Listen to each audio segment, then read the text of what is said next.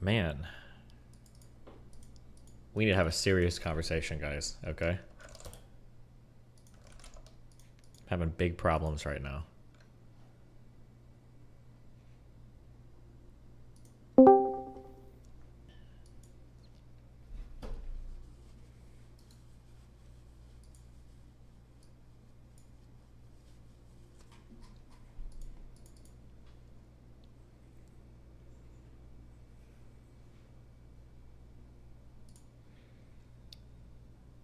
I have so much experience, but I have never been in a situation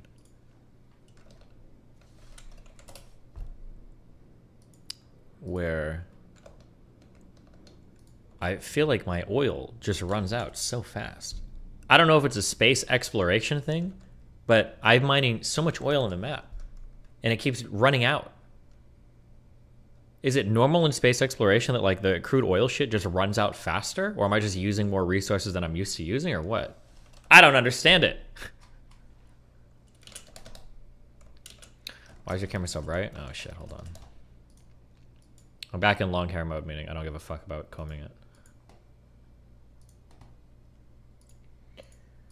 Oh, there you go.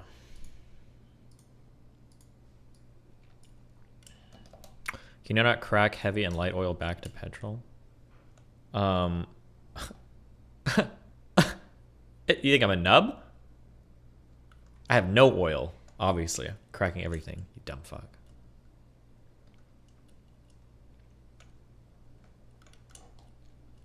My beard is as long as yours now. How do I maintain it? I don't know. My beard is longer than I normally would keep it, but... Production modules and refineries and chem plants. Yeah, I got that. Oh, I don't have any of my pump jacks. I don't know if that's worth it. That's a lot of modules. Coal liquefaction? I don't even know if that's...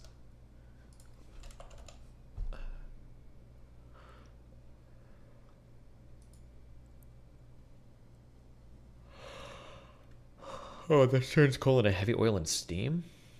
Oh no, it takes heavy oil and it turns coal into... Oh, and it takes steam. Jesus. Your beard line is too low. It needs to be 2 fingers above your Adam's apple.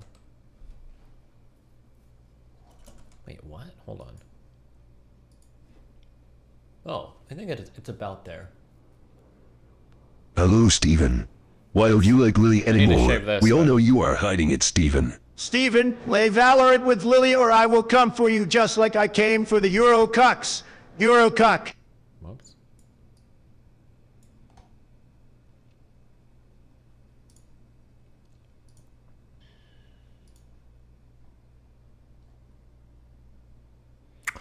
Thoughts on Erudite and Kai saying deadlifts don't work your glutes. Wait, what? Did they actually say that? Aren't your glutes the primary mover in a deadlift? Am I crazy?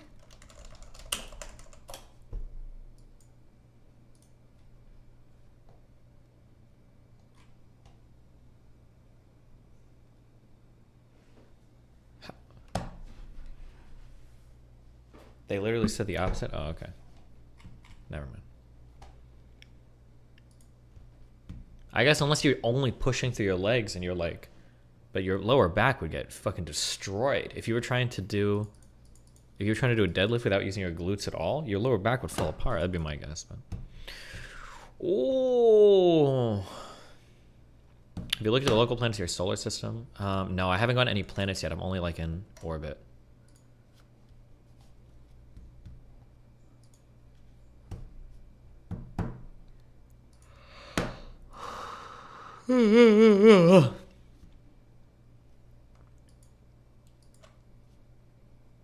Jennifer Murphy was convicted for not disclosing her HIV status to a sexual partner despite being unable to transmit the virus.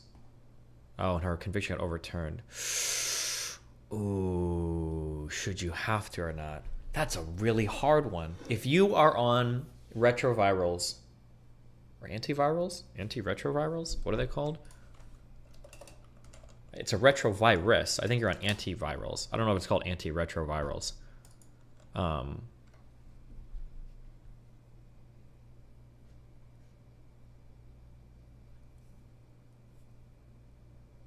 If you know and it's contagious, yes. Well, the thing is that if you're on if you're on antivirals, you can't transmit the virus. Like somebody that's on antivirals with HIV has less of a chance of transmitting HIV than somebody that's not tested and doesn't even know at all.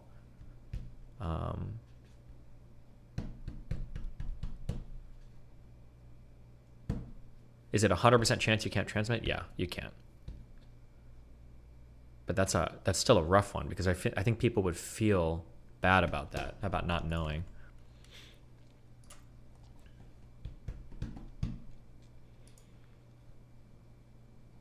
Would you have unprotected sex with someone who is HIV positive but on retrovirals? Well, and antivirals, it would be a matter of if I trusted them or not. If I trusted them to be on them, then yeah, I wouldn't care. Because again, you can't transmit. Do you have a core mining drill? Yeah, I do.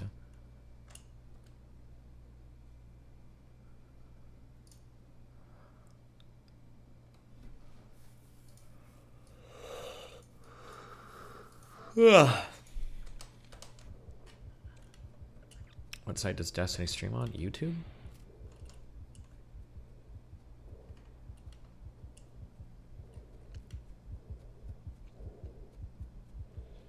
I don't think the law should be reinforcing a stupid stigma when there's actually no real risk. Maybe, yeah, but I mean, I can see both sides of that argument. That is a rough one. How's the subreddit? Oh, well, we got some good honeypot threads. Banned a few thousand people this morning. Feels good. The dictatorian or authoritarian dictator. The I'm not gonna. The thing is that Melina's drama and Darius's drama is kind of between themselves, so I don't want to weigh in too much. I think it's funny that people say that I simped for Melina hard yesterday, even though I let Darius tell his full story, and I think I admitted every single time that that like, yeah, obviously I've got her side of things, so of course I'm gonna be more partial to her story, not because she's my wife, but just because I've heard her side of the story. But I did a stream this morning with Darius where we talked about it. Not much else for me to say. If you think I was simping yesterday, that's pretty... You are deleting the Mr. Girl threads too?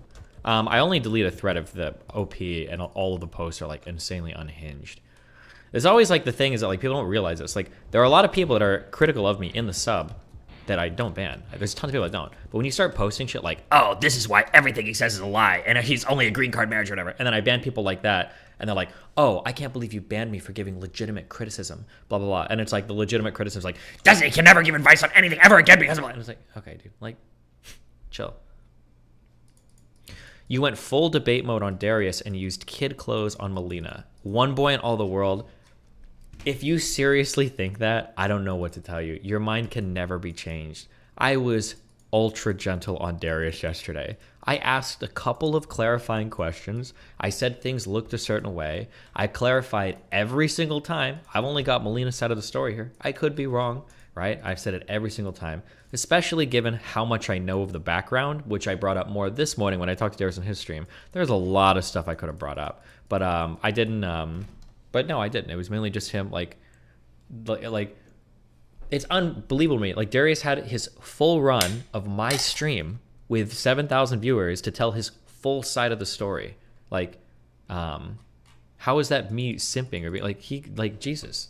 Like Darius is literally coming on and saying like, kill yourself, kill yourself, kill yourself. And people are like, Darius is so emotionally stable in the eyes of everyone else. It's like, bro, chill. What are you talking about?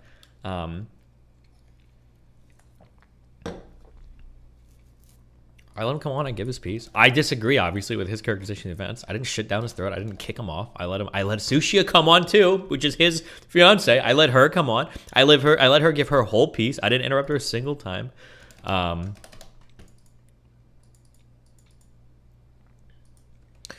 While that is true, and I believe that, the way you kind of talked to him, it was like you didn't believe him and kind of talked to him like a kid or something. I was just asking questions. I wasn't even like hardcore pushing anything. Like Jesus, like I asked him a few clarifying questions. I didn't argue or debate with him much. You can say it sounded like I didn't believe him. Well, because I obviously don't believe his side of the story, but I gave him a chance to like do all of his shit. I said multiple times. I think that I think people were mad about the dog stuff. Well, it's like the perfect trifecta of shit for people to get mad about. Is that you have retarded animal stuff, which will always make people's minds melt. You have woman/Melina stuff, which people are primed in a certain way, whether you believe it or not. And then you've got like poly/drama stuff, which is also primed a certain way. So there's like, it's like the perfect trifecta of every person to get as mad as possible about every possible thing, which is fine. It is what it is. But listen, I support it. Everyone should have their fun.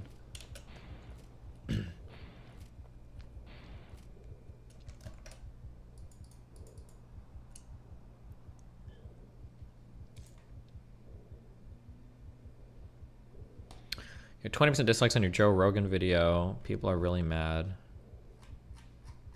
Did I even react to this much?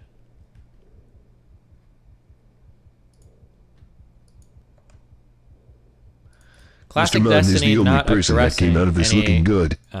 Classic Destiny not addressing any good faith criticisms levied in the subreddit.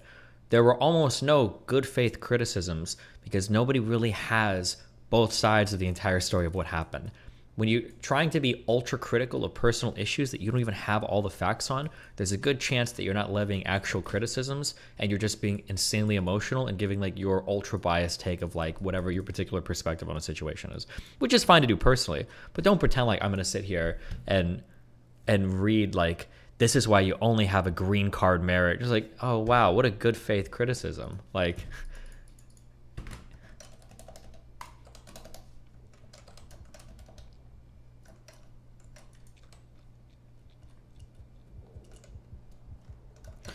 Even ignoring the dog thing specifically, isn't it pretty fucked up that Melina ignored him privately while shit-talking the situation openly? Like, if you don't want to emotionally support him, go up 6 bars. I already said that. Melina shouldn't have said anything in chat. That was dumb. Never defended Melina's messages in chat. She probably shouldn't have.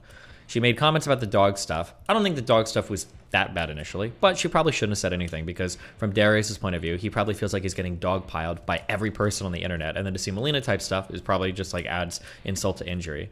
And then Darius, I think, comes onto stream. Am I getting my timelines right? I think Darius comes on a stream to argue. Then Melina starts typing more shit in chat, and then everything just kind of like goes crazy from there. It's like, what issue? Did it not seem like Melina was leading him on? To get into whether anybody was being led on for anything means that I have to dive into a lot of like really personal shit involving Darius and Sushia and kind of Melina. And I don't really, the problem is, the thing that sucks is that some of it is out there now. So it feels like I can either, like, here's the thing, okay? This is the position that I'm in. I can either not say anything, in which case Darius has kind of presented his side of the story, and I guess Melina looks bad, but that's Melina's life. She can deal with her own shit. But if I want to give like Destiny gets big mad for getting banned at Twitch. If I want to give like what I think is like my full side of the story, because I've seen everything that's happened and I believe the things that I do, but in order to do that, I have to dig through a ton of really personal stuff, and in order to go through that personal stuff, then once that happens, there's a reason why Russia and the United States never shoot at each other, because once that stuff starts happening, like, everybody's going to start leaking shit. Like, Darius already like almost implied it. Like, I'm sure he knows a lot of personal stuff about me and about other people that I don't really want to have to like, oh, well, now here's every single personal thing I've been involved in for the past 2 years, because they've been friends for a long time, like on the internet. Like, I don't really want to go burnt bridge like that. Not even for his sake or for Melina's sake or for my sake or for Sushi's sake, but just because I have like respect for other people in my life that I've like had close associations with. And I don't really want like every person that I've messed with or everything going out on the internet, because it's like really messy and gross.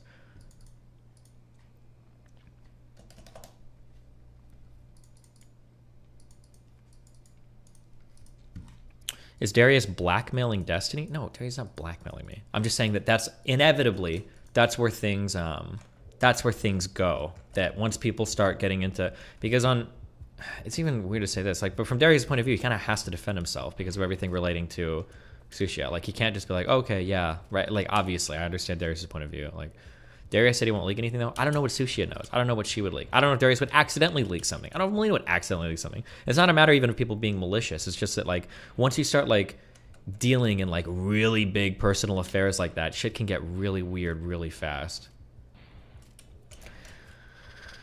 I bet you're going to have to end up going over everything anyway in a few days. I don't have to go over shit. None of this is my drama. This is involving these guys, okay? Darius and Melina can figure their shit out. I don't care. That's on them, all right? That's not my shit. I didn't do anything wrong here. I wasn't involved in any of this shit, okay? That's all on them. It's their lives. I'm just chilling. Big chill.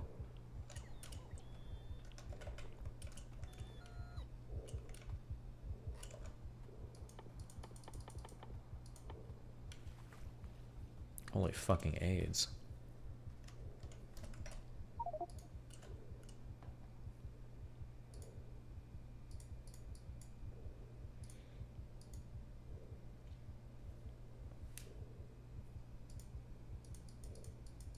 This is actual drama. It seems like Darius is a character and he's always getting to this weird shit. Darius's problem is that he plays an extreme character online, but he's like a real person as well, right? I understand like the bait on the comments, like, you said Melina was socially intelligent. Doesn't seem like it. That if she doesn't come off that way, that's her fault, because she should have said shit publicly. But like, I mean, like, all I can say. So here are the two things that I will say. Okay, is there's a lot of different parts to this story that obviously didn't come out yesterday. If you want a little bit more of a fully fleshed out version of things that happened, you can watch my stream with Darius this morning, because I think things get highlighted a lot more there. But like, there's never going to be the full side of everything coming out on this for me, because I'm not going to fucking leak all of their personal shit. That's not on my...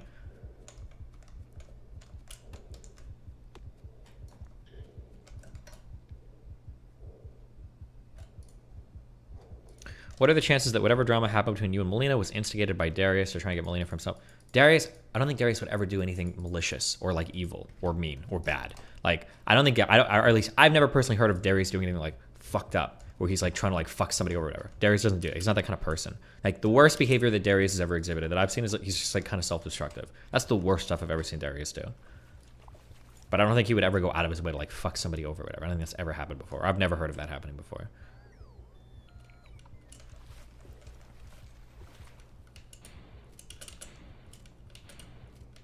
That's the same thing for Melina as well. Like, I don't think either of these people try to like fuck somebody over. Do you think Tabor went too far? If Tabor and Erudite and Dan are, in my opinion, a little bit unimpeachable because everybody in the chat was cheering them on. It's super, super weird to see people in the server be like, I think that Dan and Tabor and Erudite, who are all doing these asshole bully things, blah, blah, blah, blah. Like, everybody in chat was like, oh my God, drama, go, go, go, go, go. Like, all of you guys are like hype as fuck for it.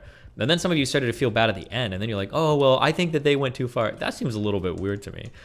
Do I think they were assholes in terms of like pushing them on? Personally, yeah, I kind of do. But like all of you guys were there for it the entire time, like cheering it on the whole time. So I mean, like, if somebody wants to feel bad about it, Darius can. I don't think any of you guys have the right to, though, because it seemed like you guys were eating it up. You guys were lapping it up the whole time. What's up with the Erudite mocking Sushia? I'm not here to say anything about Sushi or anything related to Sushi, and I can't speak to anything between those two either. I just have no idea. Oh, and also I didn't hear that conversation because I think I was out of the room for the first part of that too, so I can't speak. I can't say anything.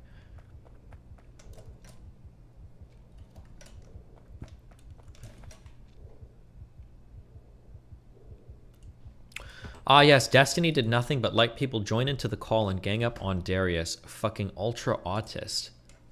One, Darius wanted to join and publicly give his message. Two, Dan was there, who's literally shit-stirring, and that's the only reason why. Three, Tabor joined. He's only there to shit-stir. Everybody knows why. Four, Sushia came in as well, which was fine. Five, I think Dan even asked if Melina could come in, or was saying she should, and then she did, and Darius was like... I'm just here on the sidelines watching. I don't know how everybody that jumped into this, they all jumped in because they wanted to be a part of it. I didn't force anybody to do anything. Even Dan or Tabor, nobody forced anybody. Everybody jumped in and they wanted to do their shit. If these guys want to all do their shit publicly or whatever, that's that's on them. They can go for it.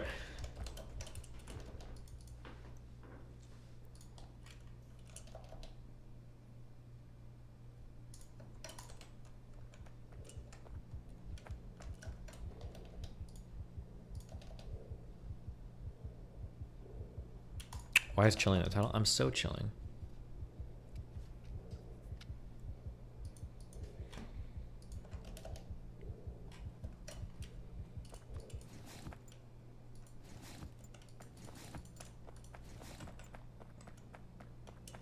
Can we all agree that Darius needs to get rid of the dog? Listen, we've moved on. The dog is alive and healthy and vibrant. That dog is going to be a warrior animal, a warrior beast, okay?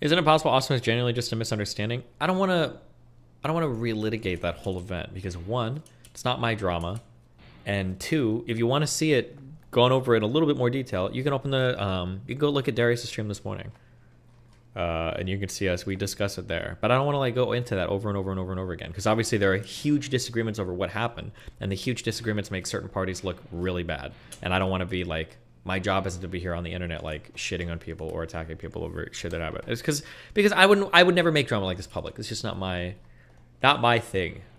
Not my style. Yesterday got copyrighted by Dizan. I'm talking about Darius' stream this morning. A few hours ago I talked to Darius on stream.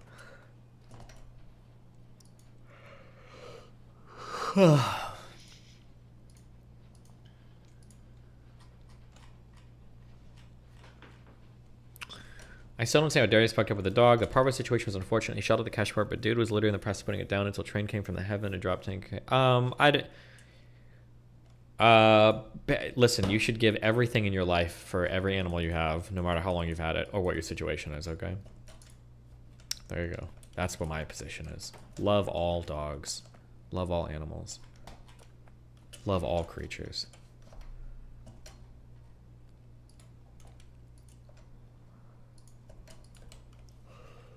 Okay. We need to figure out how to finally do cargo rockets today, guys. It's important. Will yesterday's VOD be fixed? Good DMC? No, never. I can't fix a DMC VOD. You have to hope that it gets uploaded somewhere else.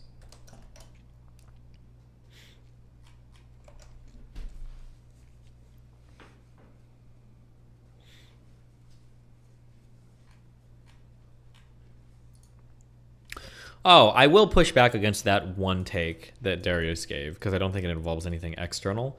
Darius, I guess, can respond to this if he wants or not, but I know for a fact that's true. The idea that he gave a characterization that he is like super emotionally supportive of Melina, and she was never emotionally supportive of him, that is absolutely not true. That is super not true, and Darius knows that. He gave that impression. That might have been true for the last month, maybe. Did he say that? He might not have said it directly, but I feel like he gave that impression yesterday. Or at least I saw a lot of people in the subreddit have that impression, where they're like, oh my god, Darius was so supportive of Melina the entire time, and as soon as he needed some support, she like got really mean. That's not a fair characterization of anything, but I saw that a lot on the subreddit. On Lay Subber.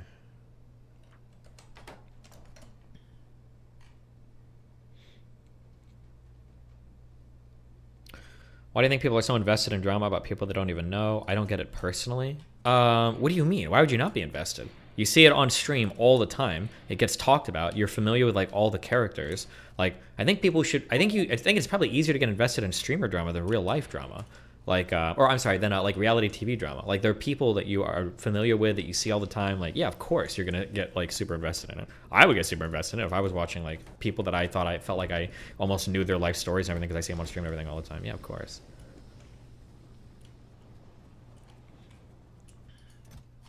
I don't like it when streamers say like oh, you guys are parasocial. Like, well, of course. I mean, that's part of your stream. Like, no shit, people are parasocial. Because you've like, those relationships are like a big part of like what people are watching stream and everything for. I need to actually like automate this shit up here, but I don't know how to do it. I know I do know how to do it. I'm just being lazy. All right.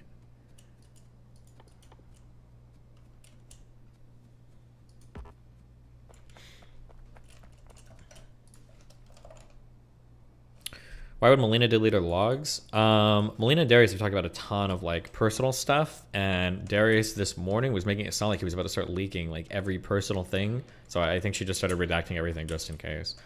That's usually what I do. I think I've done that with people in the past, where if it feels like they're about to start leaking everything, I just redact everything so that people aren't like leaking personal drama revolving around me and other people. I just don't want third-party people that aren't involved at all to get like caught in the crossfire. I mean, that's my policy and everything.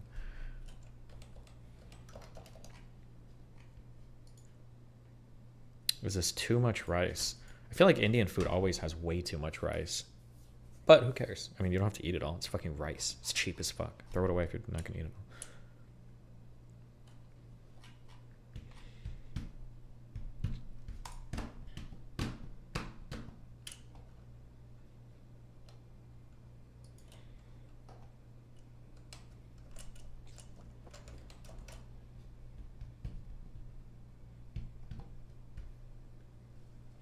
Destiny just doesn't want any crossfire to hit any third parties like himself. I don't know why people say this. I don't give a fuck. If I cared that much, I wouldn't have had Darius or Melina on my stream yesterday, or Sushi on my stream yesterday. I don't care about shit involving me. I'll leak everything. If shit starts to leak, then I'll leak everything. I don't give a fuck. The problem is that there are people around me, though, that I have to be considerate of, because those people don't want everything being leaked, and it would hurt them if it were to leak.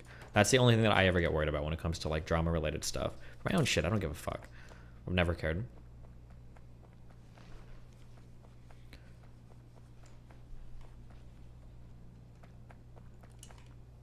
Thoughts on MyFitnessPal going to shit? I don't know. I've never used it before. What am I even doing? Oh, I need to build scaffolding. Low density heat shielding steel plate.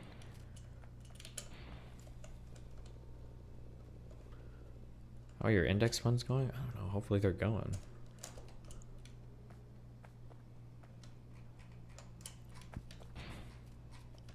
How's our meta stock doing? That's the real question.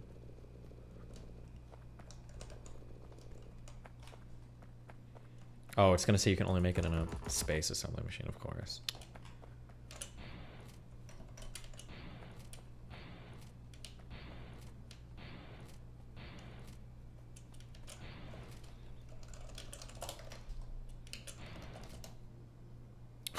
Zuckerberg, you gotta stop fucking posting screenshots, my dude. You're unhinged. This is the true unhinged man right now, okay?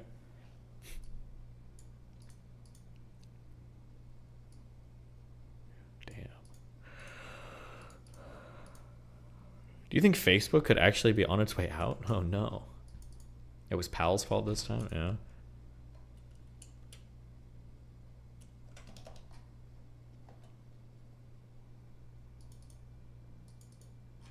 Wait. Why did I close this down? Tuesday. Oh.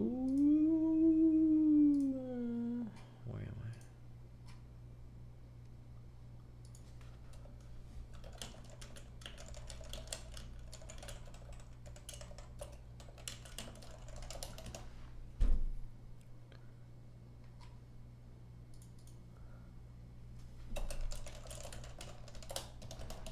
I'm supposed to moderate a debate between Pisco.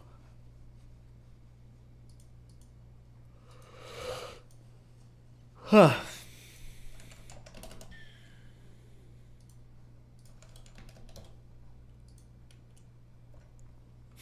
Good one. Oh shit, I need to go on EFAP. Ooh.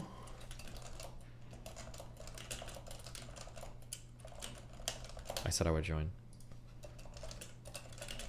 I said I would join yesterday, but everything got crazy yesterday.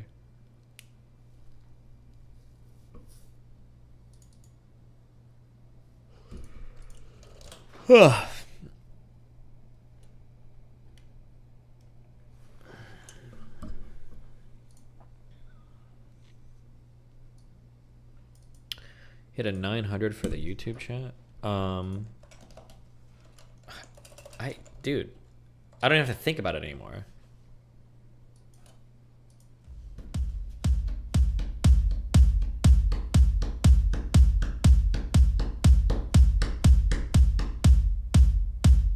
Okay, trying a different strategy.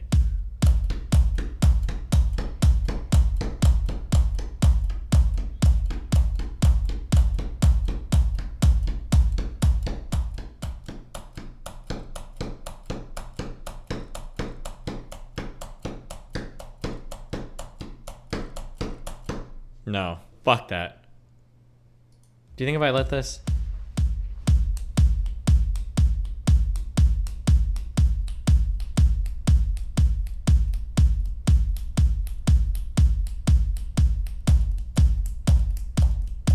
No, this doesn't even work. I don't even like that. Wait. No, fuck that.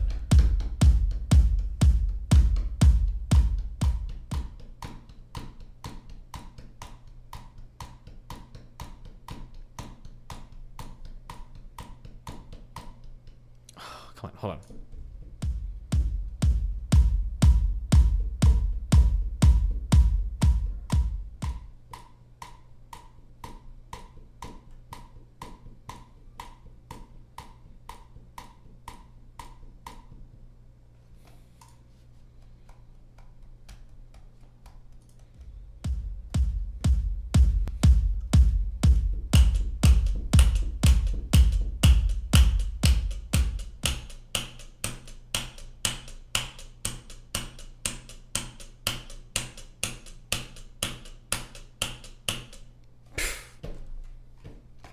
What can I say? First try, easy, you know?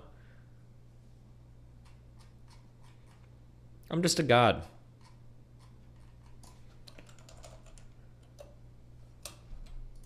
Just a god.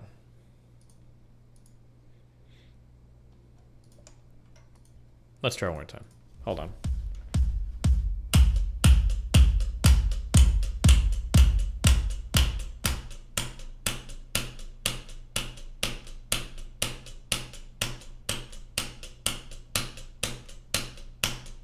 Oh God, what happened here? Hold on.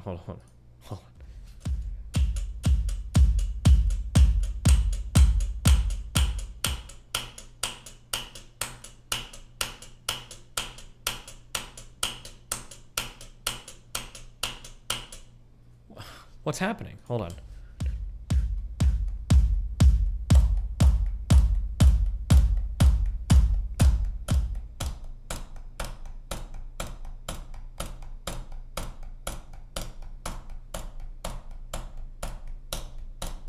What?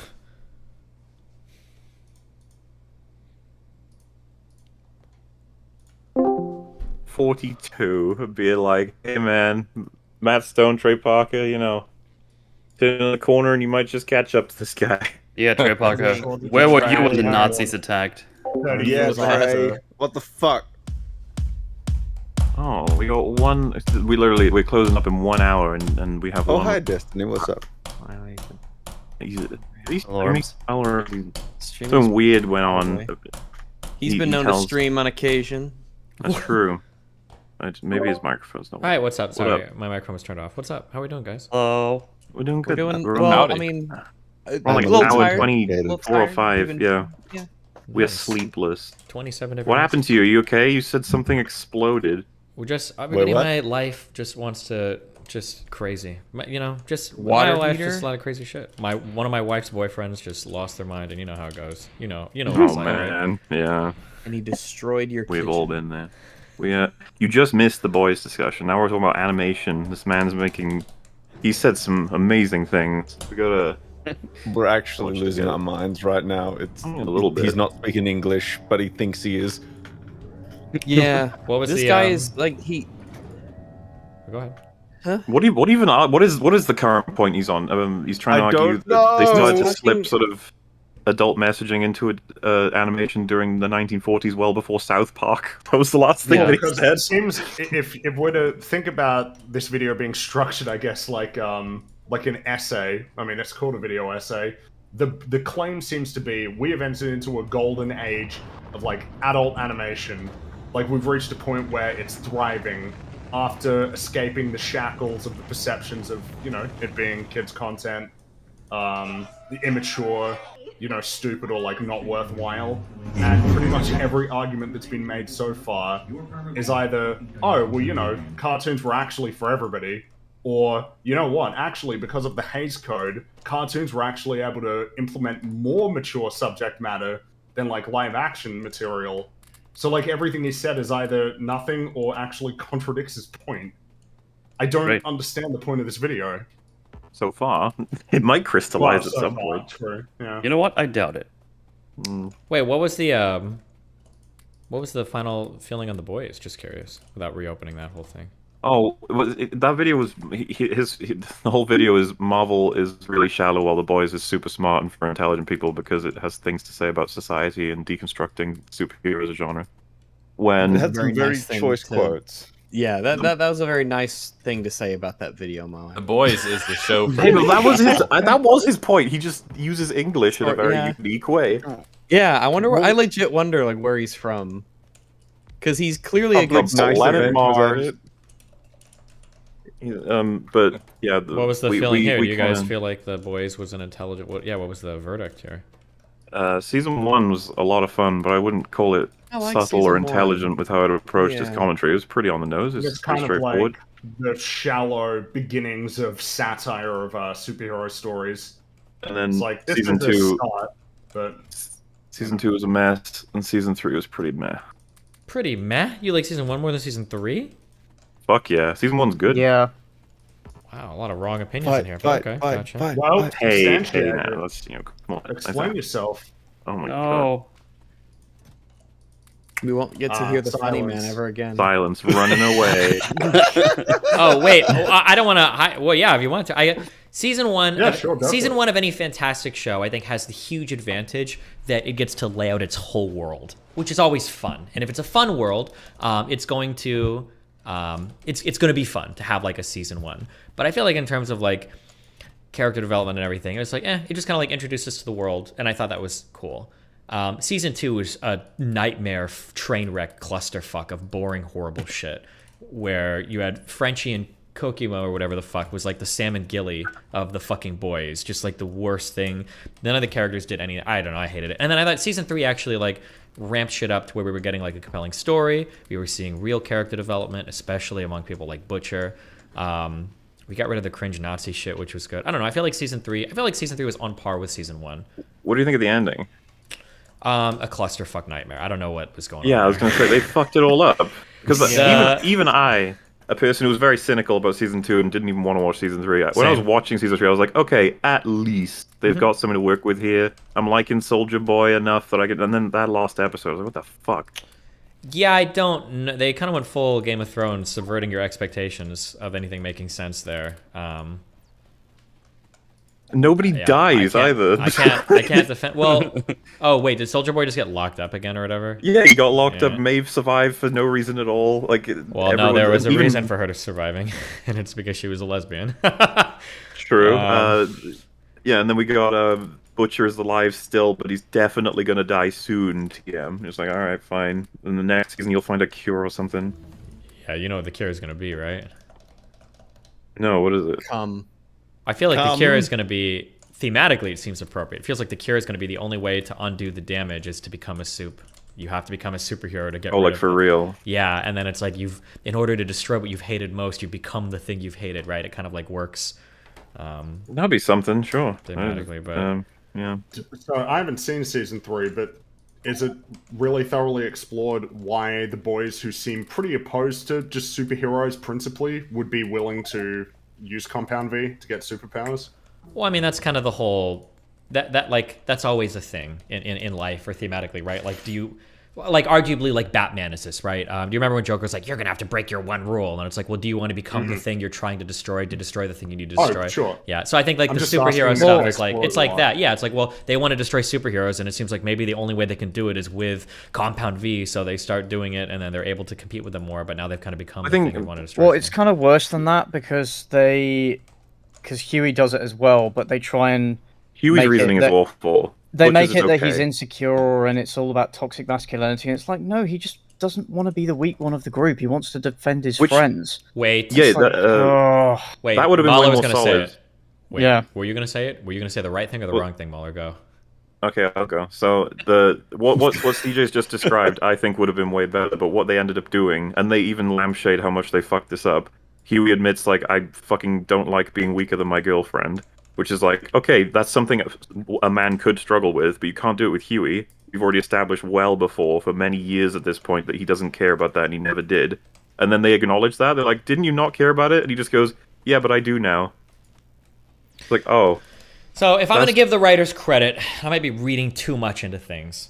But it seems like Huey has like an angel on his shoulder, which is like Starlight. And then he's got like a devil on his shoulder, which is like Butcher. And he's kind of pulled between these two worlds. I think for Starlight, he wants to be like, we'll say the non-toxic man, where it's like, oh, like I can be supportive of my girlfriend in this way, and I'm kind of a smart guy, and I can be clever and do this and blah, blah, blah. But then when he's like in Butcher's world, Butcher's like, I'm a manly man and I get shit done. I would literally beat the shit out of a soup to death because I compounded V'd up and I'm like a monster.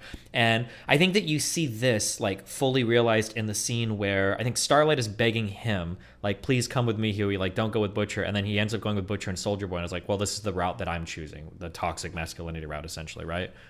Right. Which, yeah, I think they said that's their goal with this season was to... One thing I can empathize with you, though, and this was a... Let's see if I can open up this can of worms. This is a big criticism I had of Breaking Bad, okay? I love character arcs that develop. I don't like it when character arcs develop and undevelop and develop and undevelop and develop and undevelop. So one of the big criticisms I had of Breaking Bad was that, like, I felt like I liked to see the dissolution of, like, Jesse and Walt's relationship, but I felt like it went back and forth so much. I'm like, okay, either, like, they hate each other and Walt's gone too far or not, and the back and forth was driving me crazy a little bit. Eventually it got on track, but yeah, go ahead. Is the problem that you have with that it's rehashing, or that you think it's unrealistic that this relationship would just keep continuing. No, I never care about. It's not realism. We're watching film and TV and all that shit. I don't care about like realism. No, it's the rehashing and the redevelopment thing. I just don't like to retread. It happened a lot in. I'm sorry to bring up so much information, but it happened in Harry Potter too, where it feels like Harry Potter develops into this amazingly mature young man at the end of every book, and then at the beginning of the next book, he's like a kid again, like doing dumb shit. I feel like this was fully realized in the 7th book, where like at the beginning of the 7th book, they felt like the kids from the 1st book. Ron was like, "We haven't found Horcruxes fast enough. I'm getting so bored." And like Harry and Ron are like, "Oh well, we gotta keep looking." But I was like, "Damn, you guys have like seen some crazy shit at this point. Like, shouldn't you guys be matured by now?" But yeah, I don't know, that like going back and forth. There was always that element of like they're almost fucking eaten by a huge spider in the first one in the forest, because that's just something that can happen. The second one, how fucking dare you? I imagine the PTA of Hogwarts is just like, Jesus Christ. It's a hard job, but yeah. So out of interest, then, because I would have my first defense for the Walt and Jesse stuff would probably be that it's like an elastic band and it snaps in season 5, like the fully for sure, yeah. But like I can understand what you mean. Yeah, just to sort of clarify, was it you felt like it wasn't moving forward; it just kept repeating the same motion? Yeah, sometimes I feel like things start repeating over and over again, and it drives me crazy. Have you ever seen House, the TV show House? Oh yeah, that's another good example. I feel like that. Well, no. There were like I feel like there were 3 or 4 times where House like got clean off drugs, and it's like, oh, here's another arc where House gets clean, and then there's like a case that he can't solve, and he's running into a problem, and then he relapses. Oh boy, it's happening again and again and again. Like at some point, I'm like, damn, I don't need to watch this same fucking arc repeat itself. It seems like you got through more House than I did. When I rewatched it after about 4 or 5 episodes, I was like, oh shit. Like he figures it out every episode. Like it's the same structure all the time. Well, I don't have a lot of rules here when I'm on this show, okay? But we do not shit talk House. No, I like House. I just don't know House. Excuse me. Said House solves it every Wait, time. House is your god? Like, excuse House me. is sacred. He's House. Smaller. He's House. Oh, I like the Stuart Little's but dad. surely Have some it's respect. the formula, right? It's like the same thing every single episode for 3 seasons, I think, and then they finally switch it up, or is it 4? Like the formula, you know the one. Everyone makes fun of it. It's every like the first solution is never right, and then yeah, of course, and then they do some. Well, I have to do a heart transplant to see if it's this disease, and Cuddy's like, no, don't do it, and he's like, oh well, I fucked his heart with my dick, and now I have to. He's gonna die, and it's like, oh, he did it, and then like he gets a new fucking heart, and it's like, oh my god, it wasn't the heart at all. What happens? And then the patient is being like taken away because he's some like Ugandan criminal of war, and then House is like on the plane, and he like sees a bug fly into the windshield, and he's like, oh my god, the bug smashed into the windshield, just like that guy's brain must have smashed against when he played soccer when he's in 4th grade, and then he solves the whole case, and everybody's yeah, it's always like not every episode. Yeah, like let's put a grenade in their brain, and it's like that sounds like a bad idea, and it will work out eventually. Yeah. Like it's he's House, okay, he can do that because he's House. He's House, okay, chill. I like House. Good. I was okay with House. It did. What do you think of its ending? Dumb, stupid. Yeah. Sometimes this is so cringe, and I don't mean to be like a cringe Debbie Downer. But I feel like some natural character arcs kind of have to end in death or some better feeling of completion. Like, did anybody else kind of cringe like a motherfucker when at the end of Interstellar, like the guy was still alive and floating through space and then flew? Like, doesn't it seem kind of weird? Yep. Wait, are you talking about the Coop? Yeah. I couldn't for other reasons. Yeah, but then the 5th dimensional beings pluck him and send him back to his elderly daughter or whatever. Damn, why can't they send him back like 30 years earlier if they're so fucking powerful, at least? Jesus. Because they're cunts. They just want to fuck with him. Also, wait, hold on. I just had a realization. Is there a time continuity problem? How is Murph still young if his daughter was old? Okay, we need to talk about Interstellar someday. Yeah, like, seriously. If I can do it. Whole conversation. That movie is one of the worst things. None of it makes sense. It's horrible. Interstellar is amazing, okay? You just have to take your glasses off before you look at it, okay? Just don't look too closely at it, and it's a fantastic Take your brain out before you look at it. It's a fantastic film. Puncture your eyes a couple of times. Yeah, listen, it's not Tenet, okay? Oh god. No, have you seen that? I haven't actually seen it yet. Every single person does not recommend it. You absolutely should watch Tenet. It will mindfuck you. Not in a good way either. It just is. No thoughts, just vibes. Yeah, it is so incoherent. It is the most dialogue in Tenet. Well, yeah, when you realize that every single piece of dialogue is actually Nolan writing something for you as the viewer to understand, and the characters never actually interact with each other in any way ever. At like, yeah, Jesus Christ. Oh, Jesus. Is this like peak Nolan? Because like that's one of his problems. His characters are always so. Tenet is peak Nolan. You will never find a more Nolan film than Tenet. Yeah. I don't think he could make a more Nolan film than Tenet. Like, it's I just couldn't hear the dialogue. I literally couldn't. Oh yeah, the soundtrack. Doesn't matter. You're the not audio missing balancing anything. was which horrible. is weird because he had problems with that with Bane. Remember in Dark Knight Rises? Didn't they have to like redub him? Well, the first audio track was preview, literally inaudible. I still think my favorite line in all of Tenet was when the main character, the black dude, was talking to the white dude. Fuck, I know him as Twilight and Robert Pattinson and yeah, I always something Washington, right? Yeah, something Washington. Yeah. Is when he's like, wow, like you know all about time travel and all of this. It seems like really complicated shit. Quantum physics, time travel. And Robert Pattinson's character replies, yeah, I have a master's in physics. And I'm like, dog, it's a movie. Why would you only give him a master's? And he knows about time travel? What are you talking about? Like, shouldn't this dude be like an ultra PA? Like, I don't know. It's just so funny. That movie is fucking just hilariously contrived. Oh my god. What do you think? I remember when I was watching it in the theater. Like the movie actually froze, like the projector froze, and it was that for 5 minutes. And I think I just said out loud at about minute 3, I was just like, wow, Nolan is a fucking genius. He's leaving us in suspense here. That happened with me with Attack of the Clones in the theater. Oh, wow. Yeah. Wow. It happened during the Did that improve weird the droid experience? assembly line. The weird droid assembly line thing. I don't know. I was so young then. I was a dumb idiot anyway, so I don't even know if it made it better or not. No. Wait, real quick. I just need a vibe check. Because I see this brought up. I looked at Rotten Tomatoes. I couldn't believe it. Does everyone here agree? Hook was an amazing movie, right? The Robin Williams one? Movie. Yeah. Yeah, fuck yeah. I think it's so long since I've seen it. I just don't. It got such shitty ratings. I can't believe it. Oh, I had the same same thing with Batman and Robin, but I don't get it. It's weird. 80s, 90s businessman dad needs to learn to care about his family. Yeah, so wholesome. Stop doing so much business. Such a nice movie. I rewatched it recently. It was still a nice movie. Fuck the haters. Yeah. Bob Hoskins, Smee, and Dustin Hoffman Hook. That's great. Perfect casting. Nailed it. Schmoy. I'm not even kidding. I really liked it. I haven't seen that movie in ages though. I should watch it again. That's great. It is great. You found my marbles. You put your marbles away, meme. You stop that. No. Put them away. The marbles stay out. We're live. You can't just put your marbles out. I will put my marbles where I want. I will put my marble stack right here on the table. It's nasty. We only have to do this for 35 minutes. Yeah. My marbles stay out for 35 minutes. Keep cycling like media takes. Have you got any controversial Batman takes? How about that? Me?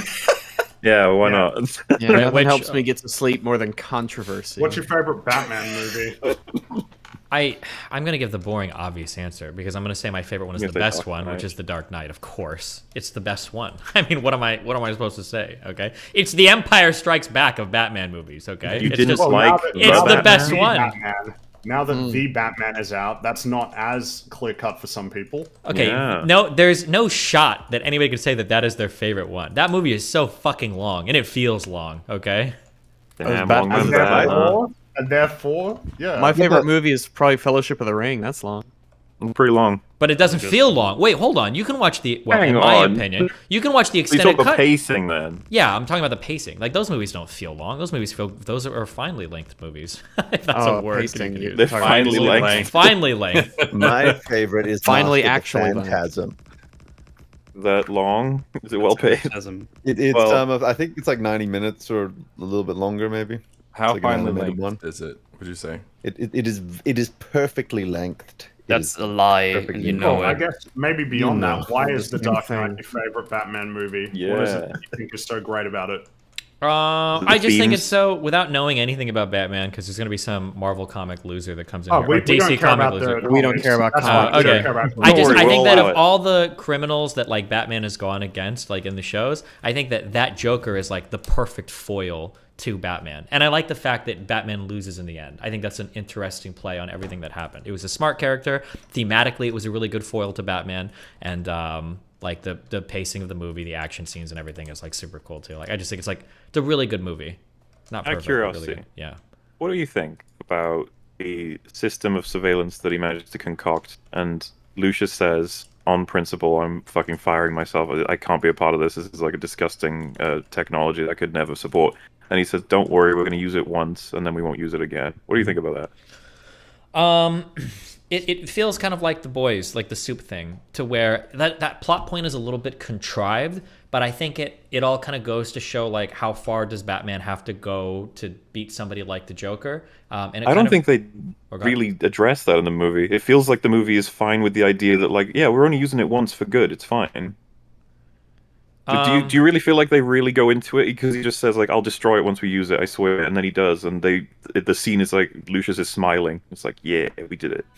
I think that they could have handled it more with more screen time, but like you could argue that like that's supposed to show the potential of Batman to go too far, but Lucius is happy because in the end he was able to walk up to the edge and then walk back from it rather than maintain something like that permanently. So Lucius is happy that like Batman hasn't been completely corrupted by the Joker. Maybe. He's not walking up to the edge; he used it. He's already walked off. Well, he did use it, but it was one time to stop a really bad dude. You know, we nuked Hiroshima and Nagasaki. That's okay, great. Listen, sometimes people have to go. To no, I know. That's the thing. I actually agree to the point where I'd be like, Batman, you think that this is never going to happen again? Like. Don't you think that if you're making an exception for the crazy guy who's going to blow up 2 big ships, you might want to save it for, you know, when fucking whoever else turns up?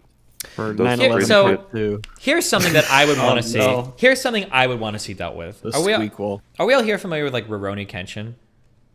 No. He's the one with a sword. God damn it! Got the blunt edge on it. Yeah, or fuck is you that guys. Stuff? Okay, we all know. Is it Yu Yeah, it's no, not Yu Yu. We all know Batman, right? Here's an issue that I have.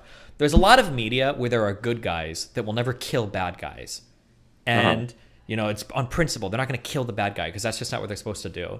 But the thing that's annoying is that it seems like very rarely does anybody have to deal with the consequences of being a pacifist in a way. I don't want to say Batman's a pacifist, but like I want to see, I want to see like, okay, well, you let this dude live. Arguably, you see it in a Spider-Man where he lets the one criminal walk away every time and then he kills Uncle Ben. Maybe that's like the only time he's gonna happen.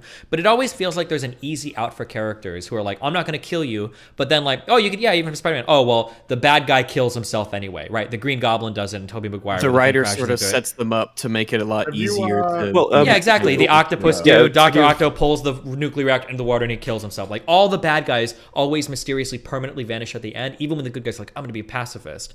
Well, I would also go as far as, you remember Spider-Man 1 for the Raimi films, the Green Goblin's like, you got to choose a bus of children or your love, and he releases them both, and then Spider-Man grabs both of them. So it's like, oh. Yeah, what's the point there? Okay. Yeah.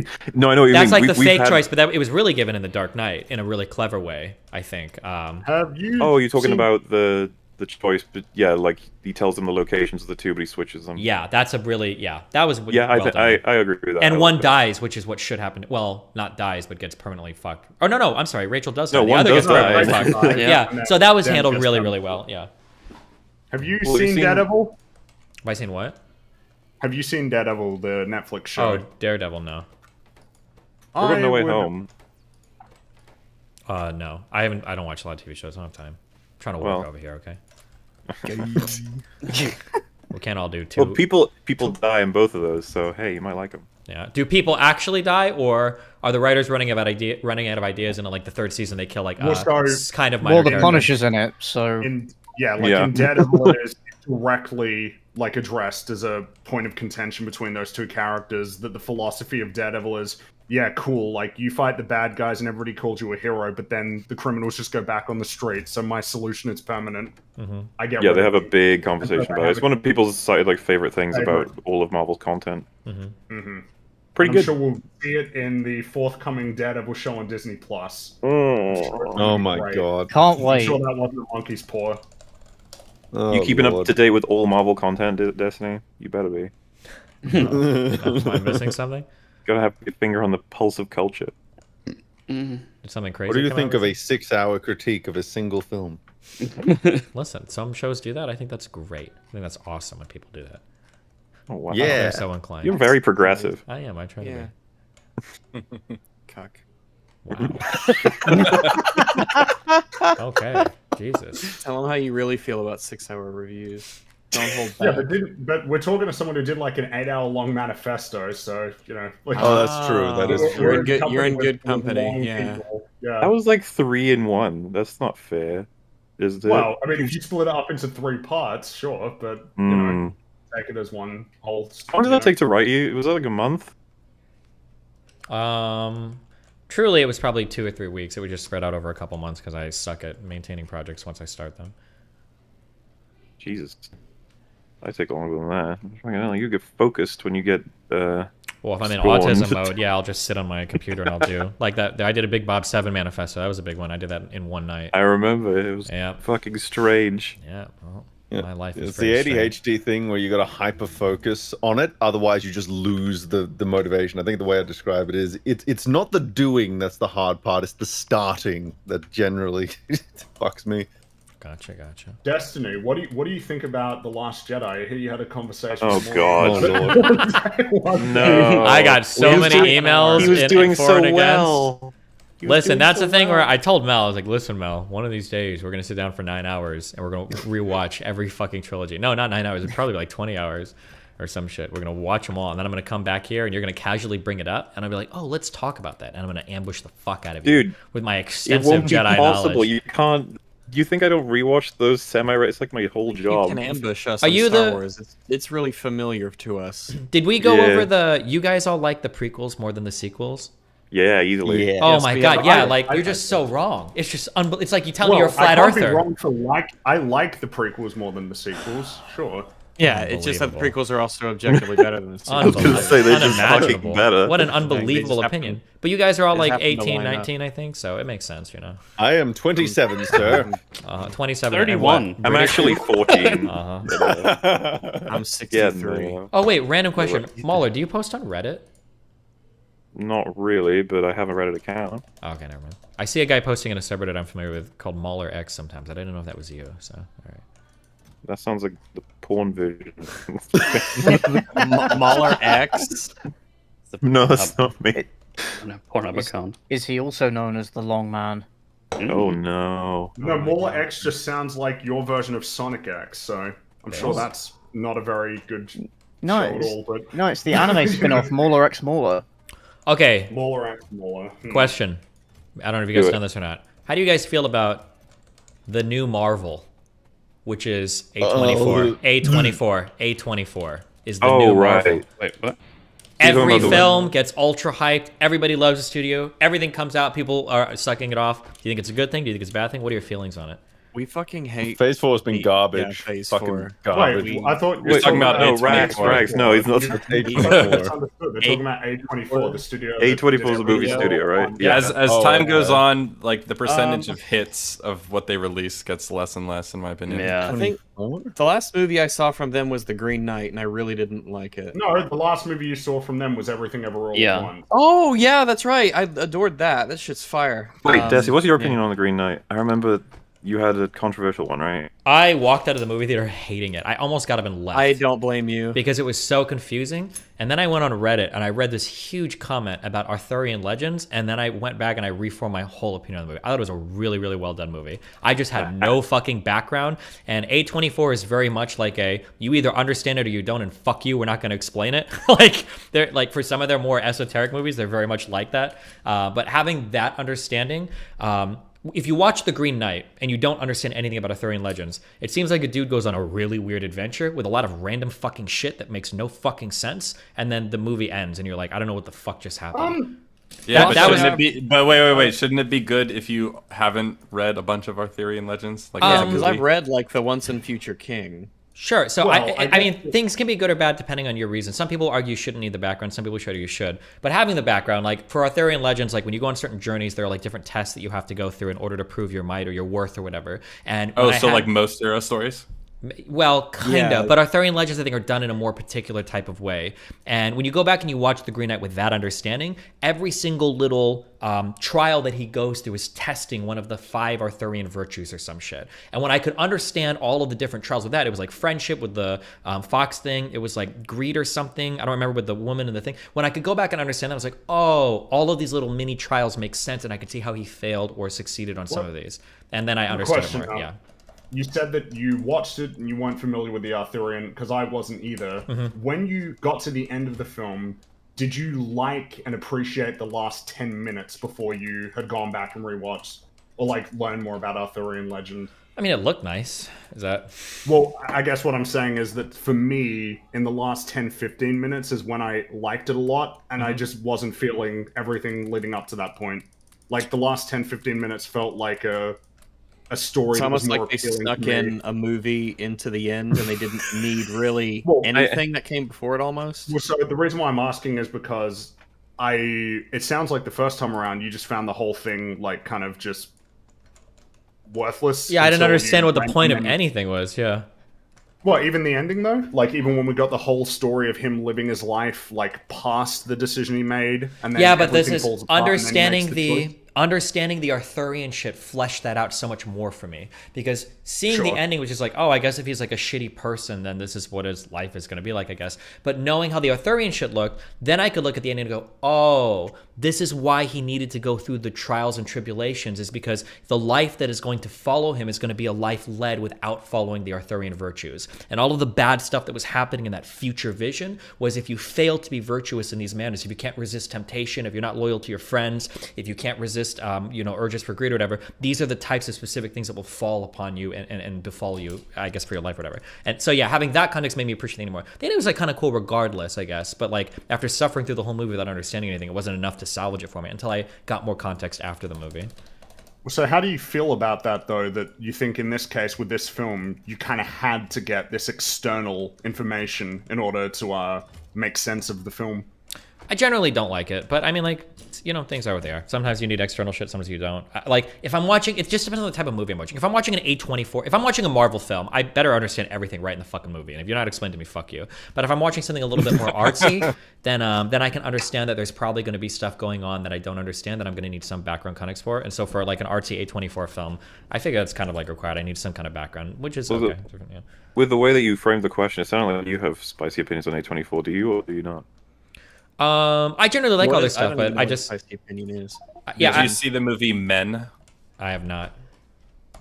I just see a lot of stuff will get brought up in, like, the movie subreddit, and people sometimes will get mad where there's almost like a reverse circle jerk against A24 films. They're like, we get it, you like them, like, who cares, like, blah blah blah, like, A24 is super overrated now, like, they do all this and that or whatever. So I was just curious if you guys have. That's just inevitable, right? Hipsters lamenting when things go mainstream. Yeah, sure. Well, I wonder if that's hipsters or if that's I guess what you would consider artsy, like, film Twitter, going up against kind of artsy film Twitter, the kind of people who, like, praise, I mean, what a lot of video essays do, right? Like, they kind of fit into that niche, where they still want to talk about, like, the big bombastic blockbuster films that are part of, with, like, the cinematography that they like. And maybe they don't like that the conversation is now diverting towards, I guess, what you would call, like, art films, really. Sure. Like, very much going for something more abstract. Yeah, maybe. And unconventional, in terms of storytelling presentation. Yeah, true. Yeah, what else are you guys talking about? Oh, yeah, because we got another 20 minutes, so... Oh my god. Have you been out for, like, 20 hours or some shit, or...? 25. I'm just drunk. At this point, yeah. Jesus. Okay. We do it once a year. It's wonderful. We cover all kinds of things. You missed a whole bunch of wonderful video coverage. I swear you would have loved it. Okay. How do you feel about like difficulty settings in video games? That was one of the earlier topics that we went through. Oh man, that goes all the way back to the beginning. We're going all the way back to square one, yeah. In the olden times. Damn. I like both ideas. Difficulty settings can be fine in video games if you want to make video games for, like, a wide audience of people. I think that's super cool and super fine. But I also really like the idea of games with no difficulty settings. It's almost like being a minority in the world.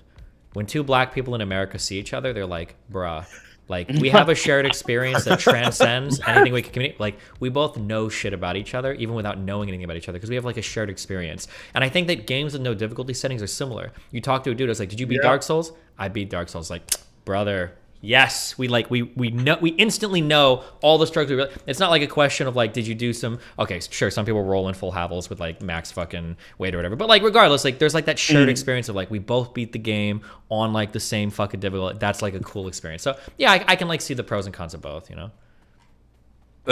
Have you played a game? I love this shit, by the way. I just want to point this out. If I had made your joke just now, your whole chat would have been like, whoa, what the fuck? Oh, that's why I can't, because phonetically it doesn't work. And then my chat right now is like, whoa, what the fuck? What the hell is this? Wow, it's supposed to clip that. Jesus, like, shut the fuck up, it's a joke.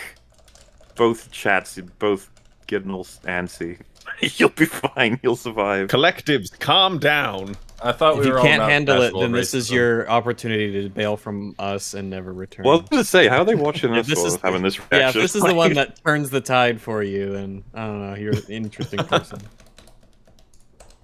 But anyway, yeah. Why? What did you guys talk about this? Where do you guys stand on it? Some people feel very strongly about difficulty settings.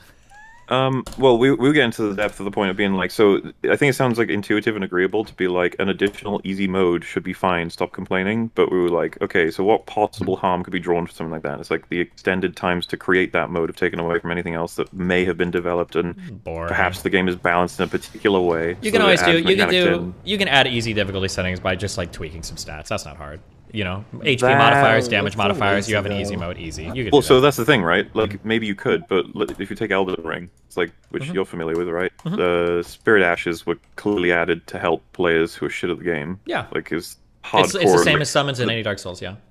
Yes. At the same time, though, like Ashes aren't telegraphed very well as being something that's like an overtly OP shit thing that can like stomp the game on your first go around. So you've got this angle of the game's getting unbalanced without your real knowledge of understanding of like what the fuck's going on in terms of what's the difference between like upgrading your sword, adding particular sword crafts or things, which seems a lot more embedded into trying to figure out a build to attack the enemy, versus Spirit Ashes, which most veteran players, or at least ones that like respect going through Dark Souls without looking up things online, they're like, don't use them. You don't want to use them. In the same way they say don't use summons. Like the more mechanics they add to try and make it easier for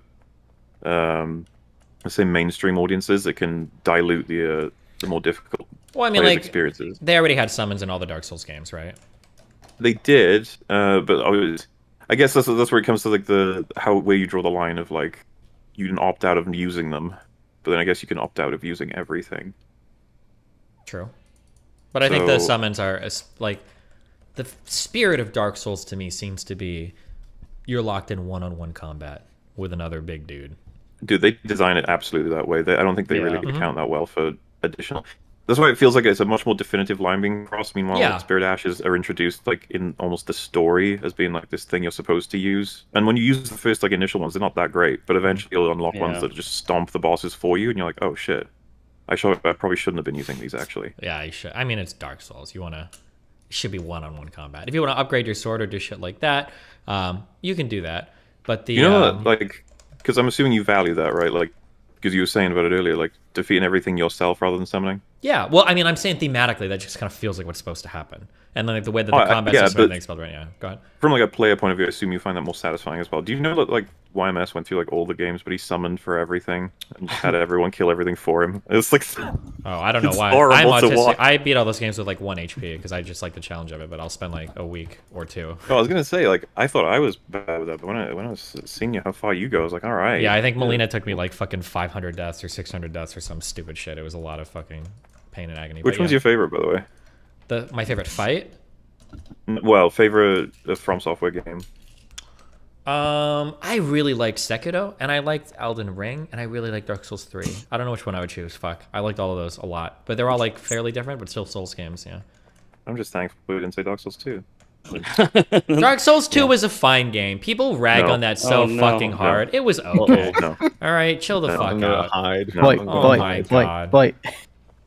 Hey man, if you think it's a good game where you're filled with bugs, have wonky ass hitboxes, and none of the fucking AI knows what to do when you walk in a certain direction, I mean, if that's what you think a mid game is, fair enough. I don't know. I'd have to go back and play it again, but like I beat all 3 Dark Souls, and then I remember going through reviews. I don't remember anything exceptionally wonky or stupid. The only thing that I would be hardcore critical of Dark Souls 2 for, which I think I remember, was it doesn't count as a sophisticated or well thought out boss fight if you're just making like 2 or 3 of the same fucking enemy to fight. And I feel like that happened a couple times, which was so annoying. I think Elden Ring had that problem a little bit. It did do that a couple times in Elden Ring too, which is so annoying. Yeah. The game is not built for multi-enemy combat. Also, the game is not built to hit things in the fucking air. Stop ever fucking putting air enemies in that fucking game too. It's so annoying. That's so true.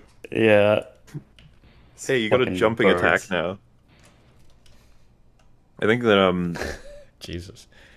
Getting our memes. Yeah, I see. Hey, it's true. Our meme connoisseurs are in the kitchen. Neat. What about Bloodborne? Oh, Bloodborne! How could I forget? Bloodborne was really cool too. I love that game. Very the aesthetic and everything. Hey, you can't say that 4 of them are great. Pick one. You gotta pick one. Oh man, dude. Yeah, I know. I mean, it's gonna come. It's honest to God, it's gonna come down to aesthetic. It's gonna be like, do I like the? It's gonna be the anime of Sekiro, or is it gonna be like the noir fucking gothic setting of Bloodborne? Which one would I choose? I'd probably lean towards Bloodborne, slightly though. Why, you betrayed the weebs. Oh my god. Always a good move. It's always a good move. Top 10 anime veterans.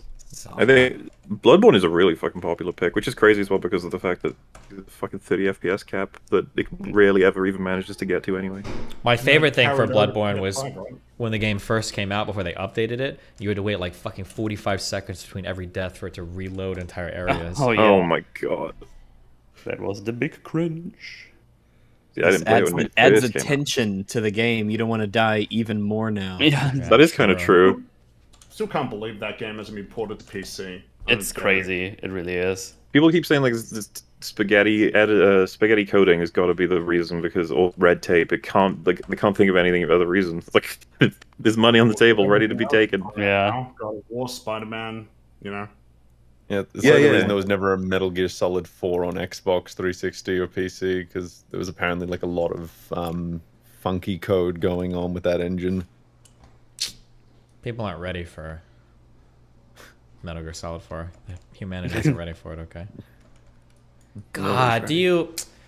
can I just say the best time of my life? There were the 2 best times of my life, okay? Love to hear that. Alright.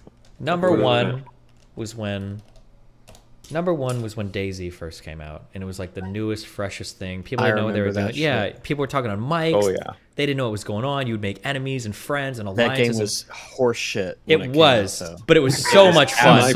You'd like it was absolutely awful. It's my most played game on Steam. You'd open a door and randomly your legs would be broken and you're like screaming for a friend, help me. He'd come give you a blood transfusion and you die because it was the wrong blood. Horrific, like everything was bad about it. Like it didn't look good. It was insanely buggy. It ran like garbage. Yep. The bugs were insane.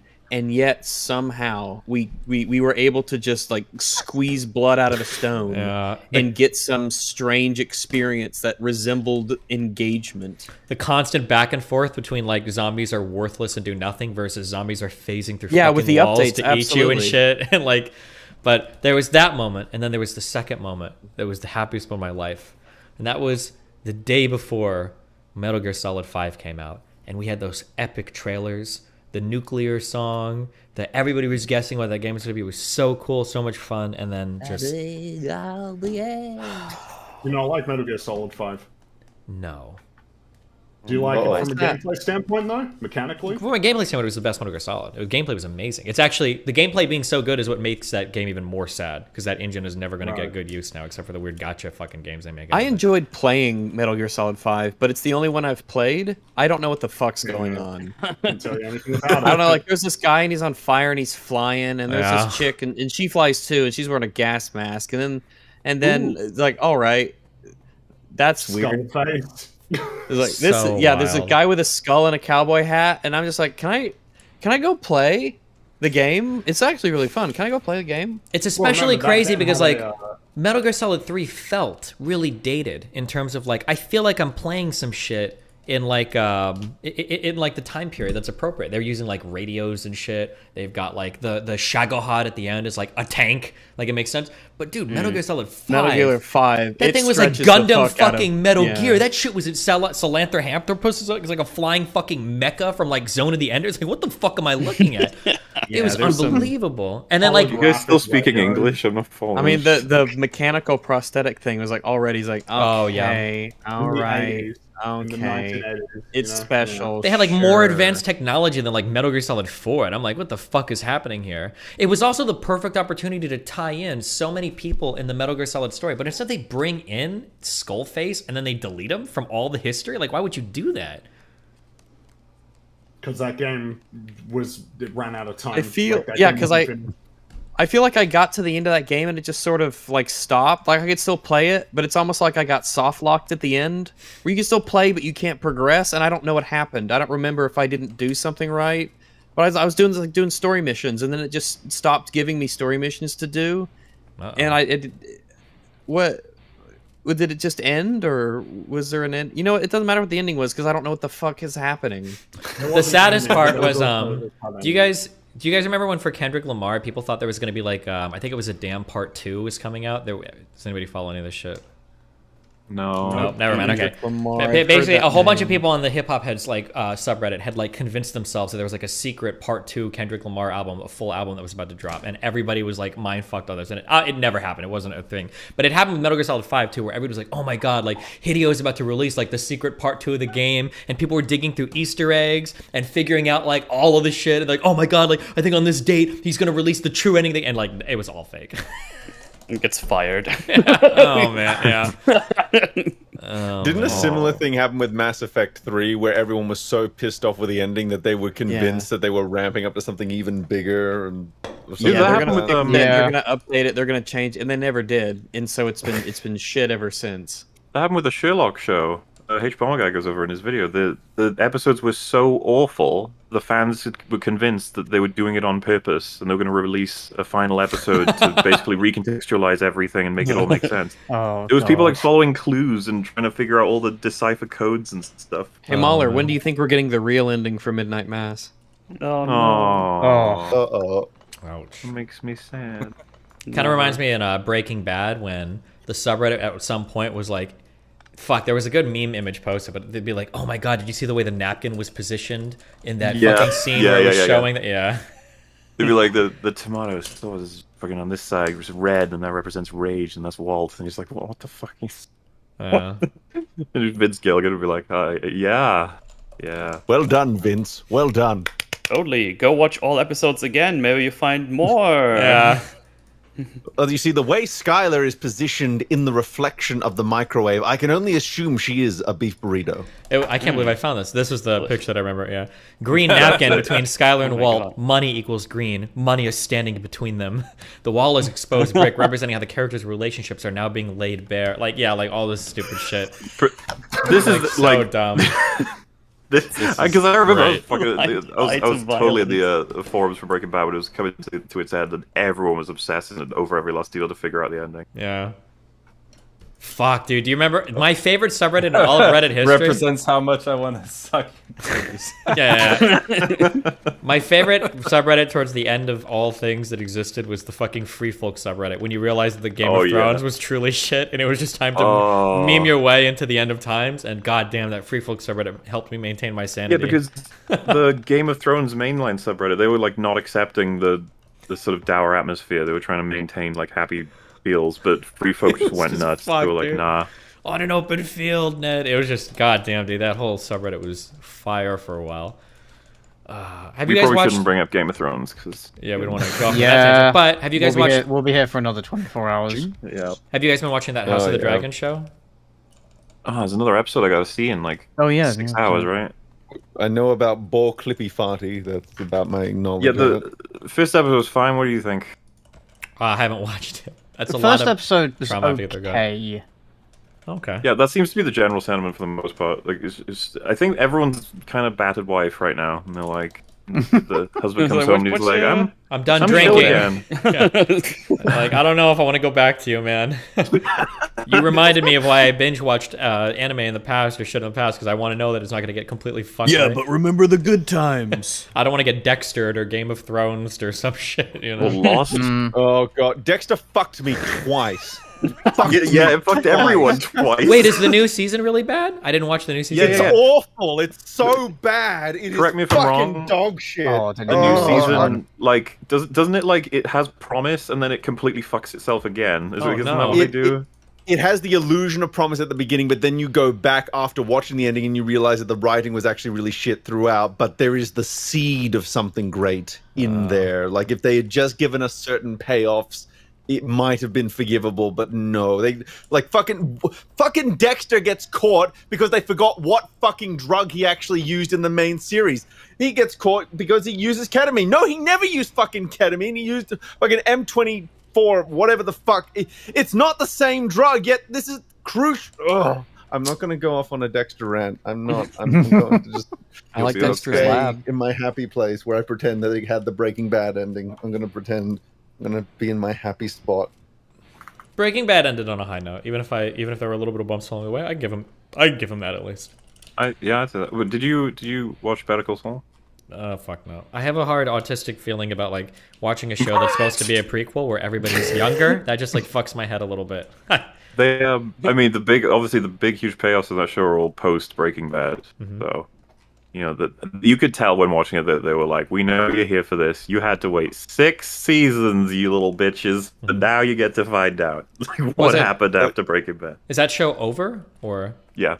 Oh, was it good? Yeah, do you think it was worth it? Starting it right now. I'm on season 1. Do you think it's worth watching it all the way for someone that has, or? But I've heard it is. It's well, if you like Breaking Bad and you want to know more about Saul's history, you get everything on the tin. You get exactly what you're looking for, and you get to find out what happens to Saul ultimately post Breaking Bad, which is some fun. In fact, you know what? What do you think of El Camino? That might help me understand. Watch that either.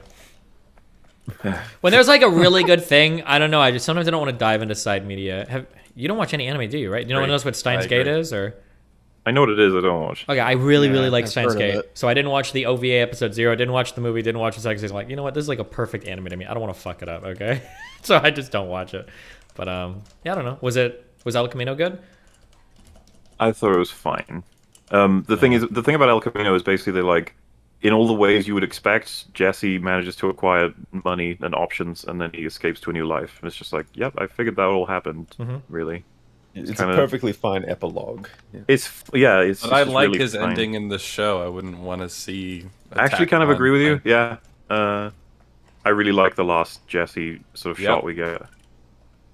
He does a good job in it, and it's like I said, everything plays out kind of the way you would expect in terms of him getting resources and getting out. You know that he fucked it all up, right? If Jesse would have just been fucking chill, Walt had everything under control, but he had to fuck it up and turn him into his brother and everything.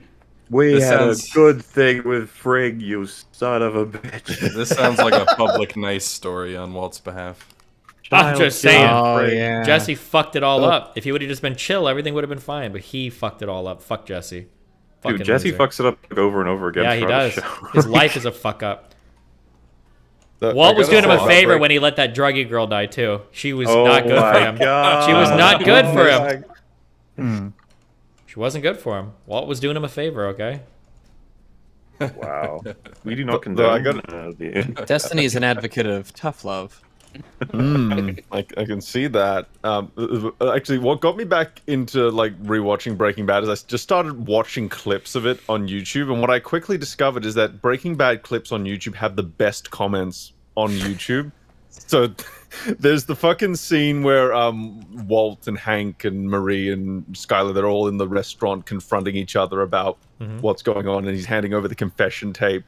And Marie just goes, "Oh, why don't you kill yourself, Walt?" Oh yeah, that fucking thing. Why did you say that? Why don't you just kill yourself? And then the comment under is just like, "I'm not sure what Walt did, but that's very rude of that lady to tell someone to kill themselves." It's inappropriate. By the way, we made it. Rags, Fringy. Good job. Did we do it? 24 hours. I was eyeing that clock. We did it, Reddit. That clock. Absolutely, we did it. And ironically, I've got to get back up to watch House of Dragon with Gary and then review it with him live in about 5 hours. So I'm going to have to go to sleep for as long as. Wait, can I ask you one quick question? One final media question. I'm curious. I watched I watched The Wire. I love this. I'm one of those guys. It's like, you got to watch The Wire. It's my favorite show of all time. I haven't seen The Sopranos. Is it worth it? I haven't seen The Wire or The Sopranos. Jesus. You'll probably like it, but not as much as The Wire. That's how I felt about it. Okay. All right. Well, hey, listen. Good job for you guys. Sorry I couldn't come yesterday. Just it was. Well, no, I really appreciate you popping in now as well. You realize you injected the battery into us temporarily there, so I appreciate it. That's good. I'm glad. Congratulations on to the final. One day. Finishing. I'll change your mind on Interstellar, okay? How many years has this show gone on for? How many seasons or whatever? 4. 4 years. 4. Nice. The big 4. What's 4? The 4-year anniversary? Is Diamond? Diamond is 4, right? Is it? Platinum. The Quadrilon. Gold. Something good, right? Probably. It's not like zinc. Oh, we got the zinc anniversary. No, nobody wants to celebrate zinc. Lead. Oh, some tasty Corium. Have you not watched the PSA on zinc from The Simpsons? No, you I need haven't. zinc in your life. Where would we be without zinc? I take zinc. Helps you fucking... Oh, it was M99 that Dexter used. They fucking fucked it up. Okay, M99. He used M99 and they fucking got him because he used ketamine in the show because he was working for a vet, but he never used He never used ketamine in the main show because he didn't work for a vet in the main show. I'm stopping now. I'm stopping. You said you were stopping before and then you did it again. I did. So then someone pointed it out. Yeah. You lied to us twice, like Dexter. Likely story. Yeah, you lied just like that. So you fucked. Yeah. You know, it's fucking poetic. It's fucking poetic.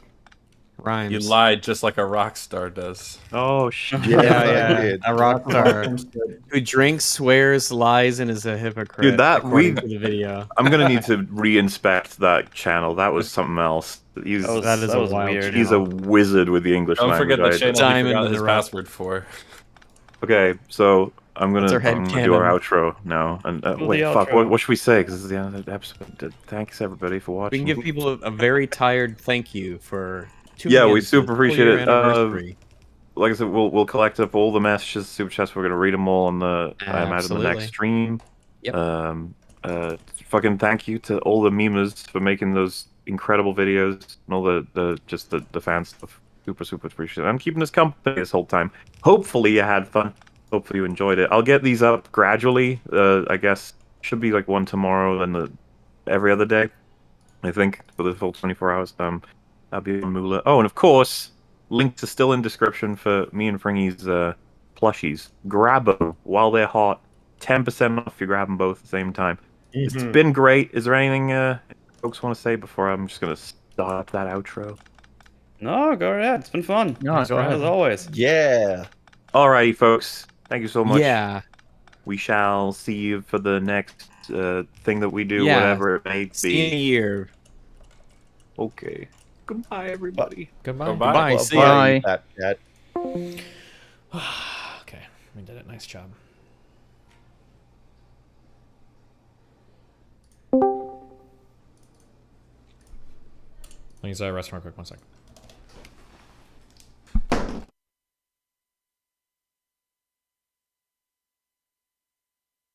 Does Lav get into this insane polydrama? Does Lav schizo post paragraphs on Reddit? Does Lav dump piles of DM? No, because Lav is base Lav Souls, rise up Lav Souls, rise up Lav Souls, rise up Lav Souls, rise up Squad W.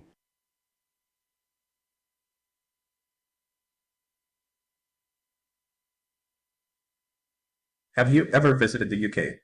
If so, how did you find it / if not, what's your opinion on it?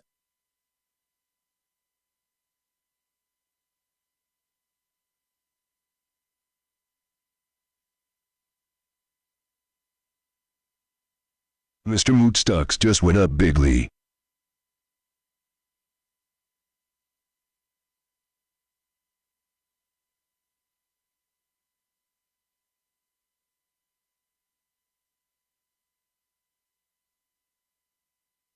Man, that Darius drama sure was stressful. How about a trip to the Rift to calm the nerves? I know you can hear it.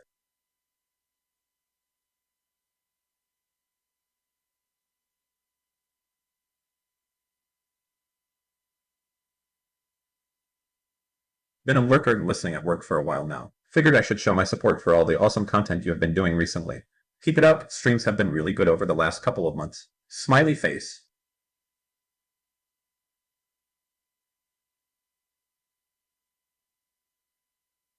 Obama. Wow.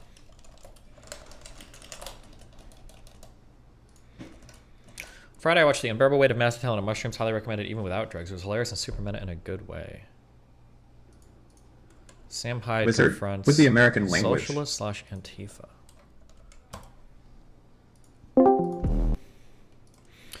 Hey, what's up? Hey, man. How you doing?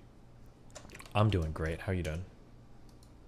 I'm doing okay, man. You know, just doing the On your SW, Prequel's take. I appreciated this channel's videos. Wait, fuck, hold on, I'm saying. Each isn't that long and would be interesting to hear your take on it. You wins. Peace. I'll think about it, okay? Okay, sorry. I had it done. I pause it now. Okay. Try to say this one more time. Go ahead. Restart.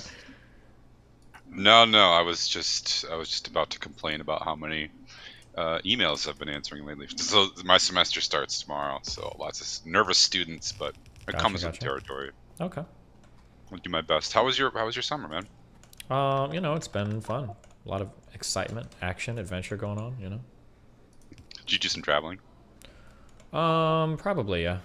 I travel around. Yeah. Yeah.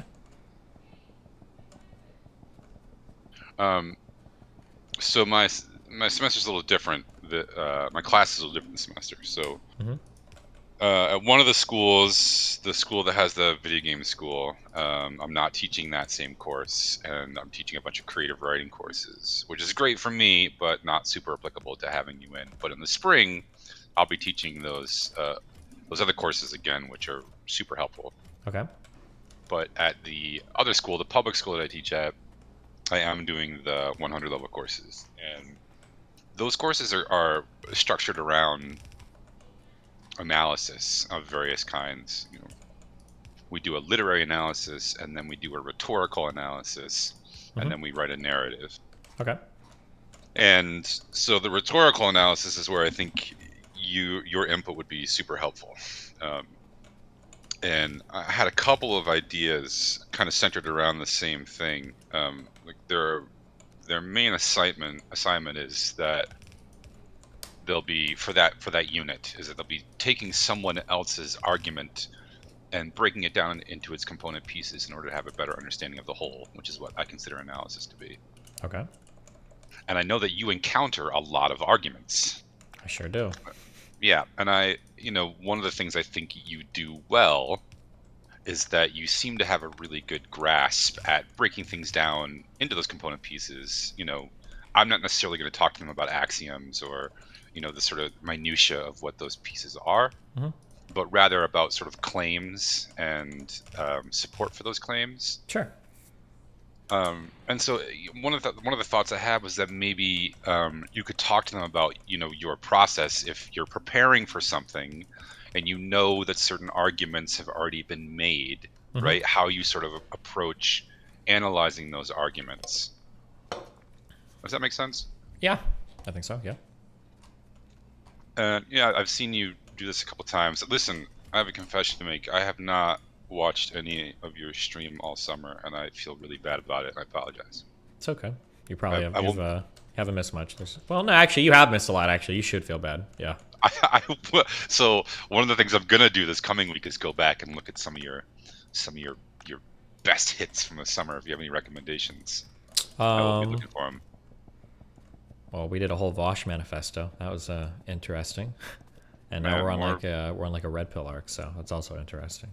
Or anti-red pill arc, I should say, I guess. Still more Vosh stuff, huh?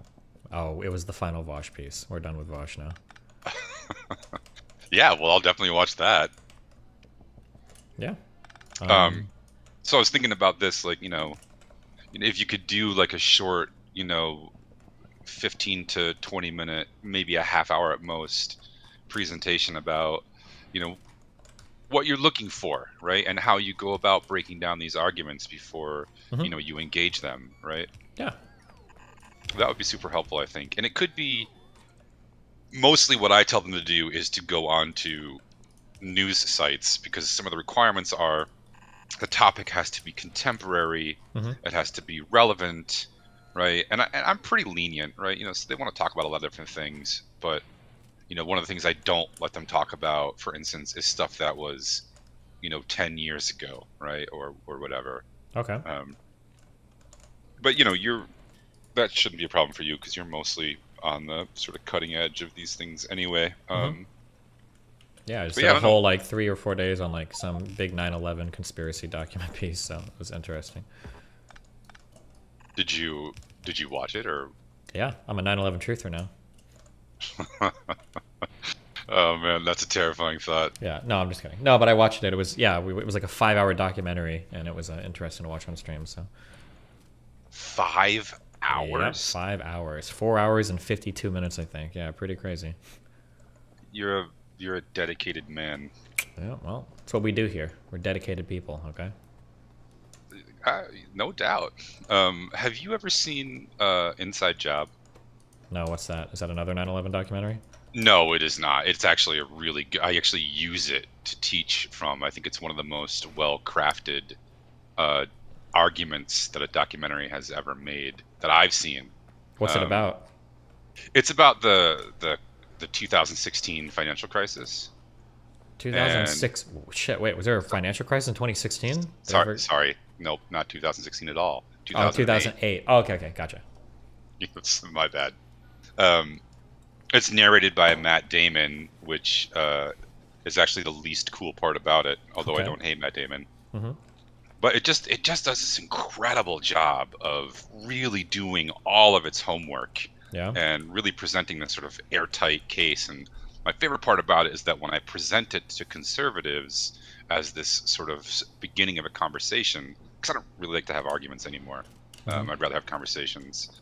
But when I present it as like the beginning of a conversation, the response is usually mostly agreement, and where we differ is to who's responsible.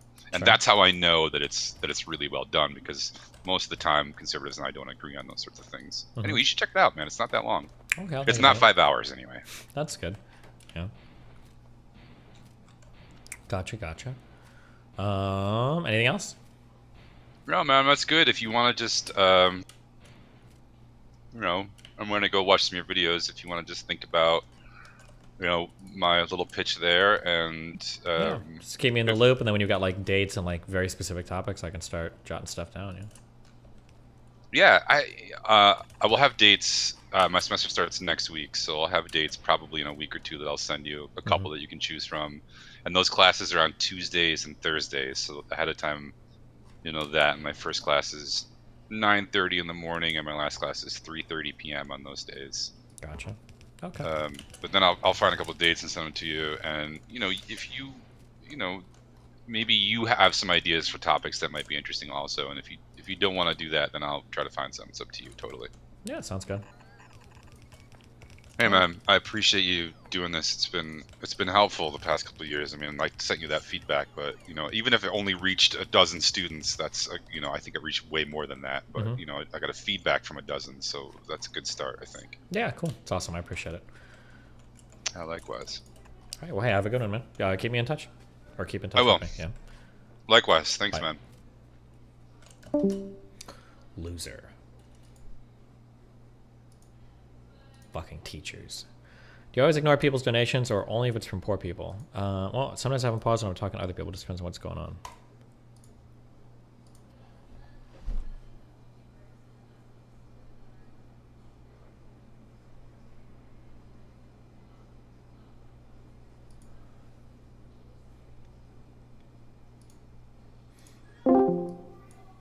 What are you doing in there? Hey, how's it going? It's going great, but I see you hanging out. Oh, I was just chilling. I didn't know if you guys were still doing like call-ins with viewers. I'm always checking that tier 4 room out. All right, nice. I have a question from something that was like a couple months ago, back when you were doing the Roe v. Wade shit. Okay. So I remember you making an argument that was basically pertaining to like children conceived of rape, that if you believed that it was a life at that point, that you wouldn't be able to abort that child. For sure. I came to that conclusion because if there's no consent with the sex, they wouldn't have implied consent to the child, right? True, but then the child is the one getting punished for somebody else's mistake, right? Okay, let me like sort of like a hypothetical maybe. Like, let's imagine like a person with mental illness or something was like injecting you with random hormones, and they were forcefully doing it upon you. Don't you think that if your only option was to kill that person, you'd have the right to kill them? Yes. So wouldn't you be allowed to kill the child then? Because they're essentially an innocent life, but they're injecting you with essentially hormones. True. Can we think of one key difference though?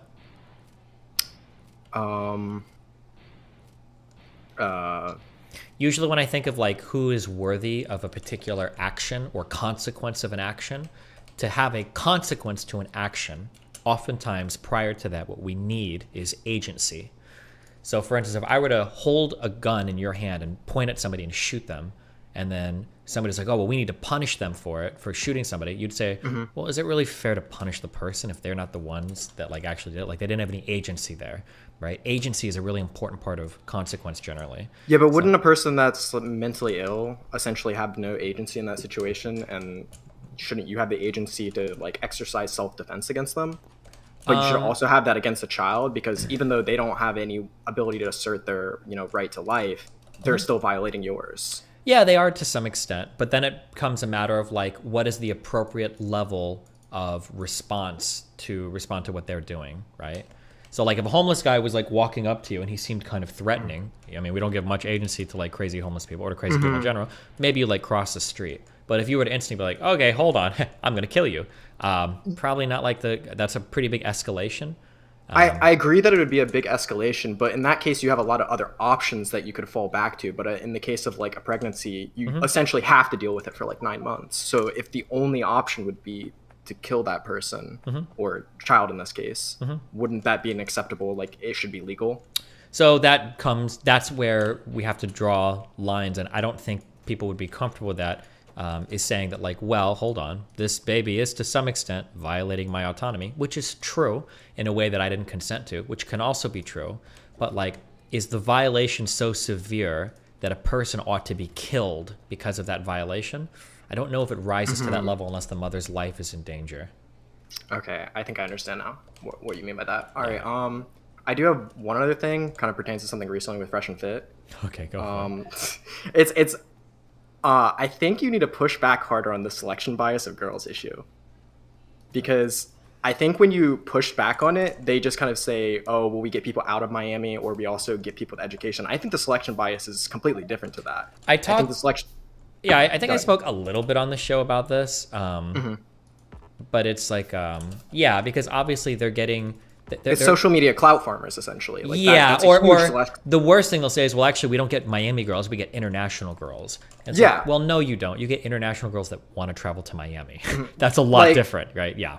Like they kind of like portray them as like your average girls almost. Yeah, but it's like they like average girls don't have thousands of followers on Instagram that are constantly being fed this amount of attention. Like most girls probably a couple hundred followers, even if it's more than men. Like there's definitely some level of selection bias that's informing their beliefs. And I was like, if you end up going back on there, I think you should push back on that harder, because they keep falling back on that defense, and I don't think that's a valid like defense for the selection bias. Yeah, I mean, I agree, 100%. Yeah, but that's the onus is on me then to bring girls that aren't like that.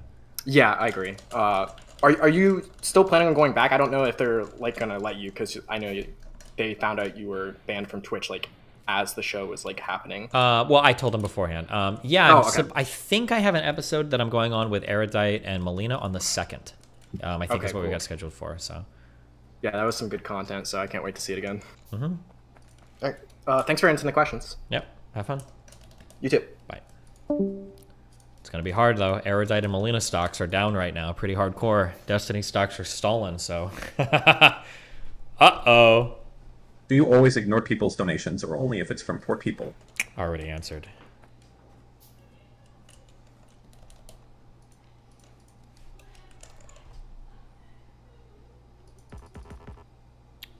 I need more iron. Yes, please, I need 10G to save my fighting chicken Tony. I spent 5G on him last month. Also, I live in my car 20G in debt, but Tony is a good chicken and has the conscience of a baby. He's my friend. You guys need to chill. Wait, what? That's not true. If you actively watch the show, they have one no-name IG chalks all the time. No jumper on the 1st and Fresh and Fit on the 2nd. Yep, I flight on the morning of the 1st to go to California. That's an easy flight from east to west. And then on the morning of the 2nd, I fly back to Miami, and then Fresh and Fit is at night. Hopefully none of the flights get canceled. Stevie boy, it is I, Trumna. I have been told by my greatest supporter, Maga Lily Pichu, that you still haven't played Valorant with her. If you do not play, I will arrest Obama in my next term. Vote Trump Lily 2024. Kafa for life.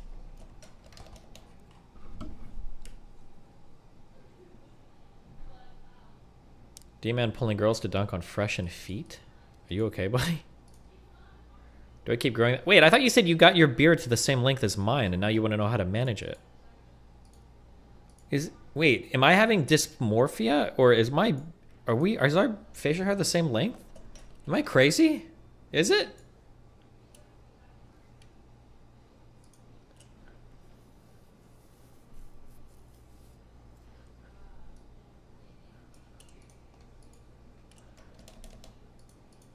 Okay, just...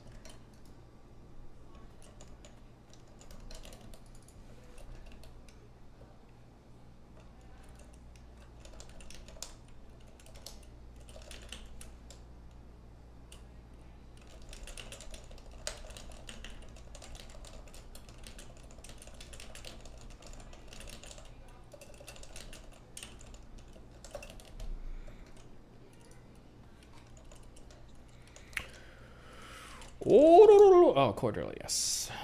They have no name, low follower, IG chicks on all the time. You want this point, so baby. Are you okay, buddy? You sound kind of upset.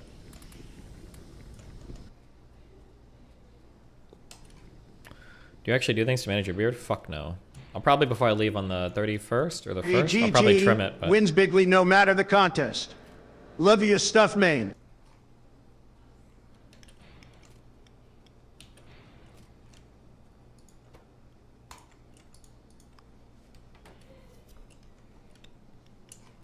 Father God, my heart is filled with chaos and confusion. I feel as if I am drowning in my circumstances, and my heart is filled with fear and confusion. I really need the strength and peace that only you can give.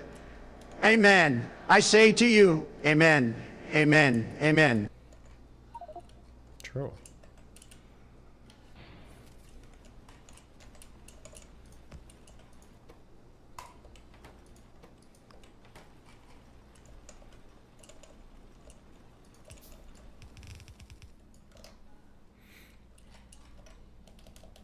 Video unavailable. Nice job, dude. Here's a video covering Fuentes' Twitter space, talking about your fans. Good job. Yeah. Ben Shapiro plays Minecraft. Oh God, this is a terrible place. What's Joe Biden doing over there? I hate this game so much. Alrighty, folks. So today, apparently, I am playing Minecraft. Now, I don't normally play video games because I'm a grown-ass man with 3 children and a job, but apparently we can monetize this stuff. So, Meme Lord Brian, the producer who tortures me with the woke TikToks, he's going to be helping to guide me through this. This video is sponsored by Ring.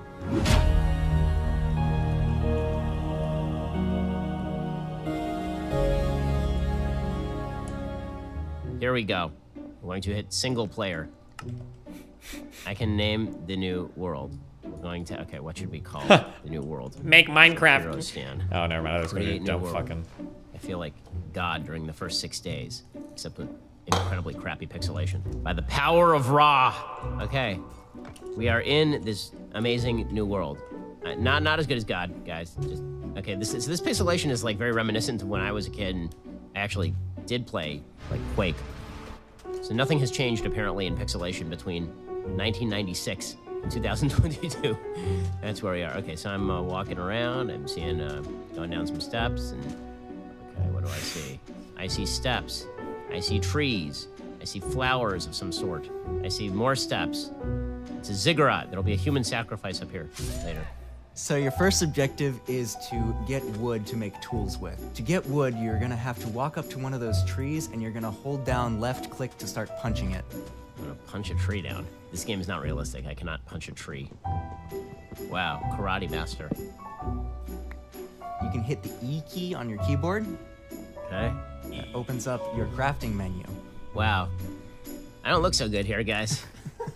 I'm going to take my oak log. The last time that I held like a block of wood, I was standing outside a Home Depot. That turned into a meme too, so I have a feeling that this will be a thing. Click that and carry it over to those 4 squares up there. And click in. And then you're gonna wanna click those 4 oak planks. Click and drag so that each one of those planks fills all 4 of those squares. And now you can make a crafting table. This is riveting. I could spend fully seconds doing this, remain interested. I'm gonna put it right over. I'm not there. You know, it has to be a great spot, like the best spot, right here. Done. Next to the flowers, with the scenic view. That is beautiful. It's getting backseated so hard, guys. What the fuck? 3x3 square instead of a 2x2 square. Wow. That's... Holy shit. Wow. How do people do this shit for hours on end? I don't understand. I don't understand you people. Can I punch this part of the wood? Yep, anything that looks like wood you can punch. Actually, anything you can punch, but the wood's the important part right now. Can I punch the people who make me do this video? Cool, now let's go over back to your crafting table. That is not... I don't know what just happened. Back to this magical crafting table. Get planks. Okay. Let's right-click 2 of those inside the crafting square, one on top of the other. The middle square and the square underneath it, let's put a stick in each one of those. I'm sorry. You should be. This is... Take the planks and put one of those in each of the top 3 squares. Do you think Shapiro's been radicalized by his audience? I think he's been pretty consistently whatever he is. That lets you mine rock. How do sticks and blocks of wood make a pickaxe? It's a secret process that's patented, I believe. Okay. So now your next objective is the sun is going down, monsters will soon be coming, so you're going to want to make a shelter. How do I jump? Spacebar. Thank you. Whee. Your Factorio base is awful. Google city blocks. Fuck you. Your latent autism will appreciate it. Jennifer Shrimpfo. Okay. Now you have stone, which you can use to make better items. Ooh. But the sun is almost down, so I think your bigger objective might be to seek shelter. This world sucks. And let's block yourself in with the dirt. Alright, you know what? This is, believe it or not, actually getting a little boring. So why don't we get rid of that block and go venture out into the world a little bit? I feel like this is gonna go poorly. I've been told there are monsters out here, so... Yeah, but now you have a weapon, so you can make just hit them, or short kind of yeah, practice my... Whack them a little bit. We're gonna practice our kung fu here. We can also find animals to eat, because you do have a hunger bar, and that will run out eventually. Can I, like, get a job? How is our hunger still full? Did he world? start the world on easy mode? Does that make your hunger go down less? What's going on? There is commerce. Can I swim, or do I just die if I stay down here? So those bubbles that you can see are your air meter. So I have to keep jumping. Okay, so it's basically like Super Mario. He's not sprinting? Doesn't, like, damaging blocks and shit take your health? If you're in the water in Mario. If we do find a village at some point, there are villagers that you can trade with. Am I a colonialist, or am I in favor of trade, or am I just like a full-scale murder all the villagers and like most of human history? Completely what you make of it. You don't have to jump. Can I keep jumping? I was enjoying that. Like, do I get points for exercise? Do you become like in better shape? Jumping actually drains your hunger faster. Oh, really? Yeah. That's not so that's bad. Look to your left a little bit. You see that green thing? Yeah. That is a creeper. They will blow you up if they get too close. What's Joe Biden doing over there? Why is he sniffing that other small creeper's hair? Why don't you go over and say hello? Urshel wants to debate you. I feel like you're just playing. She's the with me rational now. female. One of Rolo's apprentices. She made multiple videos about you. If any of these people want... Hold on, you're bait. Christopher Harris, you bait so hard. If anybody wants to debate me, all they have to do is DM me on Twitter or something. It's not that hard. Has this person ever reached out to me or tweeted at me? They're not even in my YouTube chat.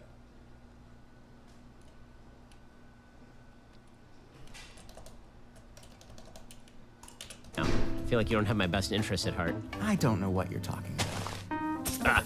Back up, back up, Die, back up. die. Oh. Well, that went badly.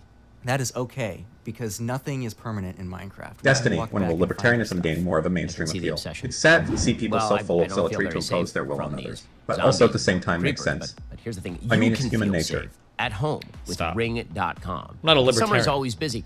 I've been away from home quite a lot. I can still rest easy because I have the protection of Ring Alarm. Now you're saying to yourself, wait, Ring Alarm? I thought Ring made video doorbells. Well, that's true. They do. They make doorbells. But they also make an amazing, award-winning home security system with available professional monitoring when you subscribe. Best of all, you can easily install it yourself. Ring didn't stop there. They've changed the home security game entirely with Ring Alarm Pro, which is why I've decided to team up with Ring. When it comes to protecting my home, I've gone pro with Ring Alarm Pro. Ring Alarm Pro is a next-level security system. CNET calls Ring Alarm Pro a giant leap for home security. After using it, I think they're totally right. Ring combined a home security system and a Wi-Fi router. So this thing helps protect your home and secure your network. So this summer, whether I'm across the country or across town, I know everything at home is protected and connected and that it will stay that way. With the Ring Protect Pro subscription, which is an amazing deal, by the way, I get professional monitoring for the ultimate peace of mind. If anything happens, professional monitoring will call me and can request emergency services, which means a worry-free vacation. So when you go out of the house, I mean, I wish I could leave the house right now. When I go out of the house later, I don't worry about my house. You won't either when you use Ring Alarm Pro. To learn more, go to ring.com/Ben Shapiro. Again, that's ring.com/Ben Shapiro to get started. How's there 10 more minutes left in this video? Come back here. Up. Okay, you live. That's good. Yeah, I mean, beats the alternative. Just gonna look at the moon. Has Minecraft man ever made it there? Was the Minecraft moon landing real? Oh, I have a neck ache. This is a terrible game. All right, Ben, we're gonna have Ryan. Kate, what kind of a man are you if you don't play video games? What has he been doing with his whole life? What does he do with all of his free time? Well, folks, as you know, I was a gamer. Jesus Christ!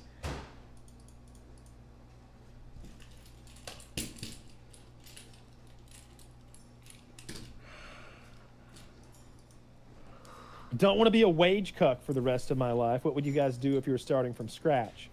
I always like that one where you start off with like I hate the idea of the plan involving a decade of education. And Okay. before we start tipping the debt to income scale back the other way in any meaningful way.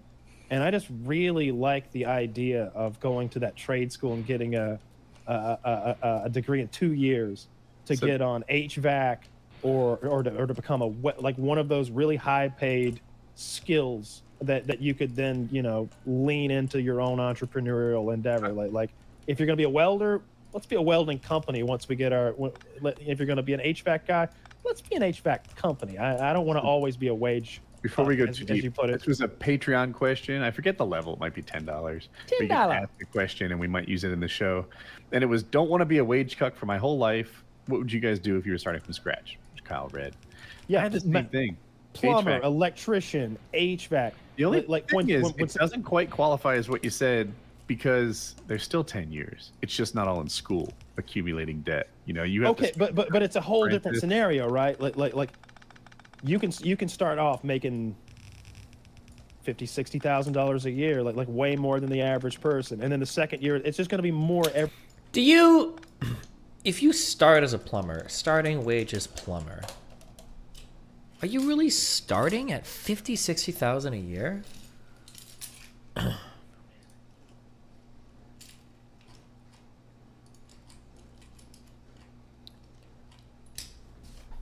$50,000 a year. Huh?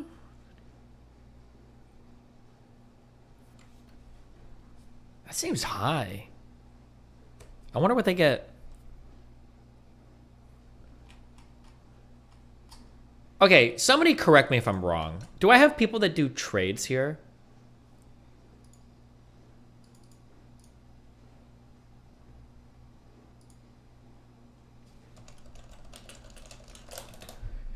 Is most trade... I can't wait.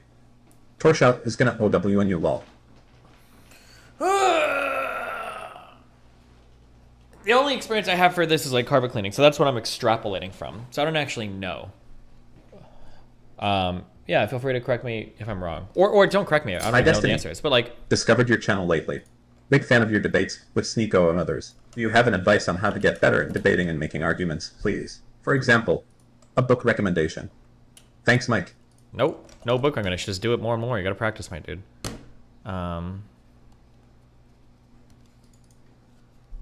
If you're working on like a trade, it feels like a lot of your work is very irregular. Or do you actually have so, like... yeah, if you're struggling and don't have 20 pounds seems you don't have a voice. I'm so sorry, Shroudblur. Yep, true. Do you really get 9 to 5 jobs if you're working as like a plumber or an electrician or a carpenter? Like, is that possible? Or because it seems to me like your pay would always be relatively irregular. Like for carpet cleaning, you would go, or for me, I would go in and then I'd have like a job at 9, maybe a job at 1, maybe a job at 5. Sometimes it'd be really good jobs. You have like a 7-hour, like a huge, like all day. Those are the greatest jobs because you get on site, you have all your shit set up, and you're ready to go. Sometimes you have shit jobs. Like you get an hour job here, a 2-hour job there, an hour job there. It's like, fuck me, a wasted fucking day on these small shit jobs. I'm curious for trades, when you start, like if you're like an electrician or a plumber, are you working 9 to 5 pretty consistently every single day? You've got good jobs all the time? Or is it like irregular like what I just described? That's non-union work? Yeah, I don't know if there was like a carpet cleaner union I gotta join. You get it to 9 to 5, and a lot of people would take on extra work in the afternoon. Okay. Okay, cool. So there is a lot of standard work. Gotcha, gotcha.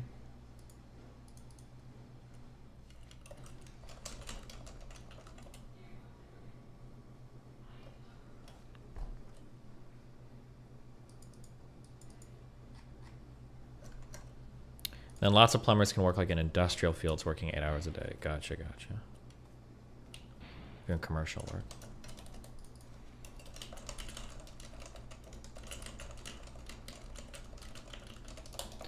Would you know if it would be difficult to immigrate to the US for work with a bachelor's in electrical engineering?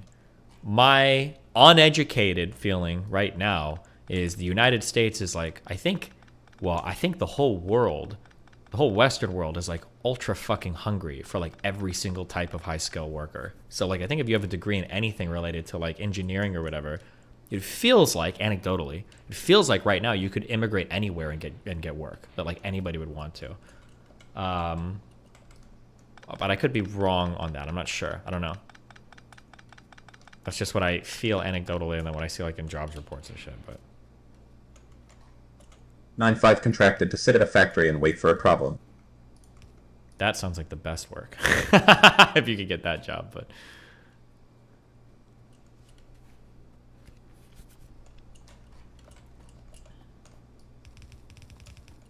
the problem isn't the demand or whatever.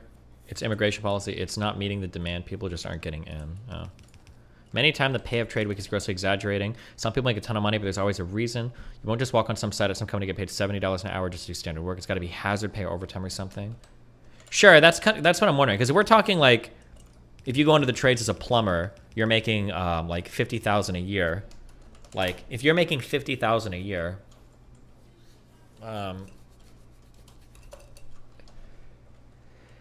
that's $50,000 a year divided by 52 weeks in a year. You're making $960 a week, divided by 40 hours a week. So you're earning, are you really getting, as an entry-level trade, are you really making like $24, $25 an hour? That's if you're making $50,000 a year. Maybe you do as a trade, I don't know. But is that like the pay you can expect? Like for a 9 to 5, you get like $24, $25 an hour?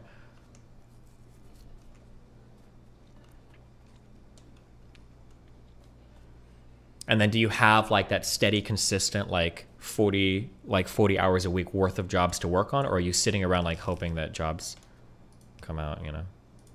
But it sounds like from what people are saying in chat for trade jobs, it seems like the work is pretty steady, which is good.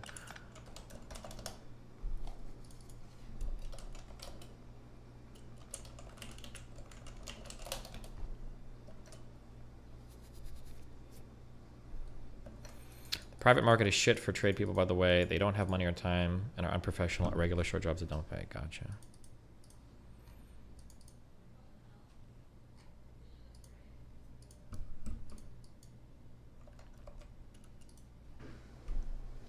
The consumer was sold a perpetual license and the seller revoked it after the point of sale. In any other industry, this would violate consumer law. Wait, what is this?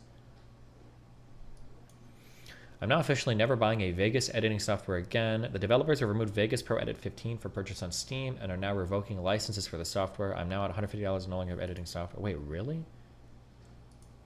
You could buy Vegas on Stream? Or on Steam?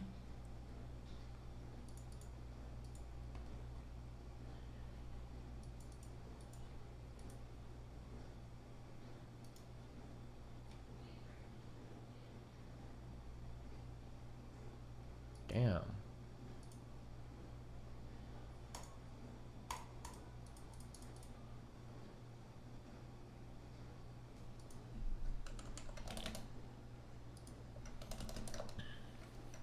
Did you see Kevil's director audience harass Josh Minsman? Everybody that I'm talking to tells me that I'm not allowed to talk about this or do anything about this, and even my own audience is so as fuck about it, so I don't want to touch it too much, but just, like, Kevil's is actually like an internet fucking terrorist. It's pretty insane. She was like literally basically calling on people to go and bomb the servers in Ukraine. I'm not gonna be able to find the fucking thread that he made. Oh. If I have any Ukrainian followers, here is the phone number and address where Kiwi Farms is currently hosted. Do your thing. More important matters than dealing with, like, and I think she was writing things like, too, like, I've heard there's pro-Russians on those servers. Like, that shit is wild. But, you know, I can't talk about it because you guys soy the fuck out and everybody's soy the fuck out over it. So, you know, whatever it is.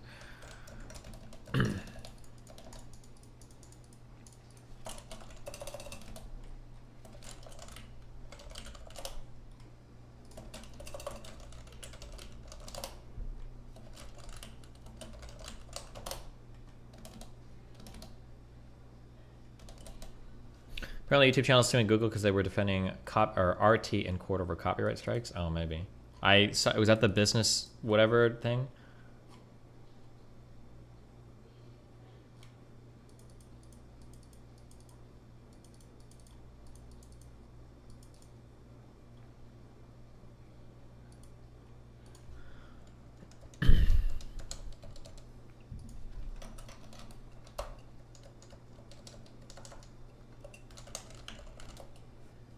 I don't remember what that dude's was.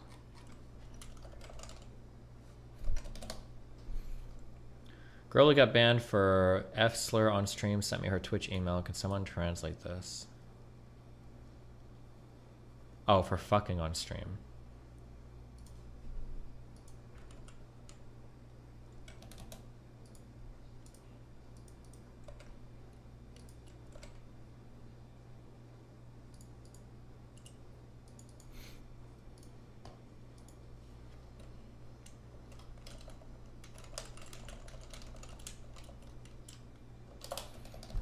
Noel is considering moving address doxes from the site because he knows a good amount of users don't even like doxing, and at the end of the day, he does just want a place where people can talk freely about others. Do you think this would change literally anything with the psychos going started after him? Feels like it wouldn't.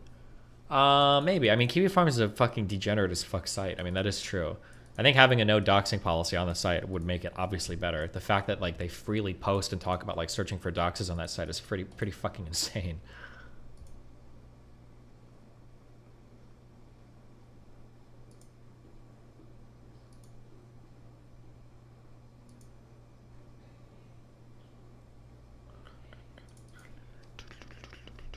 What am I looking for? Oh.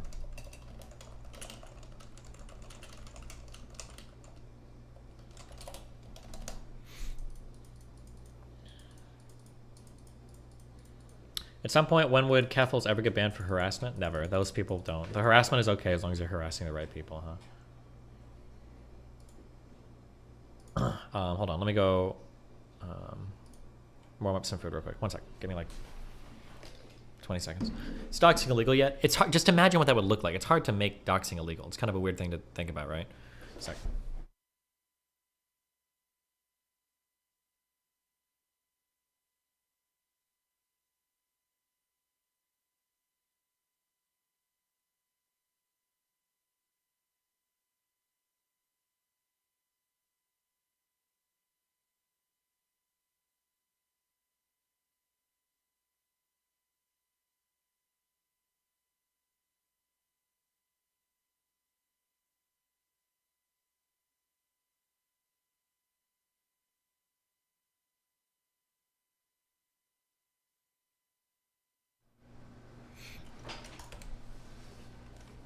Like, would you consider it doxing if I'm releasing information or talking about, like, Mike from PA's, like, failed congressional run? Or is it doxing if you just discover somebody's name or who they are or connect them to another site? Like, it gets into, like, a lot of weird territory there to consider, like, what is doxing, you know? It's challenging to talk about.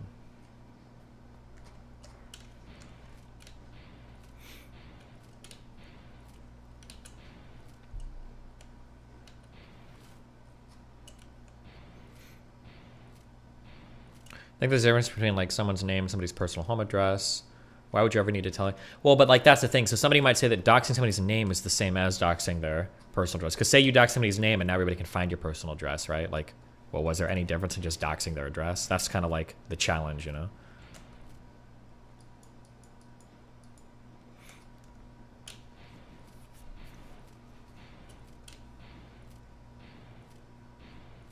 Can you update us on the Change My Mind project? I think next month we're still trying to shoot for it. We've got, I think the schools we're going for is like San Antonio and Austin, and then I think we're just like getting the people to host us, the school groups to host us, and then figuring out the final details, I think.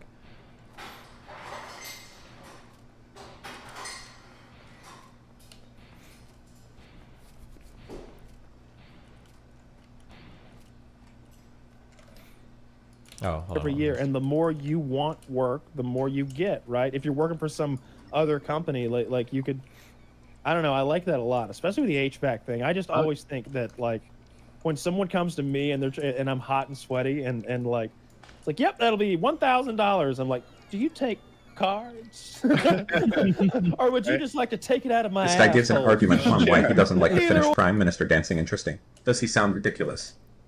He's also British, for warning.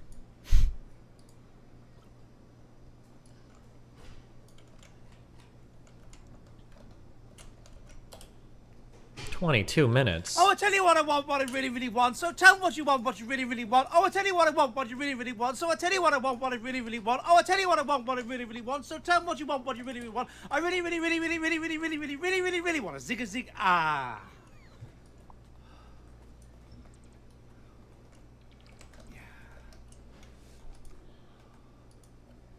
You want a zig? What I really, really want. So tell me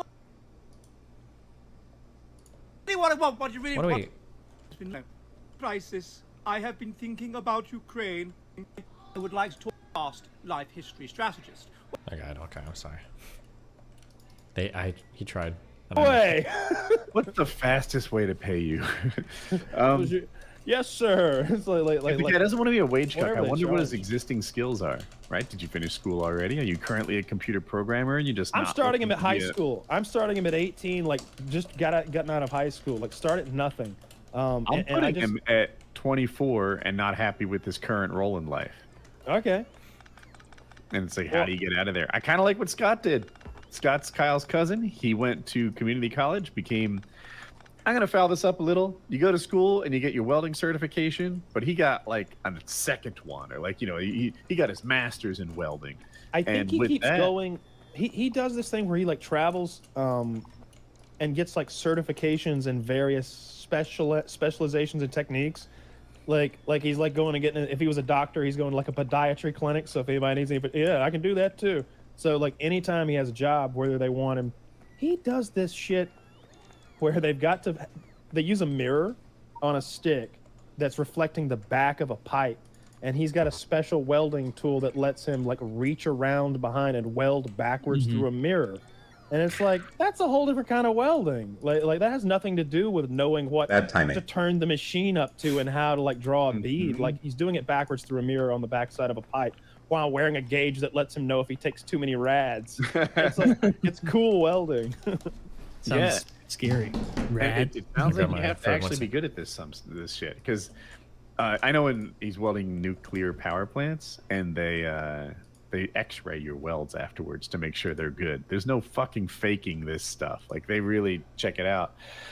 I mean, college would be a good advice for this guy. Like, I don't think he said he's in college or not. Jesus, she's even going after like his mom. She posted a picture of him and his mom. What a cute family. Surely his mother will not lose her job because of his son's heinous actions and have to leave the internet. Jesus Christ.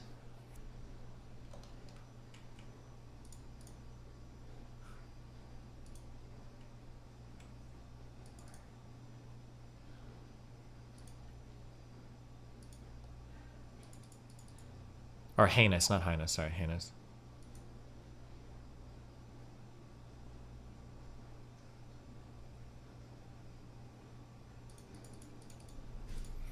One second.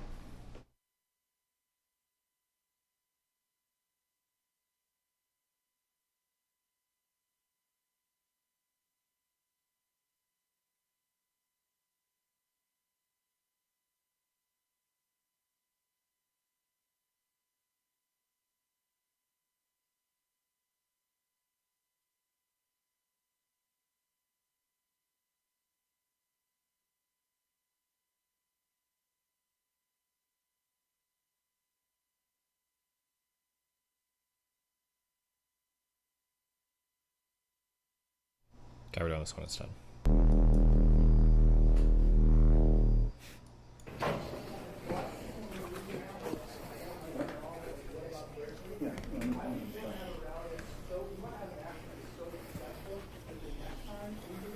How's it going? Did you hear about 2019. As soon as I walked in, I was immediately singled out. I'm sorry, we're not public? No, it's not on the updates on the Facebook or public. It's just for activists only. This is when the attacks on my body weight began. What's going on, guys? Hey, how you doing? We're kind of at the moment. We're kind of the same only at the moment. I've been in this movement for years. That's where I learned it from. This guy knows me. We're asking you to please... Now, the following comment most people didn't hear properly. What the skinny male said was, "You're bursting at the seams," not "we are bursting at the seams." This is very strange. I hear it very clearly, and we can actually pull up the waveform. Bursting at the seams. You're bursting at the seams. Bursting at the seams. You're bursting at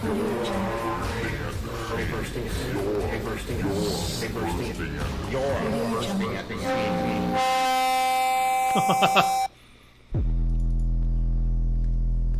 Let's just talk about close. Close these doors? Why? Close those ones first. No, that's... Okay, at 411, you can see the woman with the brown bag turn around, and she signals a well-known anti-big-bodied hand signal called the F gesture. We're having a meeting. Yeah. Keep it down. Yeah, I'm supposed to be in this meeting. I'm an activist. What group? That's great. What group are you with? I'm with Robots for Yeah, I'm with the Democratic Socialists of America. So am I. Yeah, I'm the leader. No, you're not. I'm the leader. This rejection triggered stress eating, a documented symptom of fat shaming, something that I have endured my whole life. Being fat is random, and you have no power over it. What? Of course I'm a Muslim. We're all Muslim, brother. I spoke with the head organizer of the Boston chapter of the DSA. I reminded him of all of my work in the Muslim community. I've shook hands with Alik Shahama Mululu. I've shook hands with Jalik Havana Jono. So it's an honor. It's not funny, sorry. That's not funny.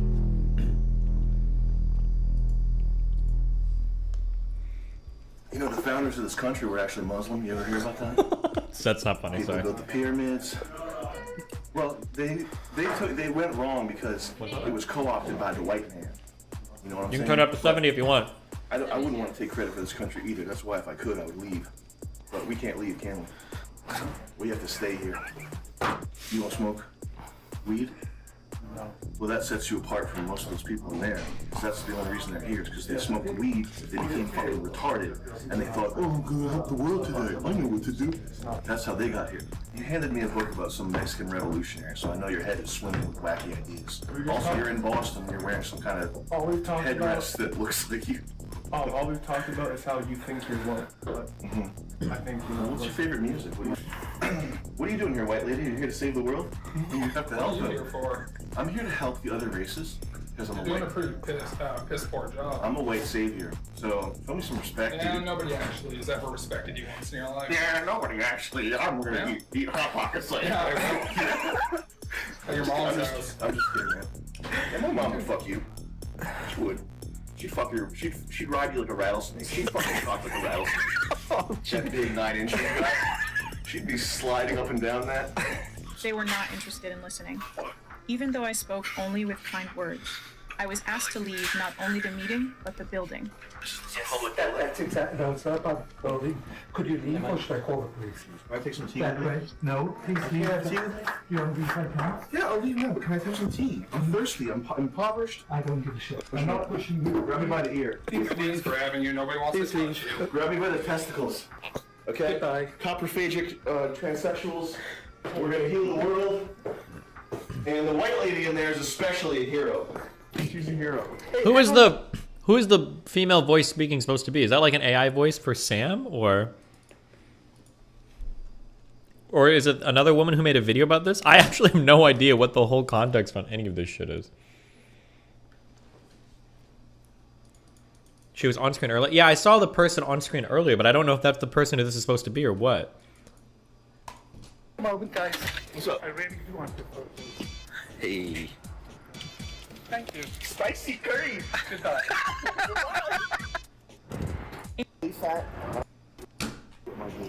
Okay, I gotcha.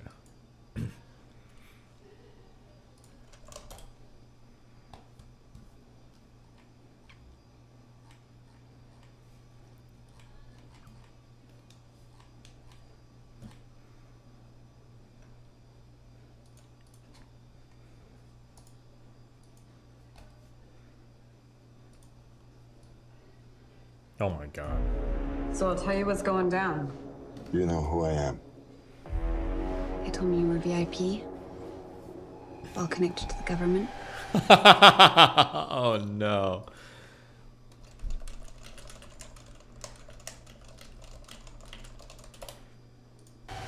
What kind of a moron forgets to pick up his laptop at a repair shop? You're a Biden. Act like one. Everything he built, life, I just ruined it all. I want to know everything that's on that laptop that can ruin my erection. My friends, it's time to party! Didn't you know I'm taking control? I'm making appearance and I gotta go. Cause I get them dancing with their hands up. Yeah, I walk in and they go bananas. I'm a bad, yeah. I'm an artist. Tell me how I can help you. I don't deserve help. Oh, I'm so sorry. I've been through worse. You're the smartest man I know. Thanks, Dad. I just wish I could speak some sense into you. I'll never forget Corn Pop. He was a bad dude. Dad, we were talking about suffering. I can't seem to find anything but positive stuff on the Bidens. Who's the point man for the foreign policy in the Obama regime? Joe Biden. So it looks like you need $1 billion. So the obvious next question is, Where's Hunter? I can remember getting paid some money, but I can't remember what for. Well, my dad says we never discuss my businesses, period. Or my cut. what's happening in there? Joe's in on it. Party's over! You had everything, Hunter, and you threw it all away. You hope the laptop will take down everybody with you. Get out! China's not our enemy. They're not bad folks. I love my dad, and I just want to make him proud. I am the one who brings in all the deals. I am the one. Jesus Christ. Boy.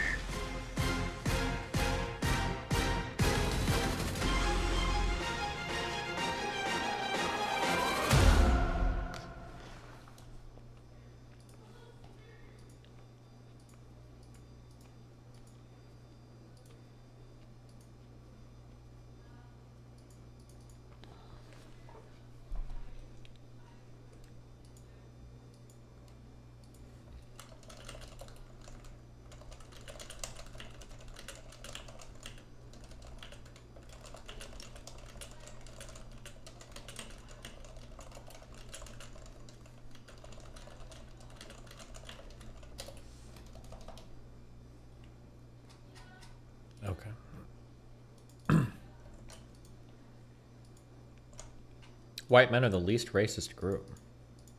Is that true? Put your feet inside. Oh my god! Can I have my phone?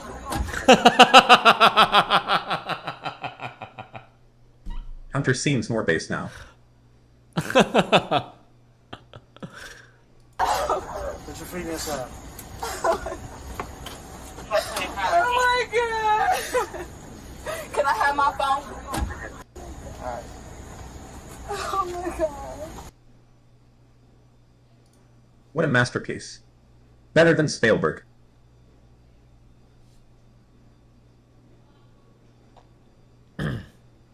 How much more likely to message a match of the same ethnicity? Based. White men. Desperate for fucking anything. This source is eHarmony, though. How old is this data? I'm curious. Is eHarmony something that's still used? Or...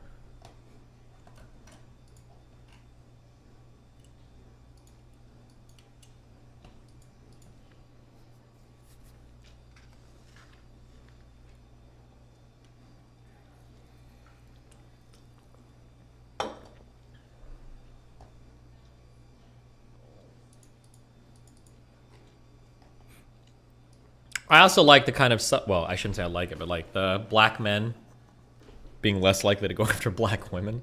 That's a little bit fucked up. Hey, my brothers.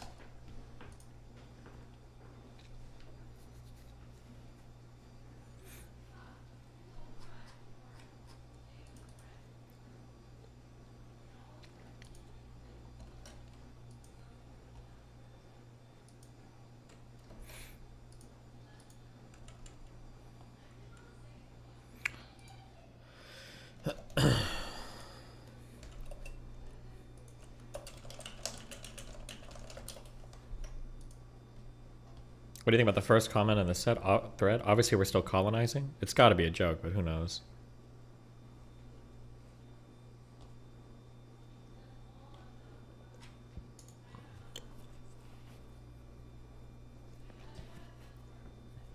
Fresh and Fit also don't go after black women. They had a whole drama arc over it. Really? For time immemorial. Oh, Glink. A Glink video.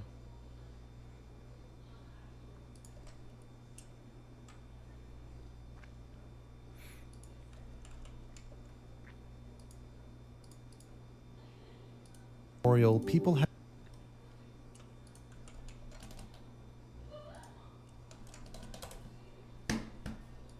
take a look at my proposal, okay? Because I think you'll find it persuasive. I don't Just want it. look at it, sir. Just look. What do you see?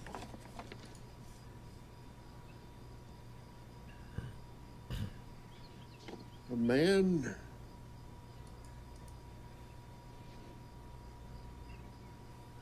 Fucking a horse.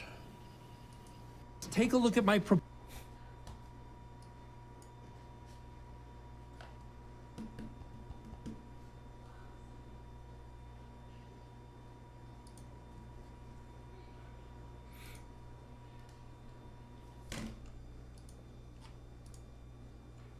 Okay.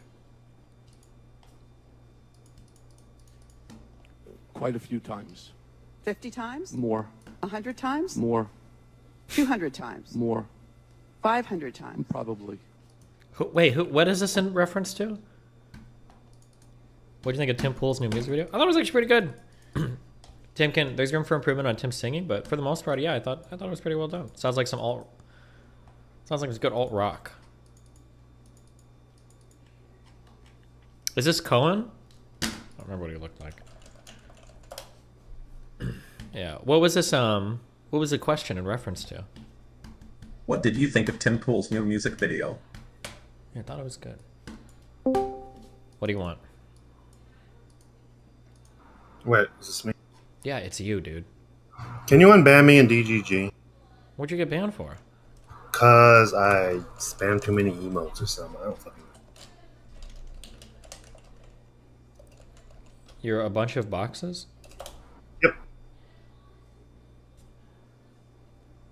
Did you really get banned for spamming emotes, or did you get banned for poking the bear? Damn, you've been banned for 9 days? It's permabanned. I mean, the bear says I abuse my privilege of being banned immune. Because I post Big E.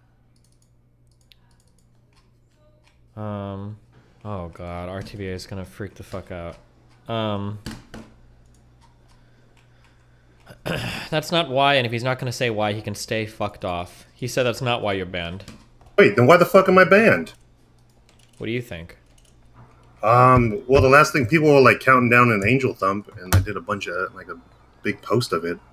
I don't know if he said don't do it. I think it was maybe semi live bait. Was that why? I don't know. He was like, I told you once, and I was like, okay. I don't know.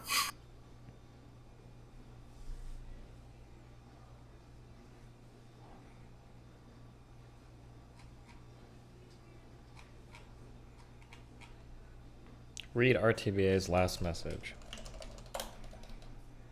He had it. Wait. He did it over and over again. I literally said not to abuse protected 50 times. Did he tell you this 50 times? He told me once. And then I stopped doing it as much. And then I just did it every once in a while. All I do is post Big E and then a bunch of emotes. Okay. So now we're a little closer to what happened. So he told you not to do something in chat. Yeah, that's what I said. Well, no, that's not what you said initially. Listen, FTDA says a lot of things. Okay, what can you do to make this right? Can you apologize to the bear? Telling you sorry for contradicting his direct ruling. And I'll unban you. Ye posters need more ye posters, okay? But I don't think I did anything wrong is the problem, so I don't think I will apologize. Well, did you not spam emotes like crazy and abuse your protected status? I don't think it's like crazy. I do it every once in a while. Do you do it like crazy every once in a while? I do maybe a 10 emo line, 10, 15, and then Big E every once in a while when a lot of other people are spamming it. Yeah, right there. You see, that's what I do. The angel thumb. Not that often. Hold on.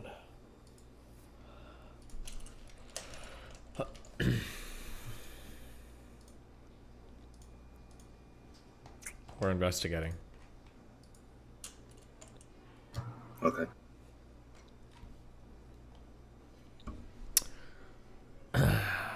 Good way to get protected removed. I can take away shit if you're going to abuse it. Don't do that unless you want to lose protected. Just don't do shit and I won't take it away. We've got a mute.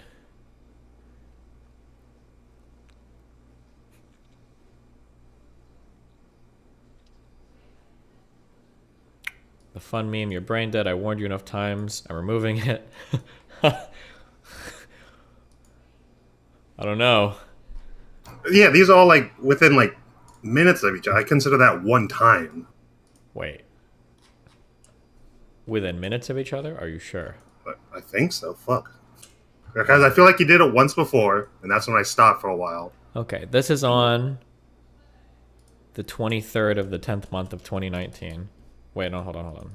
Okay, good way to get protected removed. This is on December 24th. I can take your shit away. This was on June 1st.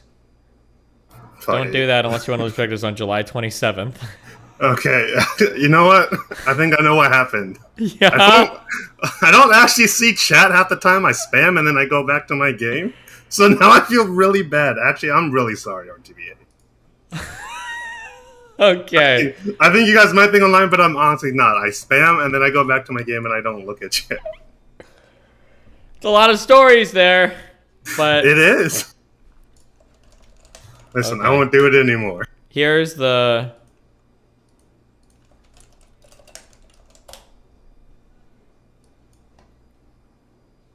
Here's the Destiny ruling, okay?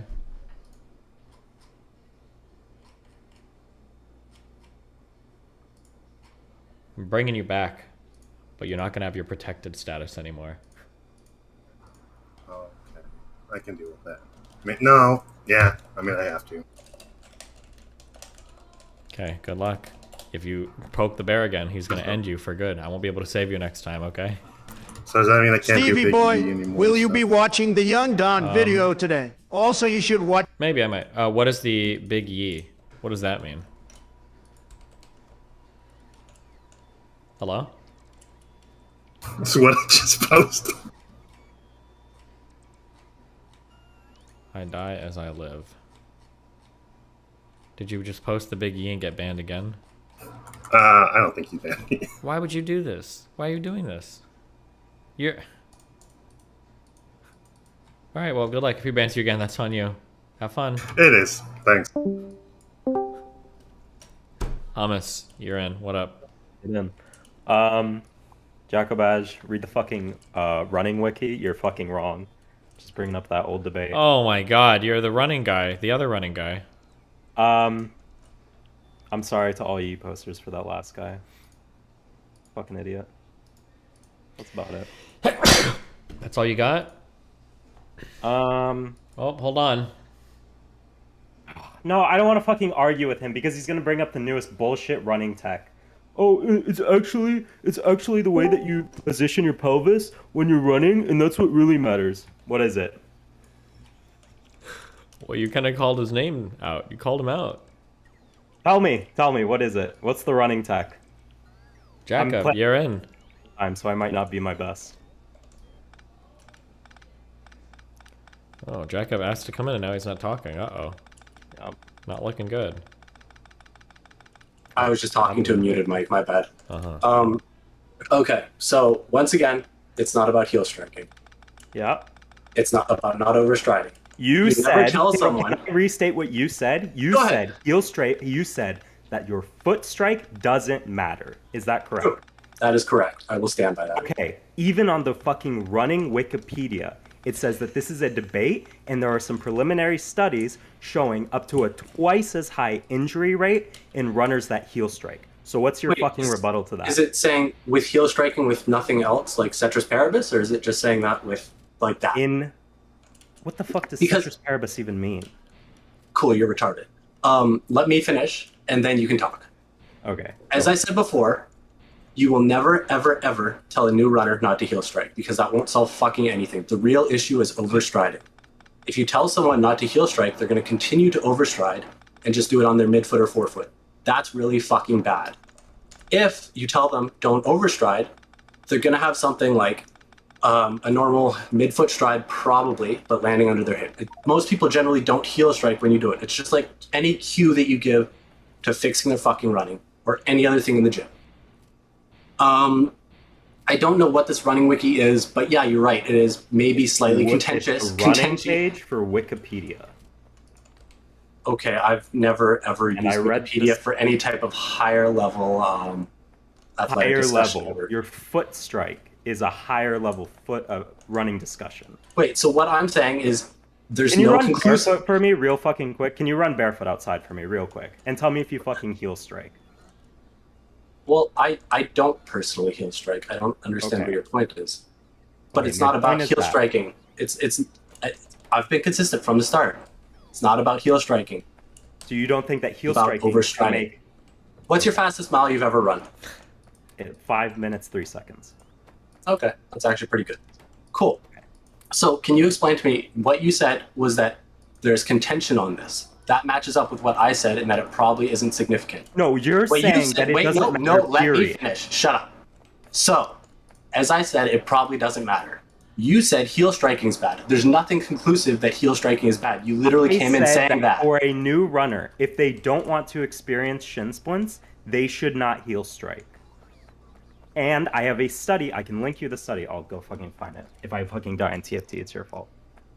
Who cares? It's like League, but even worse. They're both dog shit. No, it's actually good. No, definitely. You should play TFT. It's way more fun.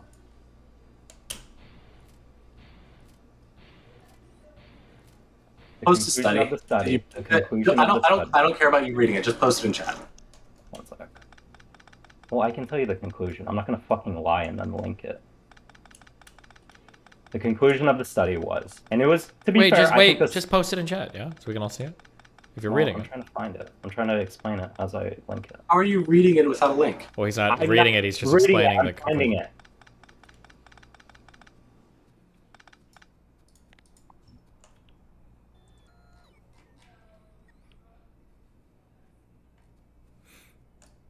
Yeah, my Leeson's doing really good.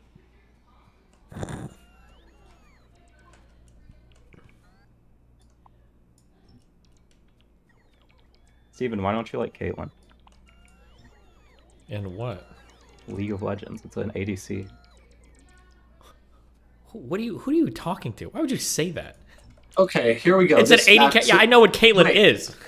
This study completely matches up with what I said because it says it does not test the causal bases for this general difference between heel striking and midfoot striking. As I said, if you aren't overstriding, you probably aren't going to heel strike. But you shouldn't be focusing on whether you're heel striking or not. You should be focusing on not overstriding because that will solve the core issue.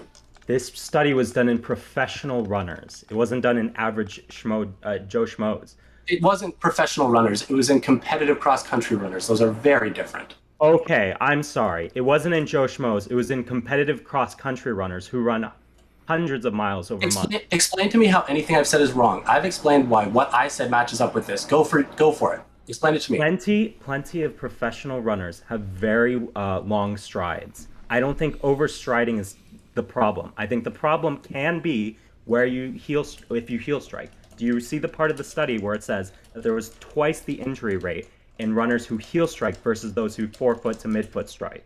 And the sentence after that is this study does not test the causal basis for this general difference, like I said.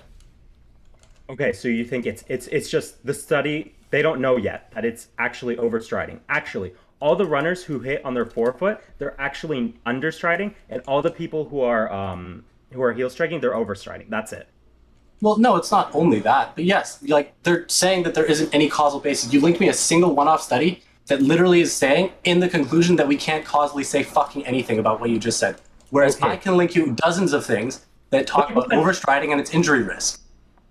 Link 1. Ooh, link 1. Can we make this a formal debate so I don't have to come in here and argue with him again? Well, you're the one that came in and fucking brought it up. You brought it up and name dropped me, and then you came in with retarded shit. Like, No, what are you we talking actually about? just have a conversation. Like, add me on Discord, and I'll actually read about this. I don't really care about changing your mind. I just don't want you giving bullshit to chat. Do you think that if people start forefoot striking, that it's going to actually fuck them up? Well, no, that's not the issue. Okay, The issue is so you're that's not giving the bad. issue. Can I finish one fucking sentence? The issue is you're giving bad advice when you're giving a movement cue on someone to fix it. You don't worry about like some specific nuanced tiny thing like heel striking because that won't solve the issue. Can I fucking finish, you fucking retard? I am responding to you, and you're gonna let me. I didn't even finish my line of thought. Okay, I'm just gonna keep going. The issue is if you tell someone not to heel strike and they're overstriding, they're gonna keep overstriding. You actually break, and all the energy goes through your heel, up your shin, up into your knee, and it fucks you up.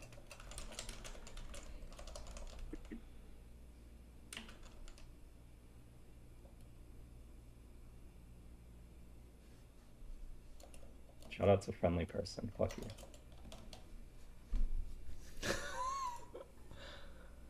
Did he link something? I'm sorry, I wasn't checking chat. Can I take a stab at this conversation? Sure, go for it. So it sounds like may or may not be possible that heel striking is bad for you. We don't know that. Doesn't seem to have been established. But it seems like if you tell somebody, avoid heel striking, you might end up in a scenario where a person is running and they're like trying to like toe strike or hit like the front, like on the ball of their foot or something instead, because they're trying to overcompensate for not toe striking.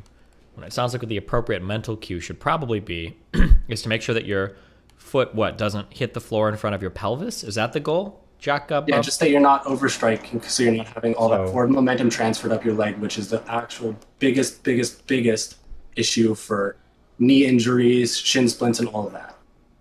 So my understanding and what I see in videos of the, what's his name, Nairobi Kipchoge, this guy, when he runs, his foot is landing pretty in front of him and he's taking very wide strides.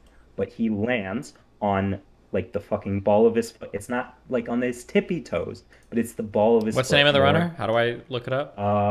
Kipchoge. It's going to be the guy that holds the world record for the marathon. What's the name? Just give me the name. Like how do I spell? I don't know how to spell Kipchoge. I don't. Oh, Kipchoge, running form. Wait. ELIUD. He's landing pretty much immediately under his hips.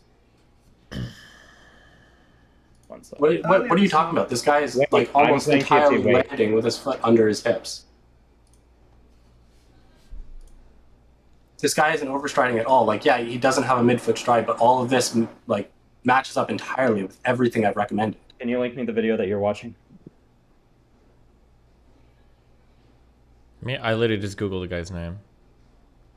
Hold on, let me listen to this real quick. No, so that we can all. It's a little further in front, but like this is still like not an overstrike. Rather than we can take a look and see how his foot comes and strikes the ground. We can see that as his foot meets the ground, he's landing with the balls of his feet, but doing so with a light midfoot strike, rather than landing right up in more of a kind of a forefoot striking position, running on his toes, as we'd expect to see from a sprinter perhaps. Landing with a midfoot strike here allows him to keep contact time nice and short, keep the limb stiffness, which is something we'll talk about a little bit later, nice and firm, so that he actually manages to maximize the elastic return off the ground with each stride. We can see as we come forwards frame by frame onto the next foot, we can see that as he lands this right foot again, it's very much midfoot, so balls of the feet land first, almost at the same time that the rest of the foot comes down flat to the ground. He's certainly not keeping his heel off the ground as we see from sprinters, and he's certainly not doing what we see from so many recreational runners, which is landing with his heel first, landing with more of a heel strike or a rear foot striking pattern. In fact, what we see here from Shiro Kitata, the runner behind him, also a fantastic runner, finished this race that we've actually got on footage here, which is London Marathon 2019, finished in 4th, 2:05:01, so again,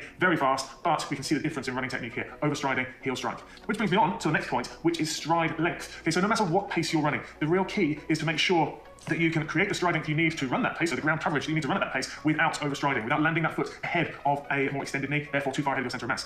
Kipchoge here, as we can see, as he strikes the ground, manages to do so with his ankle underneath a flexing knee. Okay, lovely example of what we want to see from a distance runner in terms of maintaining stride length without overstriding. It's when we start to see people landing ahead of... Okay, hi. Cool. Well, the sun's settled. I'm gonna head out. Okay. Didn't link the Kipchoge thing. No, I just watched him stream. Okay, what's up? Oh, you did? Oh, shit. Okay, was that what you wanted to talk about? Not really, but... What do you want to talk about? Why don't you play Caitlyn? Don't play League again. She's because I don't boring, like but I'm not going to play League why again. not? How's it boring?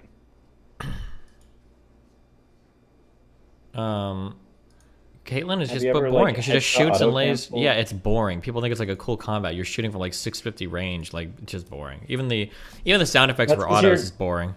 Yeah, I know, but that's because you're always on the receiving end of it, so you're like, oh, this is fucking lame and stupid, but it's really fun when you do it to other people.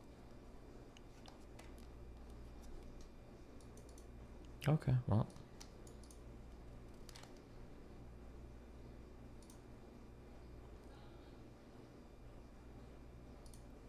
Is that it? Yeah, I guess. Okay. Can you kick me out? Because, like, I'm in the middle of something. Jesus Christ.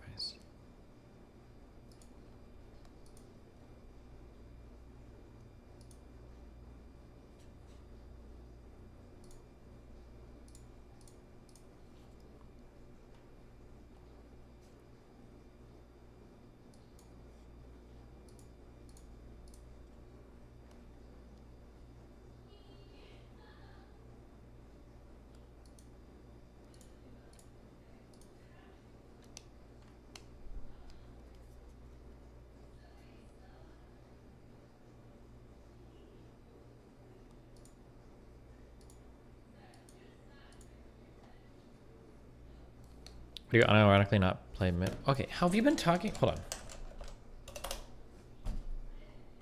Okay.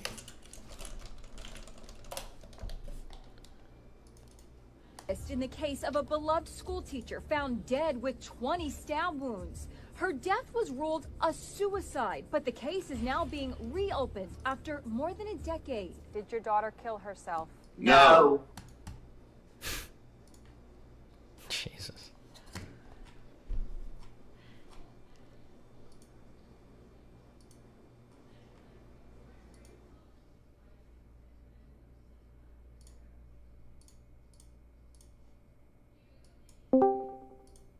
What's up?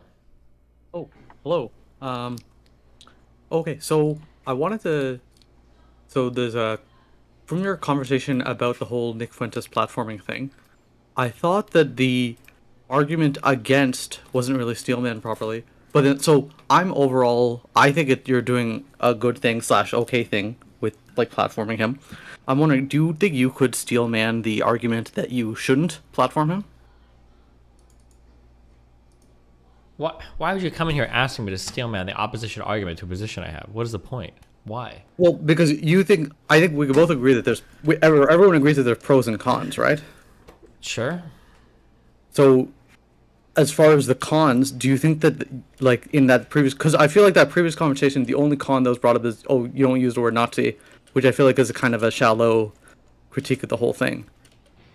The cons is just that, like, you can engage with these people to some extent and even be kind of friendly to some extent, but there's going to be a line that you shouldn't cross, and one of those is probably having a person hanging out in your house. Because having that person hanging out and, like, being friendly with them makes them look like they're just kind of like a normal, harmless person, and it gives people the wrong idea about, like, how harmful the particular ideologies they advocate for probably is. That's, like, the argument against it. Okay. Do you think? Well, so what do you think are the pros of having them? Like, not even like the overall conversation, but just like the whole humanizing them thing. Do you think there's any? I think pros to everybody that? should be humanized. I don't understand where this weird thing comes from. Like, oh, don't humanize them. Oh, what do you mean? They're all fucking humans. Nazis were fucking humans. It's especially weird to hear Mr. Girl say that when he says it constantly, like, oh, his whole goal is to be as empathetic as possible. So, I mean, like, everybody's a human. It's really important to see everybody as a human. Just because you've humanized somebody doesn't mean you can't call it an abhorrent or an evil or a bad ideology, though. Like, I don't understand why it has to be one or the other. Like, I can still think there are very bad humans.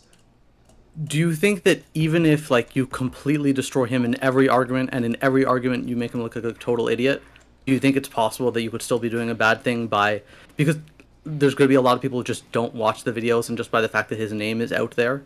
If that's the point, or if that reaches the case somewhere, then I don't care about any of this shit anyway. I'll take my money and just fucking retire. If it's the point that like just exposing somebody to some thought makes it like instantaneously convert, or there's no saving them or no redemption, or your arguments are so unarguable, then I don't care anymore. I'll make a bunch of Nazis and then I'll just fucking retire off the internet and play League of Legends all day. I don't care anymore at that point. I totally reject those arguments. It's so stupid. Like, people make it sound like you're like floating in an ocean, and there's like this infectious, like the fucking dark waters of the pirates of whatever the fuck that cartoon show from 20 years ago. That like if you get touched with this ideology, you're instantaneously going to convert. And there's nothing you can do about it. And you have to keep people as far away. Like, that shouldn't be the case. We should all be able to talk to Nazis and see Nazis and not fucking turn into Nazis. That's wild to me, in my opinion. Okay.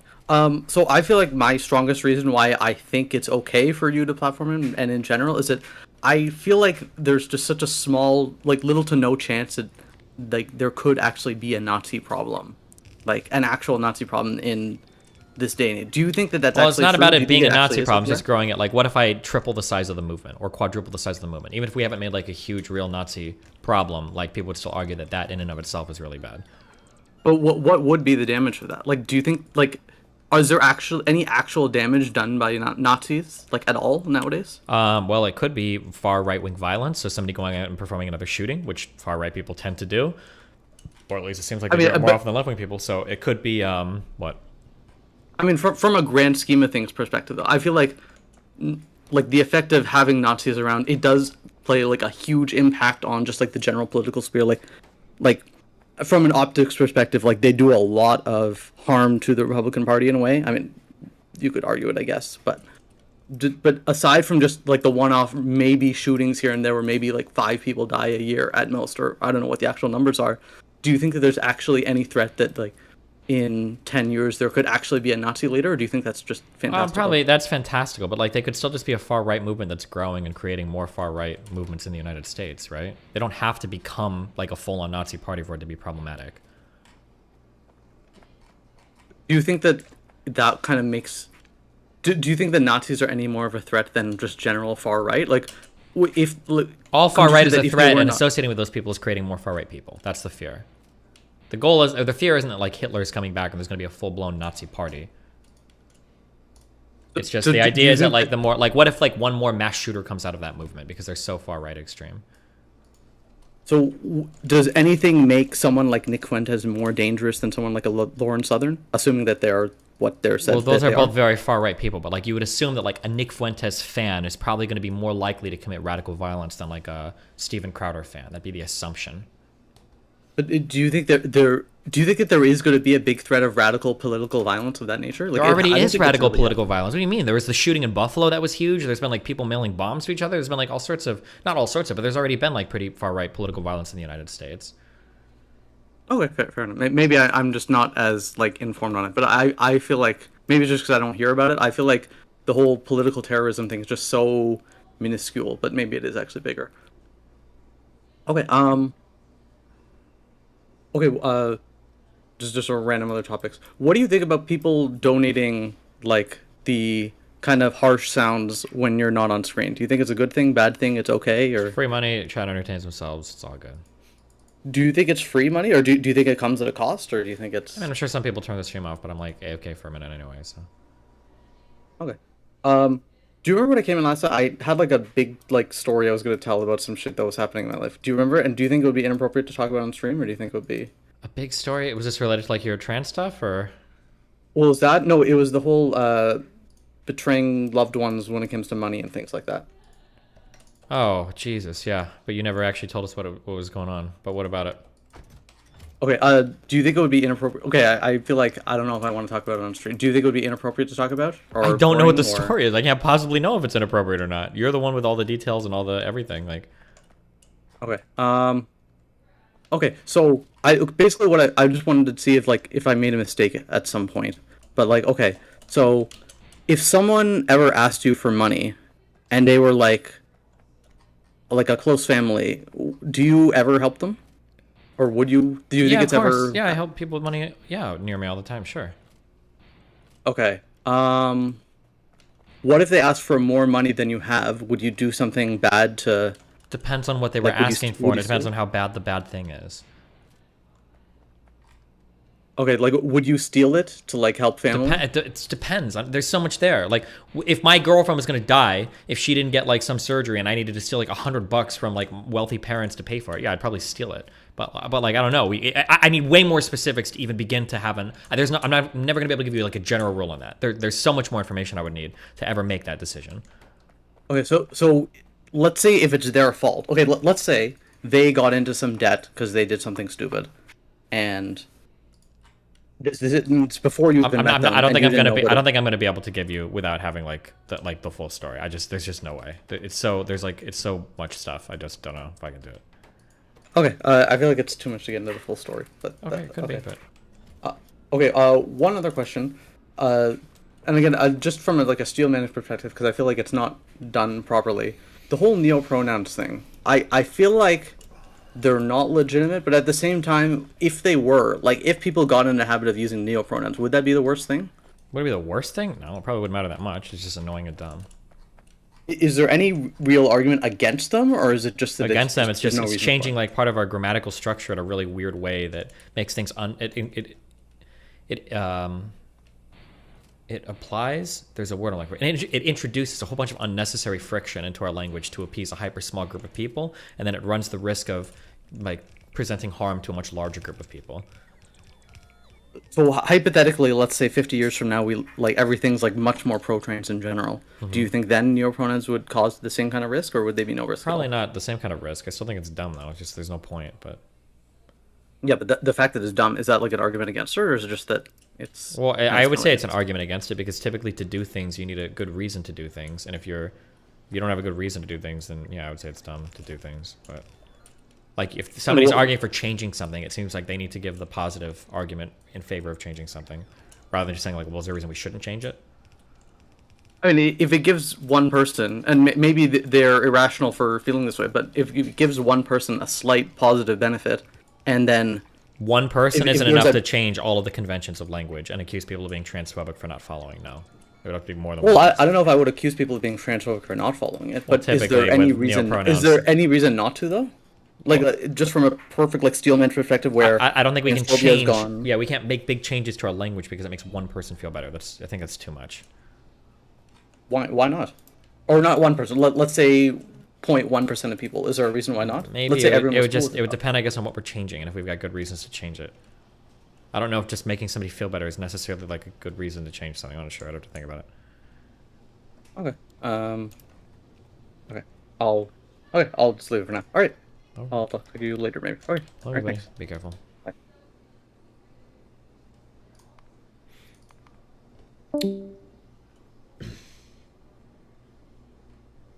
Okay. Jesus. Hold on, I'll be back 1 second. We'll do more call-ins or videos? I don't know. 1 sec.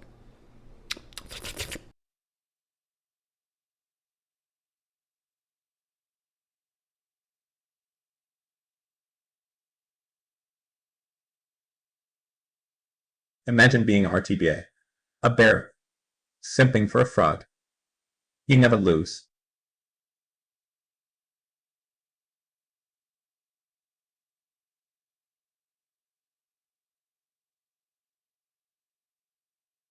Ye posters are known for spinning tall tales and lying to good people. Popeye wins.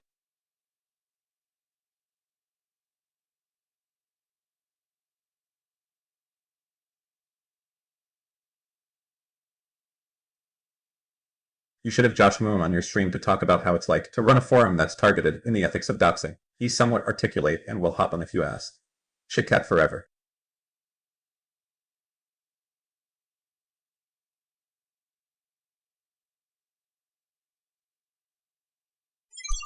Come on. Pick up the phone. This is Steve. Leave me a message. Steven, it's me, Big D. We are so totally fucked. They got the files. Grab your Viking wife and gaming computer. Meet me at the location we agreed upon.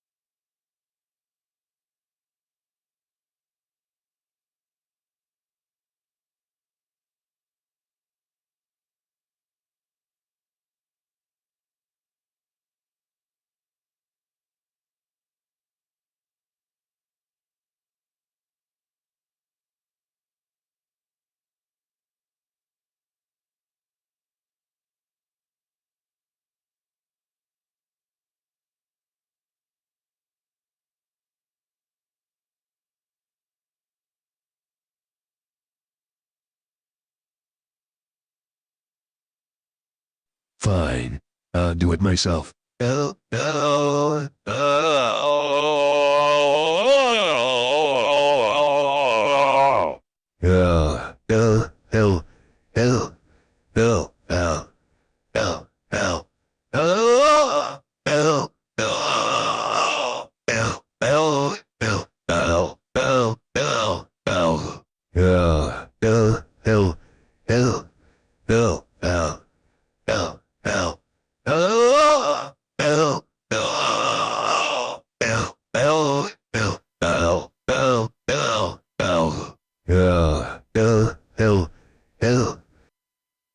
True. Where's Gojo at? He said he had a question.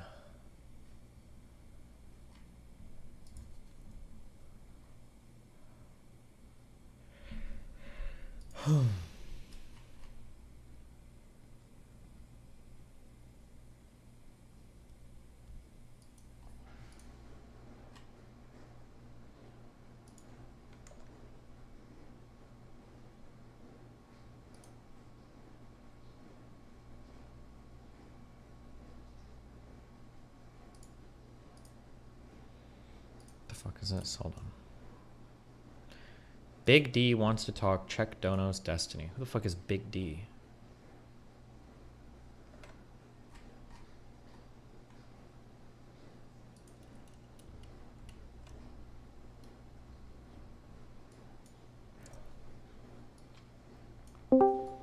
Hi, what's up, babes? Yo, what up? It feels like I'm hassling you, just like tell me to fuck off. But I was wondering if you had any like update on your squat progress with like, I know you had like a butt wink issue. I'm not sure if it's like still an issue or not, but I had like 2 really simple, quick exercises you could like do at the end, very low systemic fatigue, and it just like it's quick stretches. You can add weight to, they're scalable, but I think it would really open up like your flexibility if it's still an issue. Can I just get this done with RDLs, or why not? RDLs are good, but there's other things like, for example, like your abductors is not really targeted in an RDL, and that can be something too that hinders like your ability to get in the hole in the squat. I'm almost positive the issue is only my hamstrings, I think. I've looked at like so many other things. I've done like so many other exercises. Like I maxed out those abductor and adductor hip machines like at the gym when I was gymming like fucking 6 months ago. Like, I don't know. It feels like it's just like a hamstring thing. Then if it's just a hamstring thing, I mean, if you're still having the issue with RDLs, do you have like a back extension machine? I've done back extensions before, but I feel the stretch the best when I do RDLs. Like I don't have issues with them. It's just slowly over time, like getting further and further down. Okay, because I think that if you're focusing, like, do you like what's the regular weight you would do with like an RDL? Do you feel like? I keep going up and down. I think I'm doing like it's like 165 by 10 for 2 sets or 3 sets right now. Okay. But it's mainly just for the stretch. Like I can feel the stretch every time I do them. Okay. I feel like I would just recommend try a back extension again, or something just very light and just focus on that stretch. Or like even something you can do before a squat is like unironically just take like a broom handle, like take it off the broom and just do some good mornings with it and just crank a couple out, and it will like open up your flexibility in your hamstrings like before you even get into the squat. And I think like yeah, I mean I think my hamstrings are a lot better than they used to be. They're not bad. Like I think now I can do deadlifts with my lower back fully extended the whole time, and I don't have to worry about that. For squats though, because in some ways I'm kind of flexible. When I squat, it's pretty far below parallel, and it's when I get like if I squat to parallel, I think I can maintain rigidity in my lower back the whole time. But when I get to like a little bit or quite a bit below parallel, then it starts to tuck a little bit. So it's just a matter of like how low do I want to go versus like how much is my lower back getting fucked up. So I feel like I can kind of feel it out. Like if I don't feel like my lower back is hurting at all, I'll just go as low as I can because fuck it. But if it ever starts to feel a little sore, I'll kind of chill on it or take like 1 day off squats or something. Okay, sounds good. I just wanted to maybe throw that out there if you still have problems. All right. Okay. I love you. Be careful, babe. See you.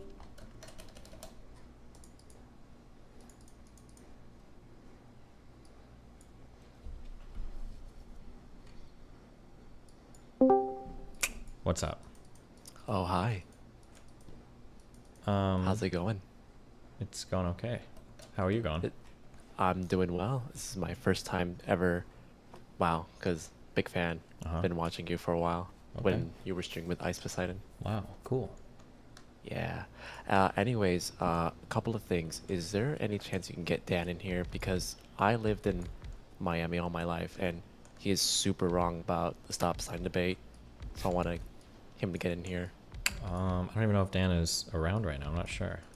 Oh, he is so wrong. There is no way nobody stops, like, goes, like, going in counterclockwise or clockwise. Like, it's always 2 lanes going in one Yeah, that's what I think against any, for any big section that has, like, a backup of cars, it's always going to be that kind of movement, I think. But yeah, but, like, what do you do if there's, like, 2 lanes? So, like, where I live, there's, like, 2 lanes on each side, so you can obviously go left. You just go whenever the guy next to you goes. It doesn't matter. I think that's typically what happens. Yeah, but like, what if all of them come at the stop sign at the same time? Like, what do you do? Then it's whoever's brave enough to start edging out. Is basically what happens. Yeah, it's because Miami drivers, they don't use their signal, so just like they're just gonna go ahead and just cut you off and just slam on the brake. Well, that could happen. Well, it happened. Does that happen to you yet? Miami drivers are pretty crazy, but I just, I'm chill. Yeah, but if you drive assertively, usually people will take you seriously. So yeah, it is what it is, right? Yeah. Another thing is, when are you gonna go back to playing RuneScape? Someday, maybe, or never. You have to work on that hardcore Iron Man. You have to. Okay, I'll think about it. Well, thank you so much. It's been a pleasure, man. I always want to talk to you because I look up to you a lot. Have fun. Be careful, babe. All right, take care. Hi, what's up? Yo, alright, 2 things. Yeah. One thing that I DM'd you about and two, I guess the entire cringe that is the massive fiscal stimulus of the student loan stuff. Oh boy. Yeah. Which one do you want to do? Either one. All right, let's do the one that I DM'd you about. So, I guess, why do you think that foreigners in different situations have different moral considerations? I feel like you have a type of obligation to your own country, and that obligation is something that you have to that obligation is different. I just said the same thing. Sorry. There's like an proximity. Yeah, like for your own citizens, you have a greater responsibility to them than the citizens of foreign countries. Sorry. Okay, but obviously there has to be some sort of trade-off between your obligation between your citizens and the obligations to the rest of the world, right? What do you mean by some sort of trade-off? So, for instance, I think we would accept one American death to save everybody in China, right? Probably, yeah. Yeah, and so the same thing with when we deal with Mexico, wherein we still allow certain rivers to continue to flow into Mexico, even though we can use the water out in California.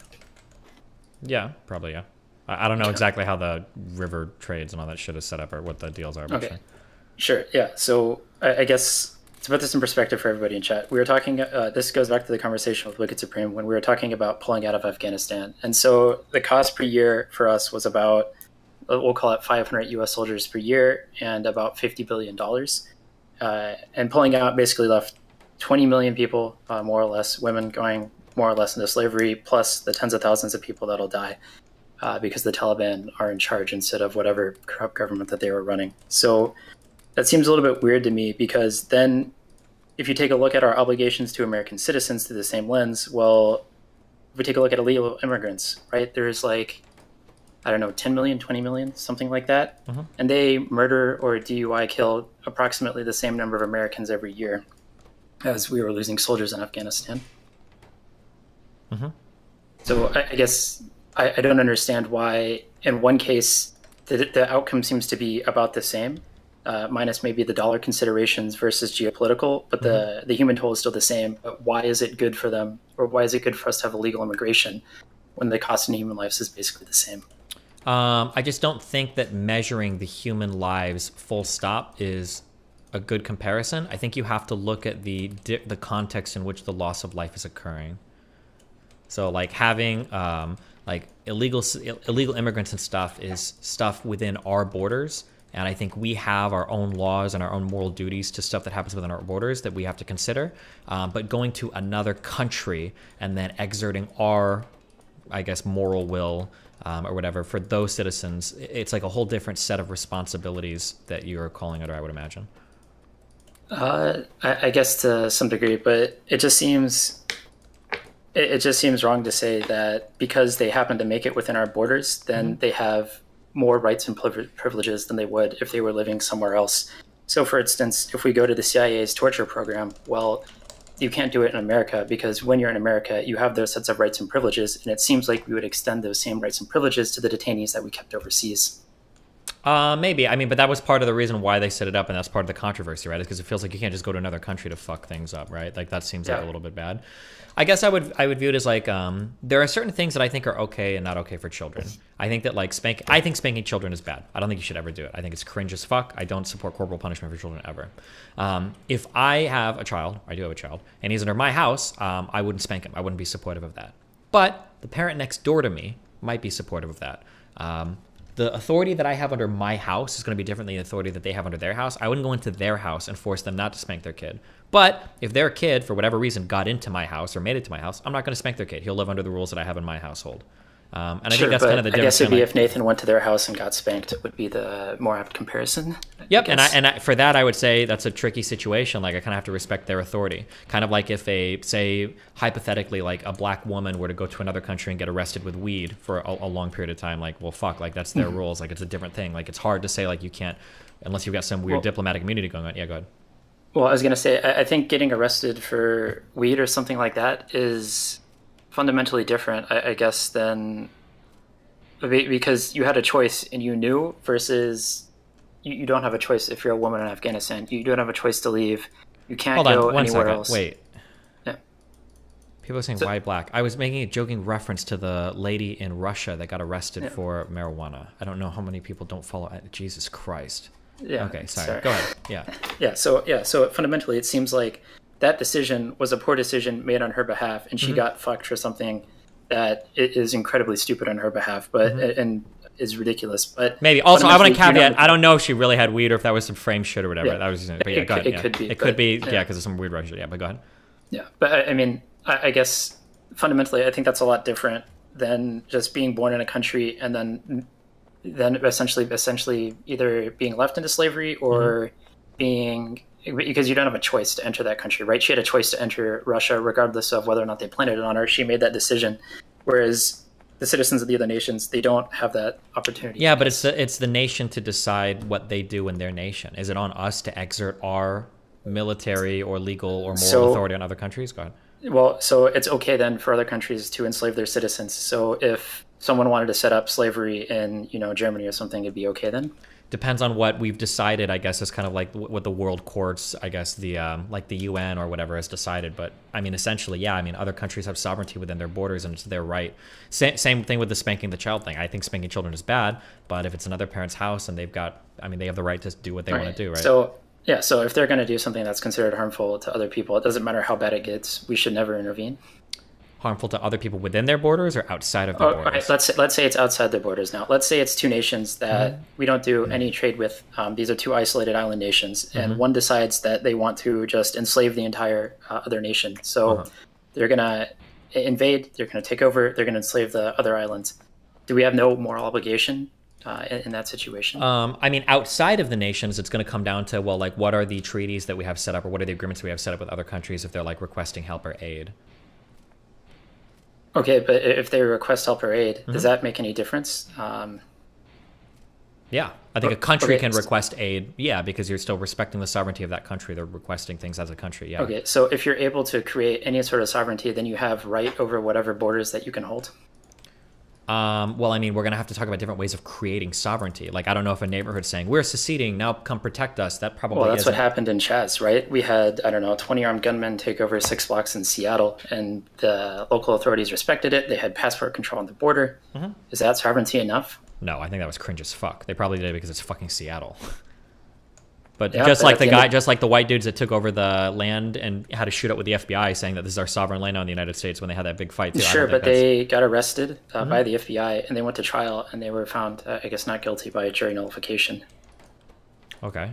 So it seems to me that the citizens of that area thought that they had the right to take over that land and that property. We fought a civil war over this, over slaves, because that argument at that point is basically when we have the Civil War, well, the South seceded. They have the right and sovereignty over their own territory, and if they want to have slaves in their territory, that's fine with them.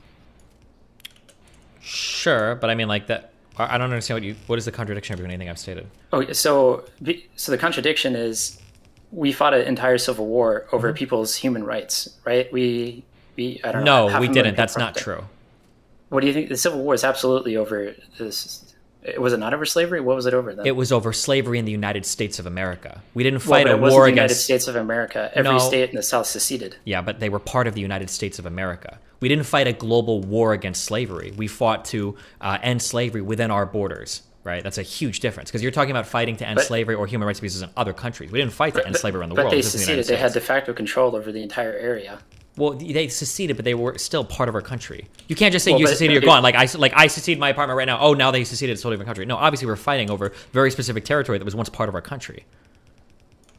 Yeah, well, I mean, I guess you have two different views of what defines sovereignty then. And so, wait, I guess you can stop. Hold on. I don't know how you want to do the argument, but clearly there's a difference between here's a random country versus here's a country that was part of your country 5 minutes ago and now they've seceded, right? There's a difference there. Okay, so then Russia has a right to Ukraine because they are part of their country. No. What do you mean, no? Russia, as a country, in 91, recognized Ukraine's sovereignty. We never recognized the sovereignty of the Confederacy. That's why we fought a civil war against them to bring it back into the country. Okay, so then Transnistria is then no longer part of Romania, then? No. Or, sorry, Moldova. Not. No. How? What do you mean? So basically, rogue elements of the Soviet Union were there when everything was breaking up. They just said, "Okay, well, we're taking over this territory." Sure, so but there's, I mean, a like little similar trickle to like Georgia or whatever too. Like you can't like those were recognized as sovereign countries, and then later on, like it was the Soviet Union essentially walked back on what they'd recognized. That's different than.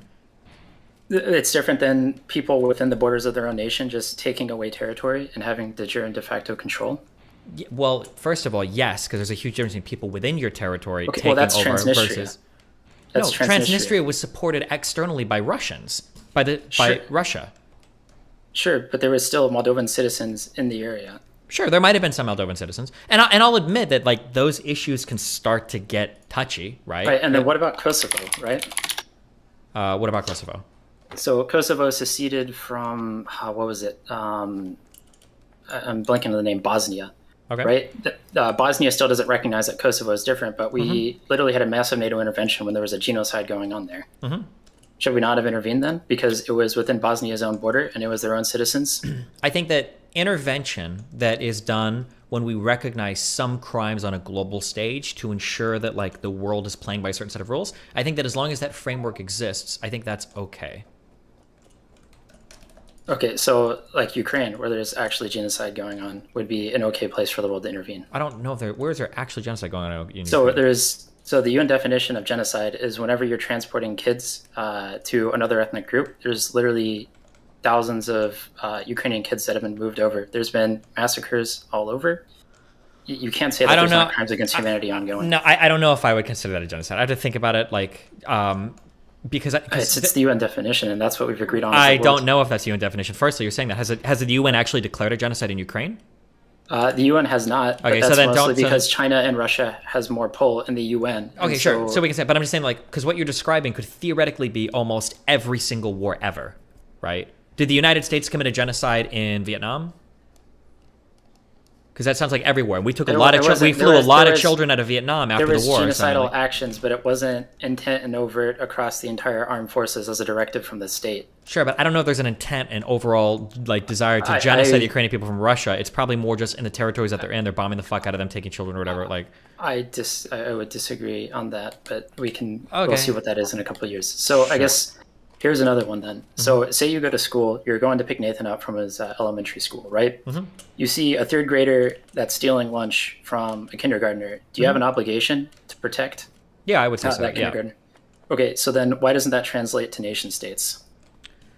Because those aren't children, those are households, right? Like, let's say that let's say that Nathan goes to another kid's house and I find out that Nathan was misbehaving and the parents spanked my kid, right? Well, I would probably be a little bit irritated when I find that out, but I would say like, okay, well, you're not going to their household anymore because I disagree with that. But I would never go to that household and say, listen, as long as my kid is here, you can't spank him, because that's their household. That's their authority. If that's how they discipline their children, I have no right to step in and intervene. But if I don't want my kid being spanked, I'm just not going to send him to that house anymore. That would be the difference. But if I see somebody in like neutral territory, if I'm like at the playground and I see like some third grader stealing somebody's lunch, I think you can intervene there. But it's different because I'm not stepping over somebody's authority. Okay, so hold on, real quick, hold on. People are saying no shot, bro. I don't think you have a right to step into another parent's household and tell them how to discipline children. If you send your kid, you guys are all children. I don't even know what the fuck. Dan, if you want to come in and argue, if you send your children to another parent's household, then you are subjecting your children to how that household is ran. I would expect my child, and I would expect myself, Nathan, when you're in another parent's household, that's their household. You do what their parents say, and you go along with how they discipline their children. Full stop. End of discussion. That's it. If their parents have rules or whatever and you think they're too weird or you don't like it, then you don't send your kid to that household. But that's their household, and while you're in their house, you respect their rules. Period. Full stop.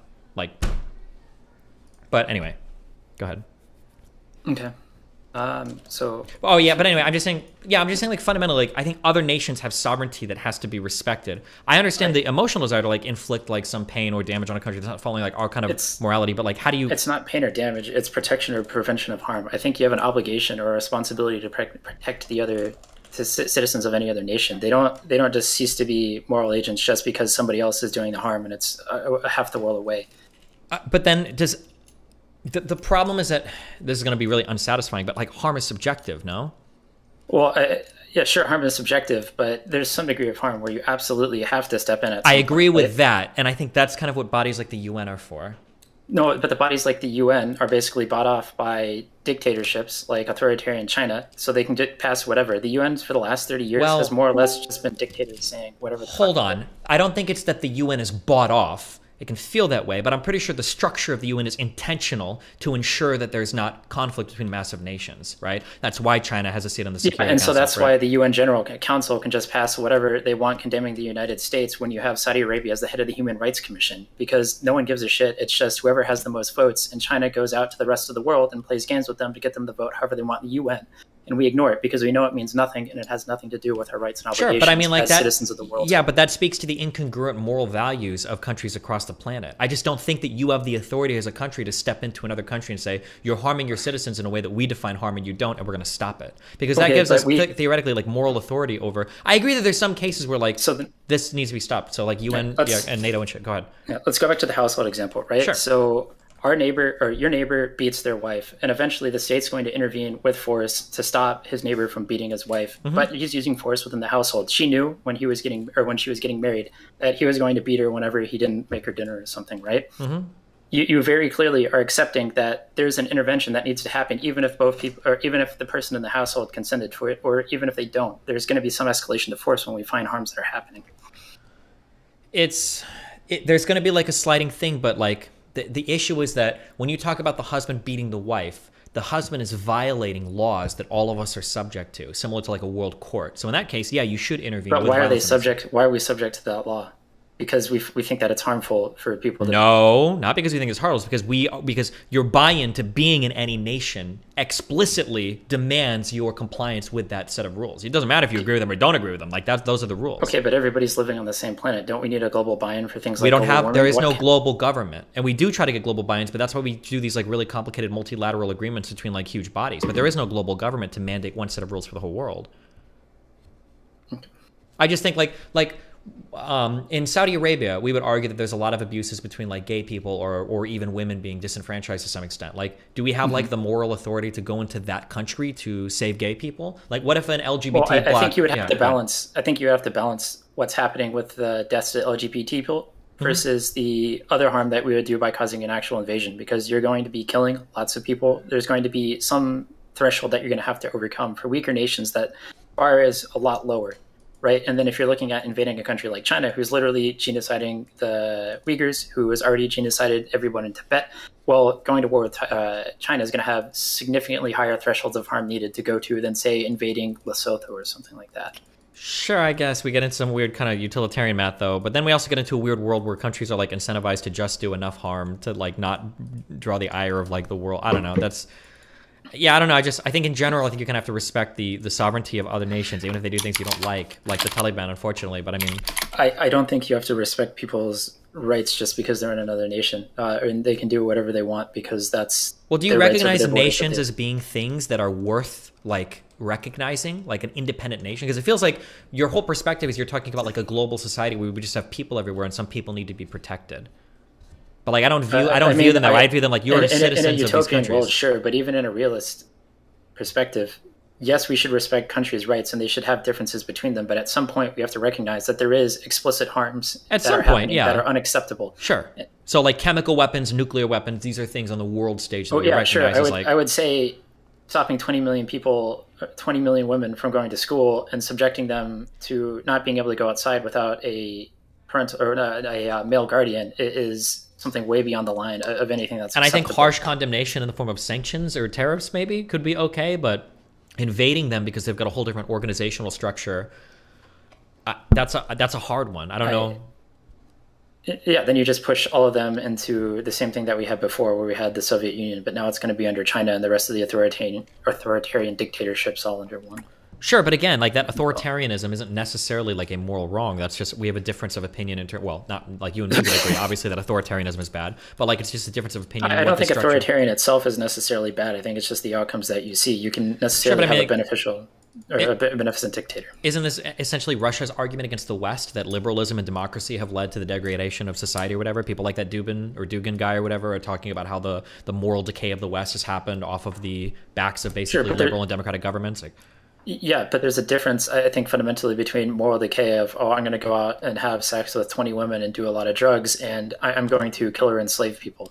Maybe, I don't know. Some people view some of these things as being really, really, really bad. Obviously, we don't care that much, but other people would view this as being like literally the destruction of the modern family and like modern civil society. Like, I don't agree with that. I'm just saying that I think that those are opposing points of view that have to be considered if we're going to enter a world where we have the moral authority to like enter countries and stop people from doing things. But at this point, we had already entered the country and we had already stopped them from doing that. And 2 generations or a generation and a half worth of Afghan women are just now back enslaved. And I think Can I ask you something about that, Rich? Yeah, go. Wait, real quick before you guys go back. Hold on, someone send this in chat. What is your line where the other family punishing your kid is too far? Would that be the same as where you think the police should step in, like belting or caning your kid is too far? Okay, hold on. There's gonna be, when I say spanking, I'm very specifically referring to like you spank somebody, like you slap them on the butt or whatever. That's like a spank to me. If my kid went to a house and he came back with fucking marks because he got like smacked with a switch or like a fucking belt, we're gonna have big problems. That's not what I'm talking about. Like he goes to the house and they like beat the fucking shit out of him. Like that's obviously not within like the normal realm of expected behavior. But I'm sure there are parents that discipline kids in ways that I don't agree with. But as long as my kid is under somebody else's house, that parent has authority under that house. You have to follow their rules. You have to deal with their consequences. That's it. When I say spanking, I don't mean like belting or beating the shit out of somebody. Yeah. But sorry. Really saw with your kid. Yeah. Pisco. Okay. So okay, go Pisco. Yeah. Yeah. So are you in favor? You're not in favor of war with Iran right now, are you? I think that point's already passed. I think they're too close to nuclear weapons. I think in the 2000s, yes, I think it would have been a much better time to do it. Okay, but you're not. The reason you're not in favor of a war with Iran is because they're close to having nuclear weapons. Yes, yeah, and I think they're a lot stronger than they were. I think we had a much bigger confederation of people that would be going to war with us. That would make it a lot more asymmetric. And I think they were doing a lot more active harm to us through the killing of tens of thousands, or I guess thousands of soldiers in Iraq and Afghanistan. And in Israel too. Like, yeah. Similar reasons for why you wouldn't be in favor of war against Saudi Arabia.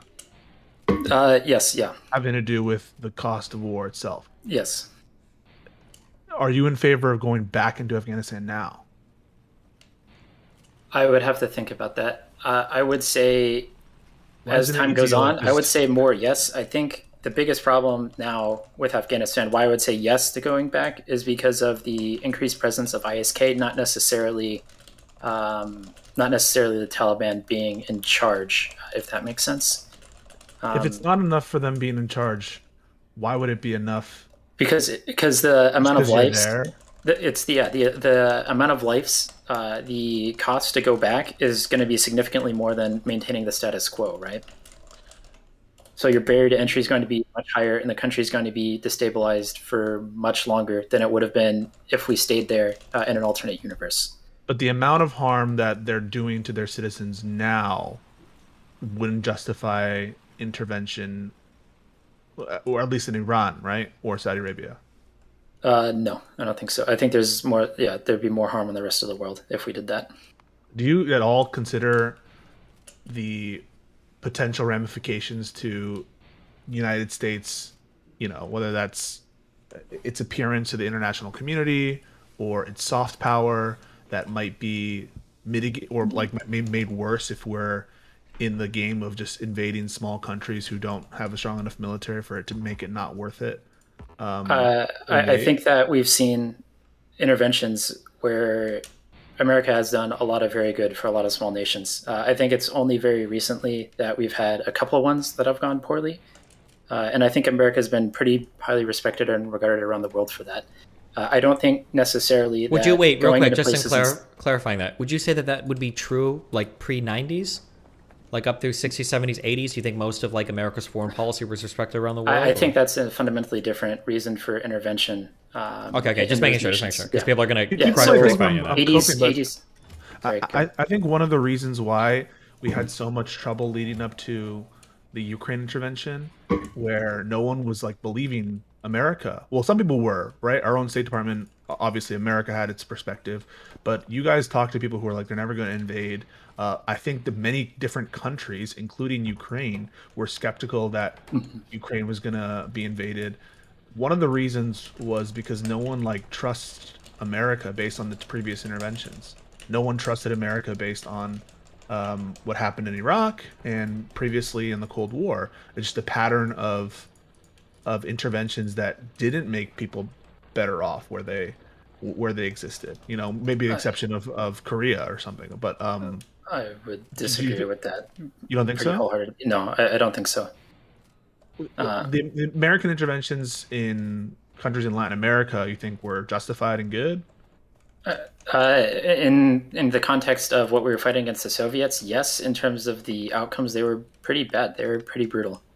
Well, not even necessarily the outcomes. It felt like people. It felt like America, when America was supporting somebody in a South American country, it doesn't seem like the goal was to support what would be best for the people. It seemed like the goal was very wholly aligned with what would be best for U.S. interest, and that was it. Sometimes to the detriment, arguably, of the people there. Yeah, well, at the same time, we were literally flying bombers around the clock with nuclear weapons because we were very afraid the entire world would go down, and we needed to show to the rest of the allies or the rest of the nations in the world that if they aligned with us, we could protect them, and if not, that there might be consequences for going with the other side. I think it's a fundamentally different time period than the 90s and 2000s.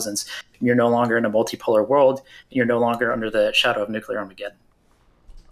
So can we take just Chile for an example? So sure. America, by most accounts, orchestrated this is actually, I'm not a tanky, but a CIA-led coup of a democratic country to install a military dictatorship. You think that was justified? In the context of the fight against the Soviets, yes. If that had happened without the Soviet Union, then absolutely not. What do our values mean? If what is this whole point about democracy? And so democracy only matters in so much as that you can survive. If your entire civilization is going to be wiped out, I think could be wiped out, I think things are fundamentally different. In times like now, where there's not that threat of nuclear Armageddon, I think you have a right and an obligation to protect people around the world. And when there's the specter of nuclear destruction over your head, you're dealing with something fundamentally different. Okay, but you're taking away the things that are. We're taking away things that are what is making the moral difference between Americans and other countries. You're in the name of American hegemony, you're detracting. My opinion, my perception, right? Maybe I'm wrong about this, and maybe the trade-off is worth it in some of these cases. I won't lie and say that every intervention is not justified. Some interventions must be justified, but when you're doing things like deliberately overthrowing a democratic regime, which by all accounts, it wasn't like a democratic regime that supported the enemy, to be clear. So there was no way to overthrow the pro-Soviet regime and not install a dictatorship. So if there was an opportunity to overthrow the current regime and then install a democratic government, then yes, that would have been the preferred outcome, but that's not an outcome that's possible. So if it really was the case that people in Chile, right, you're assuming, I don't really know the history here, if Salvador Allende was like just he was extremely popular. Well, of course he was a socialist, right? But even assuming that, let's say that the genuine will of the Chilean people was to be aligned to the Soviet Union. You don't care about that. So if it's the genuine will of the Canadians to come south of the border and kill every American that lives, do you think that they have a right to, just because it's their will? No, I don't think that they have a right to, but shouldn't some? It seems like you have no stake whatsoever in the autonomous decisions of regions. That's a fundamentally different decision that you're making in the Cold War versus doing it in the 90s or the 2000s. But the whole point of America intervening in these places is like to put in democracies, right? That's the It's whole not logic. to put in democracies. No, it's not to put in democracies. So there are times when we intervene to establish democracies or establish less corrupt, less murderous areas or dictatorships or regimes. And there are times when we're doing it out of self-defense of the Western way of life. Okay, and so where would you put? Where's Vietnam on that list? Where's Afghanistan, Vietnam, Iraq on that list? So Afghanistan is definitely on the establishing a better place or just protecting the American way of life. Same with Iraq, I would say. Wait. Which one is it? Wait, establishing a better place? So it's to some extent it evolved into establishing a better place. But at the very beginning, the initial attack in Afghanistan was to protect the American way of life. We went to the Taliban. We asked them if we could operate in there to find and hunt down al-Qaeda. But instead, the Taliban harbored them and said we aren't welcome in their nation. So we just destroyed the entire nation, and we could have just left it at that point. And then we transitioned the mission into, okay, well, maybe we should probably make the place a better place instead of just going in, destroying their entire nation and leaving. Because we are absolutely justified to do that.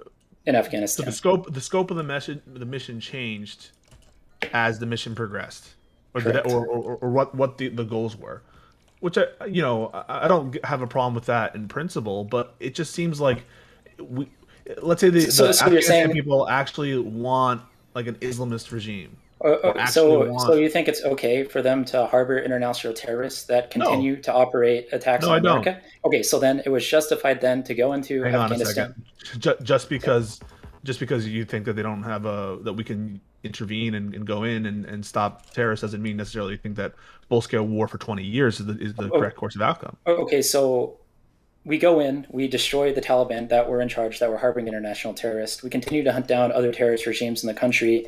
What do we do? Do we say okay, well, now the next Islamist government can come in and take over now that we've created a giant power vacuum? Because that was ISIS. That would have been ISIS if we just pulled out in 2008 when we did mission accomplished. But what the unfortunate conclusion of that is, okay, there's terrorists that are being trained in Pakistan and Iran. Pakistan, Afghanistan. Guess what? There are terrorists who are being trained in madrasas in Saudi Arabia. Yes, yeah, and I think that's problematic. But I think fundamentally that, one, Saudi Arabia has managed to somewhat control it, and two, we weren't already invaded into Saudi Arabia at that point. I would also say, hold on the back of that, this is a guess because I don't know like formally how we function, but my guess is going to be is that if there was some like well-defined terrorist group that existed within Saudi Arabian borders and we said, hey, this shit is going on, either you need to get rid of them or we're going to come in and do something, my guess is there would be some kind of cooperation there, no? Or no? No, not really. To the same level as the Taliban in Afghanistan? Yes, but they operate in other countries that aren't the West, so we turn a blind eye the same way that we operate in other, then this isn't the same then. So my analogy was that if there was a terrorist group that operated out of Saudi Arabia that was attacking the United States or U.S. soldiers, my guess is that they are attacking U.S. What? soldiers. Okay, wait. So what are these groups that we have no? Let me take a good. Sorry, I'm not trying to like get you on like what is exactly whatever. Yeah. It's just my guess. Like if somebody like the Taliban or somebody was operating out of Saudi Arabia, I feel like the level of cooperation would just be way higher than it was with Afghanistan, where the Taliban essentially said, "Fuck off, we're not doing shit." Okay. All right. I'm pulling up the state.gov report on this. So, terrorist activities. Rachel, at bottom, I'm just asking, like, does it matter at all to you? Like, it seems like whenever it matters, you can like cite democracy and individual rights and all that stuff to justify interventions. But when it's convenient to you, sometimes they don't matter. I think because there's two different justifications that you can have for intervention, right? You can have we should intervene on behalf of democracy, and then there's we should intervene on our behalf to defend the state. And those are they get conflated and they change, whenever it's convenient. I don't think it's necessarily whenever it's convenient. I think that so in Afghanistan specifically, it was to defend Western values, to defend ourselves from terrorism. Yeah, and then it became to make this a better place. Okay, well, what do you want us to do? Do you want us to just blow everyone up, leave, and then have to come back in 5 years because terrorists come back over? Or do you think you have to clean up and make sure that you have something thriving there? So we're just going to have to come. That's why I'm asking, why isn't it just a clear case that we should go back into Afghanistan now? You seem to be like, I'm not sure. Because we're not having explicit attacks from Afghanistan. But it's inevitable under. Yes, sure. Sure, okay, and then in 5 years and 10 years, we might be back there again. But the whole rationale of not leaving is that it's inevitable, and so why? But it's not inevitable if you're willing to stay there long enough. Right. So if it isn't, we didn't stay, right? And so therefore, it is inevitable that more terrorists are going to attack us from Afghanistan. Why do you communicate about whether or not we should go back in? Like we should go back in, right? Because there's not enough terrorists. There's not a critical mass of terrorists, right? But it's going to happen. So, right, if it's inevitably going to happen, why not just go in? Because whatever reason Joe Biden wanted to pull out. Like, why don't you want us? No, you. I'm asking you. Like, what do you want? Do you want us invade Afghanistan again right now? No, not right now. We're just wait. We have to wait until there's a critical mass? Well, you can't just pre-crime people. Maybe it becomes better. There's no way to know. You can't just pre-crime people. You can't put people into jail because you think that they're going to do something, even if you're watching them, monitoring them, and as soon as they do something, then. Yeah. But it is the justification to just stay the course and stay in Afghanistan. Yes, because again, your barrier to entry is a lot lower, and yeah, I don't know.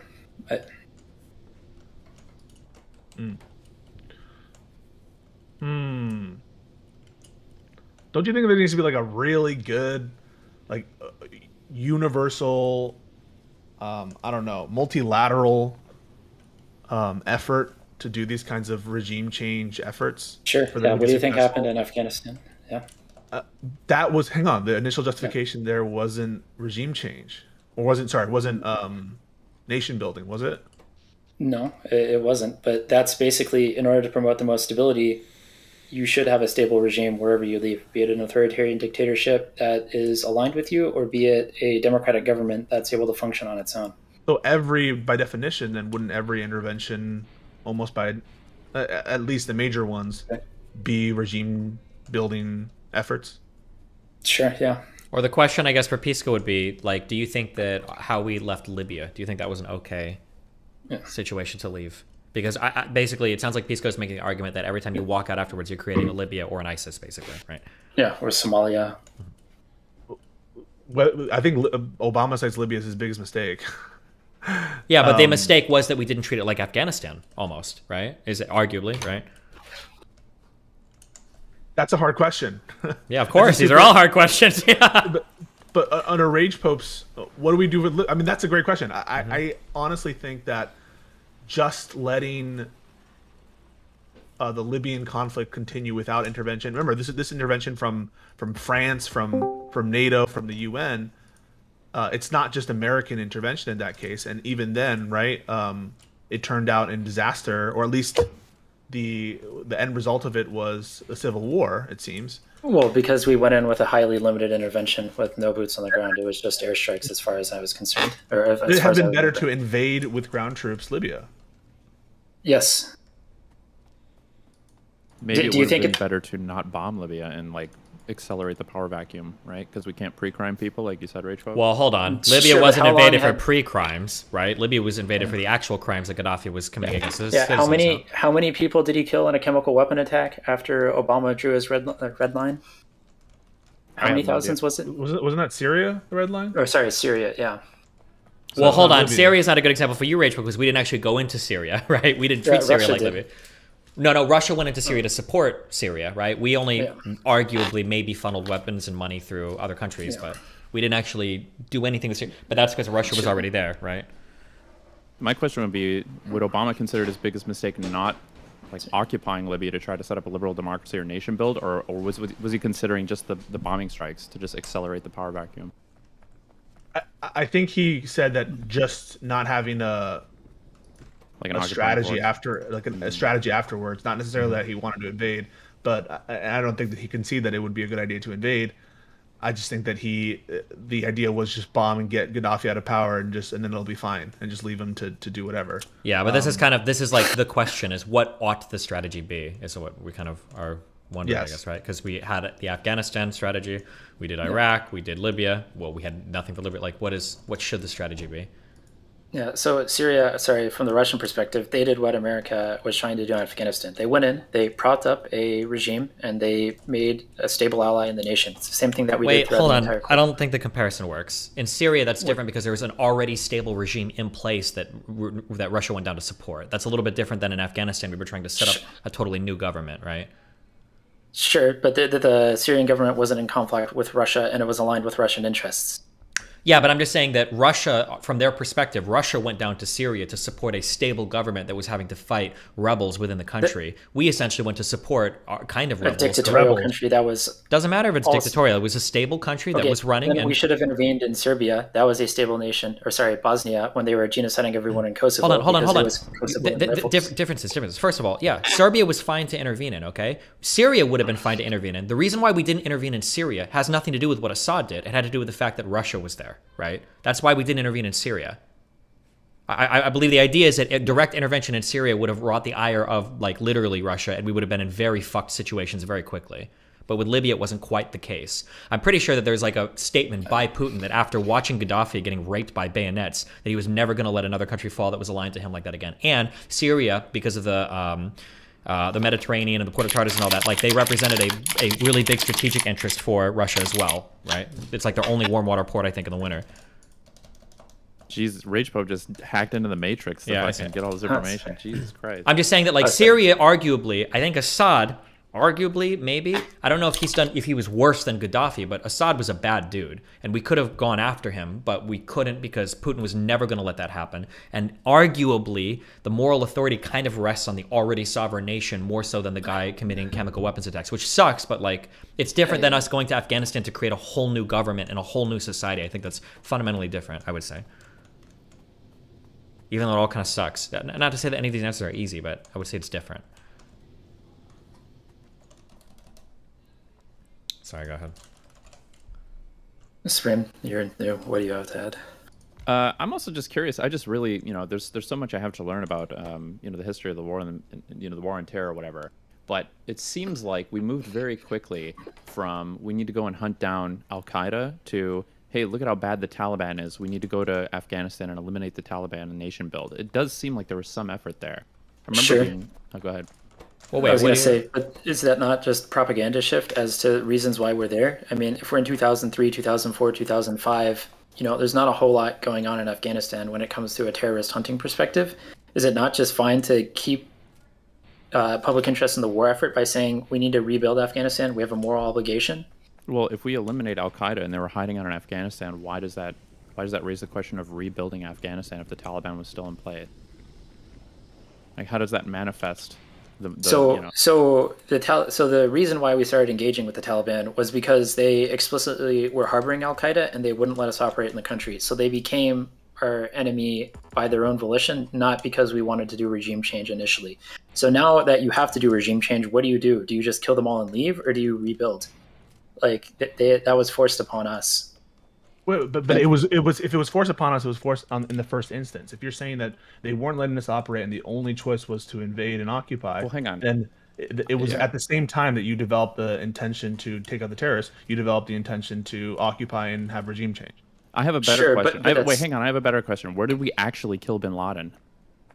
We killed him in Pakistan. Yeah, they were harboring him, right? We didn't have to go to war with Pakistan. Yeah. Well, hold on. They could literally walk across a border, a line in the sand, and we could no longer shoot at them. Yeah, and also, hold on. This is different, too, because even though bin Laden was being harbored in Pakistan, I don't know if killing bin Laden was necessarily like, we kind of wanted to do that in Afghanistan, but I think the big thing was like stopping Al-Qaeda. And I think the problem was Al-Qaeda was allowed to operate with impunity within Taliban-controlled areas, and that's why we wanted to go and get rid of them. Not just hunting down one guy, right? Well, sure, but they were also operating out of Pakistan. Sure, they might have been, but Pakistan is nukes, so what are you going to do? What do you mean? Just what I said. We're never invading Pakistan for the same reason India has to be careful in Kashmir. They're not going to go and fucking start huge fights with a country that has nuclear weapons. So I guess I would just ask, if Pakistan didn't have nukes, would that have given us the same moral authority to just go over there and nation build and like completely, topple whatever semblance of government Pakistan had and just like assemble one in our own image? I would say yes. I think these guys would say no. It's not successful, right? We have some track records of success in, I would say, Korea and in Kosovo and Japan. Yeah. But by and large, I think a lot of these efforts where we're totally toppling regimes and totally trying to change their governments, it's messy and it engenders opposition in America domestically where it doesn't seem to be having the results that we would. And if it were the case that it would be successful, we could put flourishing democracies or flourishing societies everywhere we invaded, I think I'd be all in favor of it. But isn't the track record of success a lot more messy?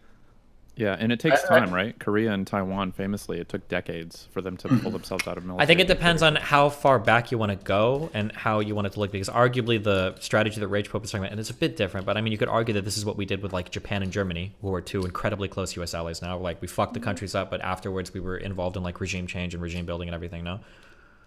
Yeah, well, I mean, our way of going about that, we've loaned like massive amounts of money to those countries, right? Like immediately out of the gate. Yeah, we gave them lots of money. I want to say the total amount of money that went to rebuilding Afghanistan was like less than $100 billion between everybody combined. And that's a mistake, right? And if we can't get over that mistake by reaching the American people and telling them why we need to like just dedicate billions and billions of dollars to not like military arms. He's making the case that it wasn't enough money. Yeah, no. Yeah, I understand that. So like, if we need to be investing $3 trillion into Afghanistan to make it a successful place, and we didn't do that, then that shows the strategy, because we couldn't do that for political reasons. That shows that that's a failing of the strategy.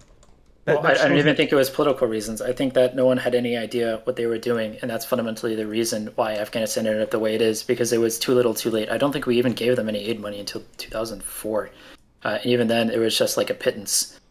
After that. It's major incompetence on behalf of... No, there are legitimate challenges. The mission wasn't to rebuild. The mission when we went to Afghanistan was not to induce regime change. It was... Hang on. Yes, it was. You said that you can't just go someplace and just destroy things and leave. And so, but you absolutely can't. That's what the plan was at the beginning, was just kill everything. And then we realized, oh shit, well, we can't do this, and now we have to do something.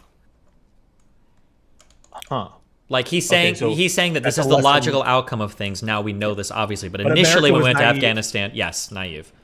And I think you can see with how we handled the aftermath of Iraq, America is very naive when it comes to like dealing with other nations and setting up governments. It's something we were it's the same thing that happened with the beginning of the IMF. They gave out a lot of loans. They didn't fundamentally understand the nations that they were giving the loans to, and how to restructure what they actually needed to do. They didn't understand that, certain government programs are, basically client state indulgences or welfare programs. And that in the very beginning, the IMF made a lot of mistakes forcing countries to cut certain programs, and it destroyed those nations because they took those IMF loans. But we had lessons learned from the IMF. So I just want to understand. So we didn't know, in point in fact, what we should have known but didn't know, what we learned through experience, was that these interventions, you have to have a regime change component to it, because you can't just leave everything to chaos when you get out. Yep. And that was learned through or experience. at the very least, if not a regime change component, some massive post-war support or something. Like there has to be some stable structure in place. You can't leave a country in chaos, I think. Oof. Okay, so then good. I think we're overlooking some other challenges that really existed with Afghanistan as well. Even I think with our best efforts that we would have run into, like proxy wars with Iran and support from Pakistan, and the fact that it's cradled in there with all of our adversaries. Yeah, I would point back to that. If we were going to expand war into Iran, it should have been in the 2000s when they were explicitly arming paramilitaries or directly killing our soldiers overseas. If there was a time, it would have been then, not now. Wait, are you talking about Iran? Yes, yeah. Oh, okay, yeah, okay. Yeah, not the crazy shit that Trump did, and just unilaterally pulling out of the JCPOA, the strike on Soleimani. It was like a decade too late at that point. Do you think Iran has a nuke? They said that they do, or they said that they have the components, which basically make it impossible to stop. And I would say that given the large amount of operations Israel has run in broad daylight, assassinating Iranian scientists, that they are getting pretty close. Otherwise, they wouldn't be burning assets inside of Tehran proper to kill people if they weren't close. So my guess is that they do. I don't have any classified intelligence or anything like that, but my guess is that they probably effectively have a nuke at this point. Can I ask, so further to the question of why not just invade Afghanistan now, in response to that, you said you can't just invade for pre-crimes. Why? Well, if you know it's going to happen, why not? Well, it's the most probable outcome. It's not guaranteed to happen. Okay, if you think it's the most probable outcome, why? Like, why not just invade? What's the problem? What's stopping you? You say we can't pre-crime, but like, why? Just get to the substance of like surrounding that opinion. I don't know how to run back other morals, but basically, I think you can't just say, okay, well, black people are born in America and they're more likely to commit crimes, so we should just put them all in prison because they're more likely to be prisoners, right? It's the same logic that you would run through that. Do you think it's highly probable that Afghanistan will be forced to invade Afghanistan in the future because of their harboring of terrorists? Well, the thing is, they might fall under China's umbrella, and then we'll no longer have that opportunity, or Iran's umbrella. I feel like you already answered this too with the whole pre-crime thing. I'm curious I'm curious about your assessment of Pinochet in Chile and stuff. Like, it seemed like he was a very brutal dictator. Well, it seemed like you were happy to sort of like brush that aside or excuse that because of our greater conflict with Russia or whatever. Well, I mean, I guess it's the lesser of two evils at that point, right? Well, how is that not a pre-crime situation? So the rage quote. Hold on. So the rage quote thing has to be understood in a greater macro set of events. So he's not concerned about the individual nations. What Rage Pope is saying is that in one world, you're on a clear path towards the Soviet Union defeating the United States on the global stage, and that would engender a whole bunch of like potential nuclear warfare, potential toppling of other American regimes, potentially the destruction of America itself. So within the macro context of that, fighting over these micro conflicts like different nations and getting people to be more on the side of democracy versus the side of socialism would justify that. But there can't be pre-crimes, and what Supreme's saying is, but that wouldn't be a pre-crime. That would be that's not a pre-crime. The crime is electing someone. Yes, the crime is joining the Soviet Union. There is no pre-crime. Would be that they would align with the Soviet Union, right? Well, but that's kind of what you're at, right? The crime is that they aligned by voting in Allende. Yeah, that's the crime. I mean, how do you feel about that in terms of who decides? Like, who decides what's a okay leader to elect? It's just the American intelligence service. Did we have a vote on this? I would say we have a veto power, not a vote. In certain circumstances, yes, you should have a veto power. I don't think if a nation decides that, let's say that I don't know, Australia all of a sudden decides they want to genocide all the natives there. I think we have the right to intervene, or New Zealand, let's just say they want to genocide all the Maoris there because they vote that in. I think we have an obligation to step in and protect those people. I don't think it matters that they're sovereign. Right. If you give me some very, very strong example, I'm not a person who says intervention is never wrong. I don't think that Supreme is a kind of person who says intervention is, always wrong. But like, there were many countries aligned with the Soviet Union, or who tried to be aligned with the Soviet Union in the Cold War. Egypt was playing America off the Soviet Union to a certain extent during the Cold War. Should we have invaded Egypt to make sure that they were pro-Western? But the thing is, they were playing on both sides, and we fundamentally understood that, and there wasn't anything else going on in the country. If they had voted in somebody who was going to be pro-Soviet Union, I think, yes, you would have had intervention justified at that point, because they're controlling a major trade route through the world. For a lot of these other nations, they were irrelevant on a global scale. And so it doesn't really matter if, again, I'll just use Lesotho, if Lesotho goes over to the Soviet Union, because there's no strategic importance to that.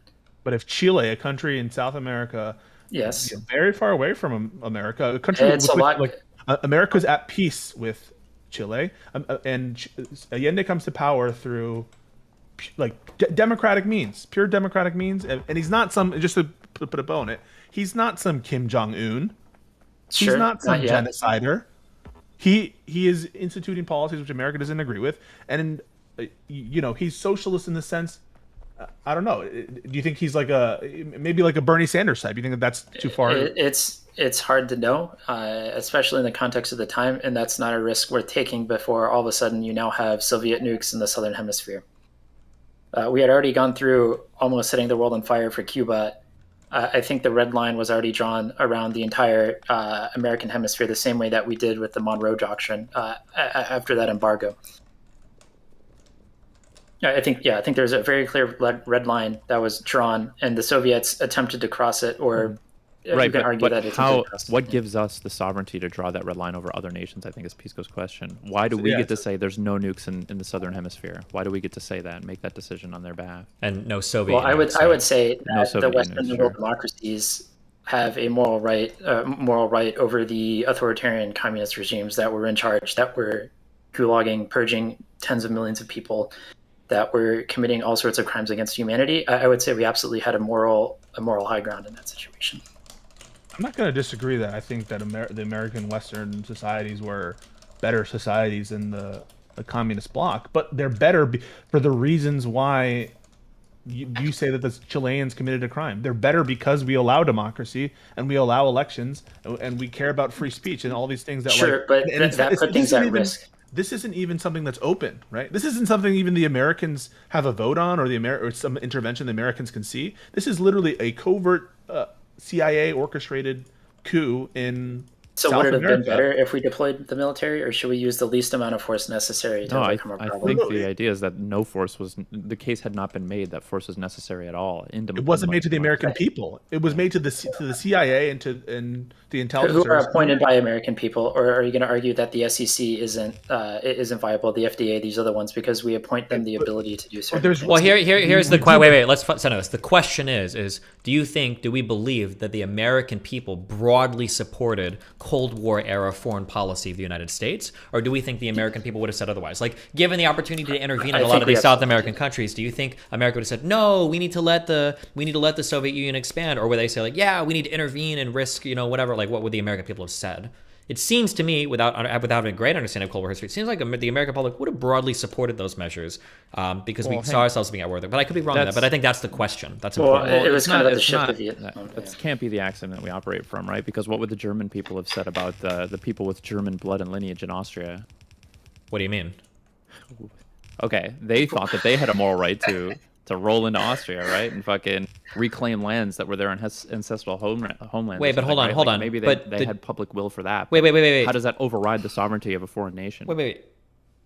Well, right now what we're talking about, because it sounded like the challenge you were giving was that the American people wouldn't have supported these covert CIA things, but I'm making the argument I think they would. If you want to talk to me about, like, do you think the German people supported Nazi Germany? Seems like broadly they did. So I mean, I'm not saying this gives us the right to overrule. That's another argument, but it sounded like the challenge was like, well, hold on, are we going to allow? I think there's a genuine question there. I don't think it's that simple because why else was it clandestine? Why else was it kept completely under wraps for? Wait, hold on. Wait, why were matters of national intelligence kept under wraps when it came to interfering in foreign nations? The answer is obvious, right? Okay, for intelligence gathering operations, I think that's a good argument, but not when we're actually like moving to operations and we're executing actions that are like changing around heads of state and foreign governments. With people we're at peace with, right? With allied countries that we're at peace with, and not in a because that was the least. I would say that in that situation, it was the least amount of force necessary to get an outcome that was favorable to us, and that by releasing that information, we would damage our reputation with other nations around the world, which would cause us further harm later down in the Cold War. Which is why my question is this: it seems like there was a lot of restructuring of like our intelligence community and the CIA specifically, and of our foreign policy at large. Is this not an affirmation that we recognize that this was bad foreign policy? I don't think it's bad foreign policy. I just think it's unpopular, and that necessarily what people think isn't always what's best for the world. So it was right to install Pinochet in Chile. In those circumstances, yes, Pinochet was a brutal dictator, but the alternative would have been nukes in the southern hemisphere and a massive escalation of a Cold War. That's a pre-crime stuff. You don't know that he would have accepted. It's not pre-crime because that's already aligned. Aligned. Okay, is alignment with Soviet Union mean you have to accept nukes in your country, and that not necessarily was inevitability? Well, wait, hold on. Isn't that almost necessarily? Like, for countries that were in NATO, isn't the assumption that there's going to be military expansion? Wasn't that why in Eastern Germany they specifically negotiated that if German reunification was going to happen, there's absolutely not going to be military here because of the assumption that, like, if you're in NATO, you've got nukes. If you're a part of the Warsaw Pact, you have nukes. Wasn't that kind of an assumption of joining those two different sides? That was why they tried to ship nukes off to Cuba, right? Like, well, hey, they're in Cuba. We can put shit here if we want to. Isn't that kind of... I'm asking. I genuinely don't know, but that would be my assumption. Is like, like joining up with either side means that you become basically a new piece in the game where you can be a staging point for a nuclear attack or some other type. That'd be my assumption. I think all that hand wringing about nuclear weapons, that's all code. You know, no one really... Wait. You got to expand on that. Go ahead. What do you mean by that? You interrupt me. I can't explain it. Right? Just like what's going on. Do you agree that the whole Ukraine having nukes? Or having a border with nukes, that's all bullshit arguments from. Well, yeah, but hold on. So again, my understanding of history is poor, but I feel like I would have a huge separation of the world and foreign policy post 91 versus like 40s to pre 91. 1970s. Mm-hmm. It's height of the Cold War. Nuclear submarines, right? This is post Cuban Missile Crisis. Okay. Do nukes in Turkey or nukes in Cuba matter in terms of the game? Yes. Why? Absolutely. So because it requires more resources for detection of launches. It requires more resources to defend those areas. It requires more resources to monitor those locations. It doesn't change MAD. It doesn't change mutually assertive. Hold on, wait. Yeah, it absolutely does, because then because if you don't have the ability to detect incoming nukes, you can be hit from a location where that's you what don't assures know. the destruction. Yeah, and then also that you can detect them. For Cuban Missile Crisis stuff, the sophistication of ICBMs and like international like mutually assured destruction was a lot different back then. Like my understanding is one of the motivations for the Cuban Missile Crisis was the Soviet Union did not have a way to reliably deliver nukes to as many parts of the United States as they wanted to. That was one of the reasons why they wanted to ship missiles to Cuba, is to guarantee that they had that second strike capability. So it's not like nukes in Chile, a country which is many thousands of miles away, I believe, right, from the United States. Okay, yeah, but now you have to go from fortifying Alaska matter? and California. Yeah, now instead of having to fortify Alaska and California, you have to fortify the entire southern border of America from California to Florida. And then you also have to have planes and submarines in carrier groups deployed down by Chile in case an incident goes there. And you now need giant radar arrays to scan the entire southern hemisphere. At this point, the Soviet Union had a massive radar array that could only point towards Alaska, and they couldn't even run it all the time because they didn't have enough fuel. So the New Monroe Doctrine is any country in the Americas, you think that for aligning themselves with the Soviet Union, they deserve, or for being socialist, they deserve even outright invasion, right? So if this had not worked, it would have been justified for America to invade Chile. In that time period, yes. Okay. I think you agree? You agree with it? Well, I'm not saying I agree. I'm I'm because you guys came here to bully him, so I'm representing his side. But so my question would be, what's your opinion, though? I'm curious. I don't know. This is hard. All the foreign policy in the Cold War era is very fucking complicated, very difficult. I used to be very like hardcore lefty, like, oh yeah, all American isolationism is bad, and then every situation I read about is, whew, this is really complicated. I don't know what the right answer is. But so here's a question for you though, Pisco. Right? Do you think that had nuclear missiles not been pulled out of Cuba, would we have had the moral authority to launch a ground invasion on Cuba to neutralize their nuclear strike capabilities? And then my next question, because I'm not trying to trap you. If there weren't nukes in Cuba. Yeah, if nukes went to Cuba for the Cuban Missile Crisis, they did go to Cuba or they didn't go to Cuba. Let's say they set up nukes in Cuba and they set them up and they're ready to fire. Yeah, okay. Do we have the authority at that point, the moral authority? Would it be righteous of us to invade Cuba? Because if you answer yes to that, then I'm gonna you don't think so. Wait. If they have nukes there, yeah, they did have nukes there, yes. and thereby potentially cause a nuclear war? Or I'm sorry, let me back up for a second. Like if you have the ability to invade and prevent those nukes from being set up and ready to go and ready to shoot the United States, do you have the moral authority to invade to prevent that scenario from happening? That's the question. I think in order to say yes to that, and weren't there ICBMs in Cuba, or yes, there were nuclear warheads in Cuba contemporaneously. We learned that after the fact. We didn't think that there were, but they were deployed. Okay, so let's go with the information that existed at the time, right? Yep. So they potentially have nuclear weapons. They're potentially going to get nuclear weapons. In order for it to be justified, you have to think that.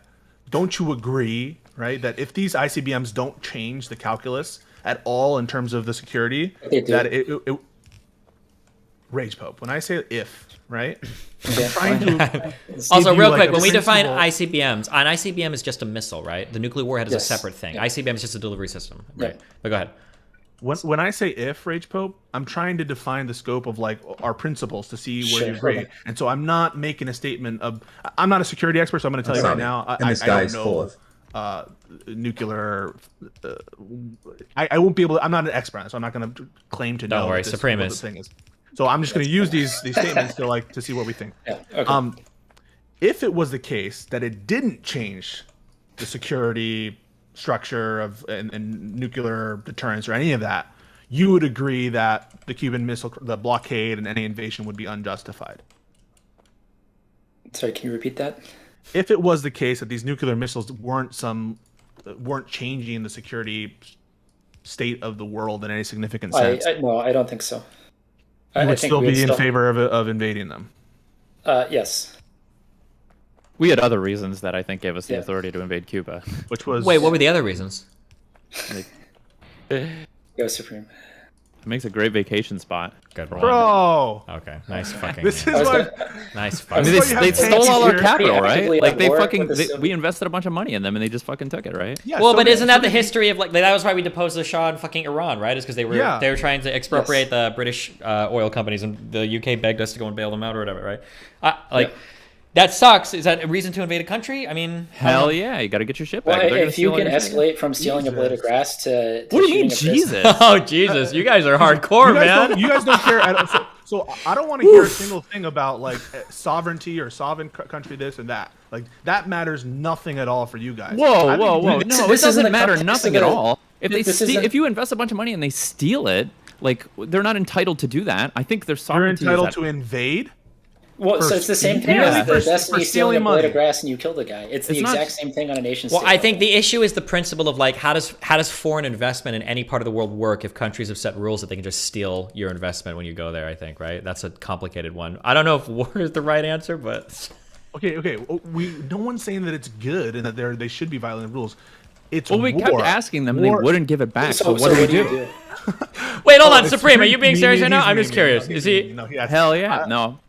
I don't know I enough can't about tell. Cuba I to be really super can't tell. confident Fuck you. about this, Okay, but stop. it's fun banter. Fuck I this can't guy. tell. I can't tell. He's No, memeing. He's a fucking memer. You can't just Rachel. Do you agree that you should be able to invade for someone just stealing money? I think it falls in the same way. It depends on how much money that they steal. But yeah, if they steal, I don't know, $1 trillion or something, then yes, absolutely. Or if you're stealing food from a starving state, then yes, absolutely, you can invade over that. No, I don't even disagree with this. I don't know the history of Cuba So- like super particular, but yeah, I don't disagree with this at all. So how many What else how are you many gonna do? civilians do they have to kill before it's okay to invade them, Pisco? How many civilians do they have to kill before it's okay to invade? Is that the question? Yes. Yeah. I think that you, in terms of stealing food, in If a you way Google the that Saudi group, you said it reliably exists. kills individuals in like a neighboring country, I can agree that at some level of I think the point he's making is that So- you so- wouldn't, so- you can I wouldn't say finish my we. thought? Can I finish my thought? Yeah, go. I Let me agree go. that at You're trying to some answer a level- question that he's not asking though.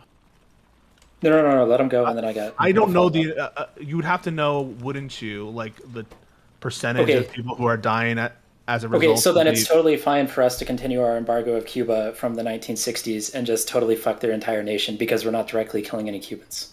I'm not saying that it's necessarily equivalent to if you're No, forcibly it's the same starving. thing. If you're, Okay, hang on, it's if you're intentionally starving a country, I agree with you that it would be essentially a similar act to invading and killing them, right? That I'm agreeing with you in principle that starving could be a basis for invasion. But Okay, in the so case just of giving them Cuba, the Stone right, Age. is in the case of Cuba, well, what do you think? Do you think in that case are all sanctions acts of war?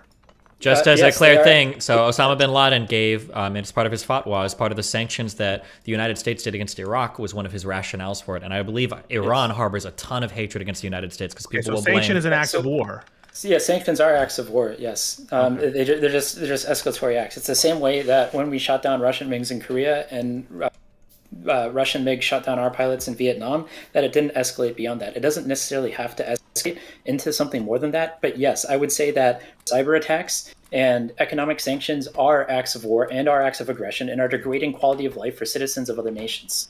Okay, but war has to help that situation.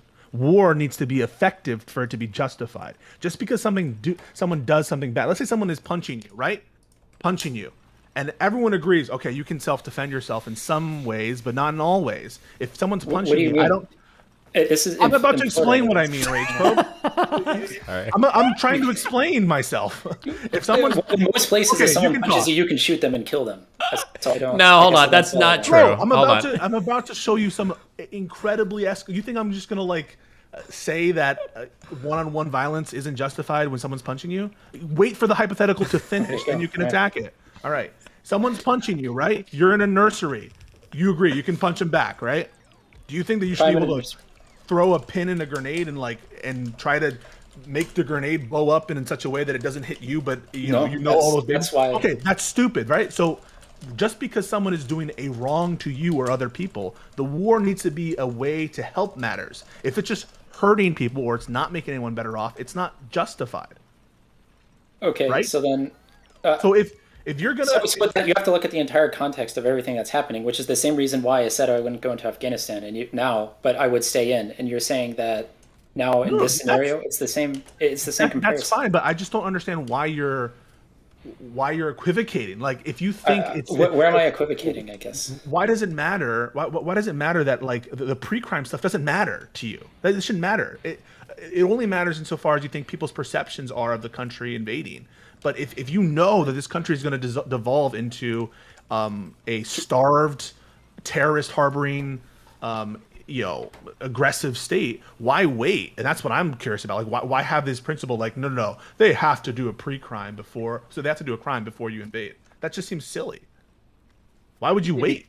So because one, we don't know who the bad actors will be eventually, and I still think you can't just see somebody coming up to you and shoot them. They have to be doing something aggressive. I don't know where you want to draw your morals from, but you have to have a crime before you do something.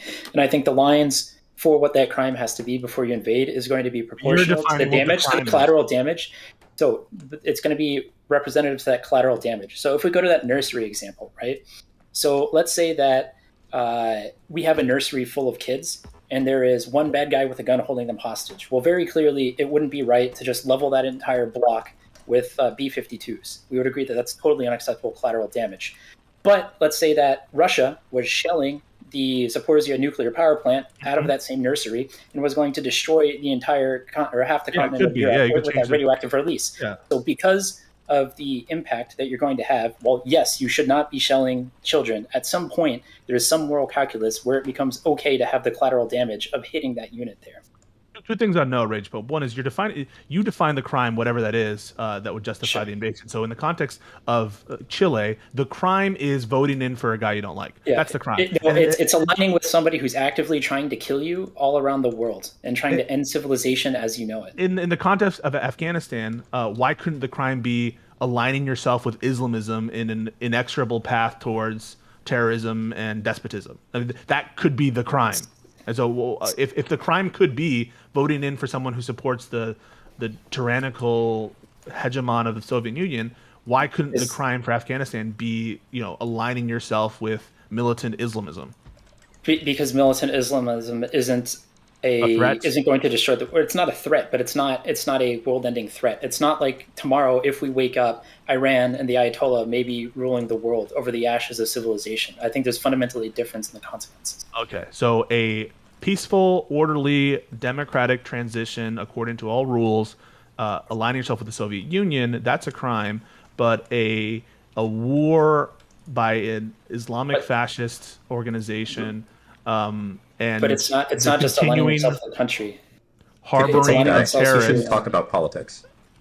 Okay, and it sounds like what Rage Pope is factoring in here is the pragmatic chances of success of said enemy organization. But he doesn't have to do any work on the pragmatic justification for the war. So in the case of someone, so let's take the Cuba example. So suppose no nuclear threat whatsoever. You still support invading Cuba, right? Because they're aligned with the Soviet Union. He's saying yes because the Soviet Union represents an existential threat to U.S. hegemony, basically. You're not calculating the risk of the Soviets responding? Do you think the Soviets are more likely to shoot nukes at us when we're directly shooting down their fighter pilots, or do you think that they're more likely to engage when we're invading a third-party neighbor in Cuba? That's clearly in our zone of influence. If they were going to okay, so that's clearly in the zone of influence of America. Our zone of influence, yes. Because of proximity. Yes. Okay. So explicitly, we were shooting at each other in Korea and Vietnam, and we never nuked each other. So why would fighting all the way around the world on an ocean that they don't even border? I thought we were shooting at Chinese people. I didn't know we were shooting at Russians too. There's an entire Russian ballad about their MiG pilots going to Vietnam and shooting down our planes. So in that case, do you support? All right. So then the question for Cuba, that's decided. I mean, you would agree. You agree with the pay of pigs. You agree with Destiny hating the British is like a spoiled rich kid hating his father. Long before. Hold on. Wait a second. I just want to be clear here. In Vietnam versus in the Vietnam War, how many times were there were actually U.S. and Soviet? Yes, yeah. So they set down trainers for the Vietnamese army, but they flew air combat missions and shut down a lot of our planes. Do you agree with the Vietnam War? Do I agree with the Vietnam War? Well, it was requested by our ally France for us to participate. I didn't ask if it was requested. I asked if you agreed with it. So I'm setting the stage. So yes, it was requested for us to participate by one of our allies who was very vital for us in maintaining, those type of alliances. I think the execution was pretty poor, but I would say overall, yes. I think there was massive fuck ups in there, but overall, yes, yeah. Is there a single American intervention you don't agree with? Well, hang on. I think the question we'd want to ask is what gave France the moral authority to participate in the like what? Well, what do you mean? It was their own nation. They owned whatever as a colony. Okay, I feel like if I'm Pisco, I didn't get a satisfying answer to that. Well, I mean, it would be justified. I don't understand why it's like a problem. It's justified because Vietnam was potentially at threat of being aligned with Soviet Union, and so of course it's justified. That should be the answer, right, Rage? Yeah. Is there a single American intervention, I'll ask again, that you don't agree with? I would have to go through the list. I think a lot of them had very bad outcomes, but I can't think of any off the top of my head. But you think that we had a moral writ for engaging in all the ones that we engaged in at the time? We had everything we needed in order to begin an intervention. Yes. Damn, yeah. I don't know. Pinochet is a hard sell. I would have to read up on that a lot, but that's a hard sell, dude. You're saying everything America did in its history in terms of foreign intervention has happened to be the correct decision? I don't know all the interventions, but all the ones since the Cold War, then yes. And those interventions that you're trying to equivocate between the Cold War and between what's happened in the 90s and 2000s are just entirely false equivalencies. Well, the question I would have is, like, did we know that Allende would align with the Soviet Union? But there was a risk I would guess that we had a pretty high risk of that happening, and I think that's way beyond the risk threshold, and the cost to do it was very low. A covert CIA intervention is very low cost as opposed to an explicit intervention there. Well, careful, it's low cost to the United States. Yeah. Yes. I'm curious about when you're fighting a war against somebody, you don't have to consider the moral calculus on the other side. Sure, I can kind of understand that, but I'm just saying that, like, on a macro perspective, that seems a little bit at odds with the opening of this conversation was like, well, aren't we morally incentivized to care about the citizens of other nations, right? Well, yes, yeah, but so the difference there is we are in direct and open conflict in a world like that, whereas that's not happening in the world right now. I guess maybe it is to a certain extent in Ukraine, but that's not the war in Afghanistan. That's not the war in Iraq. It's not Libya, Somalia, Bosnia, Kosovo. That's entirely separate. Why don't you say that it was wrong for America not to invade in Libya? I would. Okay. So America should have invaded Libya. Shouldn't America have invaded, like, Iran Tunisia and I guess why not? Well, it shouldn't be us alone, ideally. Yeah, ideally it'd be the rest of the Western world with us to spread liberalism. Liberalism. I agree with this, honestly. Like, I'm not even memeing. Like, that's the reason I... Do you agree that every single American intervention in history has been justified?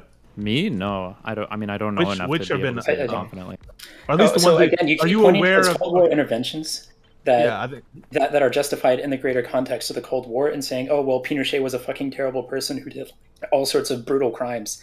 But you have to put that in perspective versus the expansion of the Cold War, the potential loss of other nations that could be aligned to your side if you're not going to protect them, or the threat to other ones that if you align, then this will happen to you. There's greater context to it than we're absolutely destroying this nation. I think this is the scary part on both sides, is that in Rage Pope's world, this is the future that Rage Pope is worried about. We allow the Soviet Union to essentially steamroll through whether implicit or explicit support for communist countries through all of South America. And then inevitably, we find ourselves with fucking Mexico joining the Soviet Union, and now we have nukes on our border, and something escalates to some fucking nuclear conflict.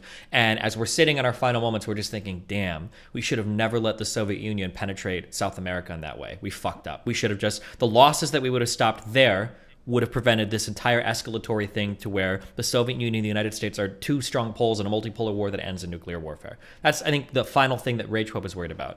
On Pisco's side, his final side, though, is You've got some country, they're pretty chill. They go to have democratic elections and they free and fair and they want to do their thing. And, you know, maybe they're going to elect a guy that's a social. Oh, here's America to destroy all of your shit because you might be participating in a greater macro war that will end in all of civilization ending. And with that ideology, you could theoretically infinitely justify American aggression in every single country across the world, so long as America is the quote unquote good guy in your hegemonic view of the world. And now it's like, okay, well, cool. In that case, when somebody asks you, is there any American invasion that isn't justified?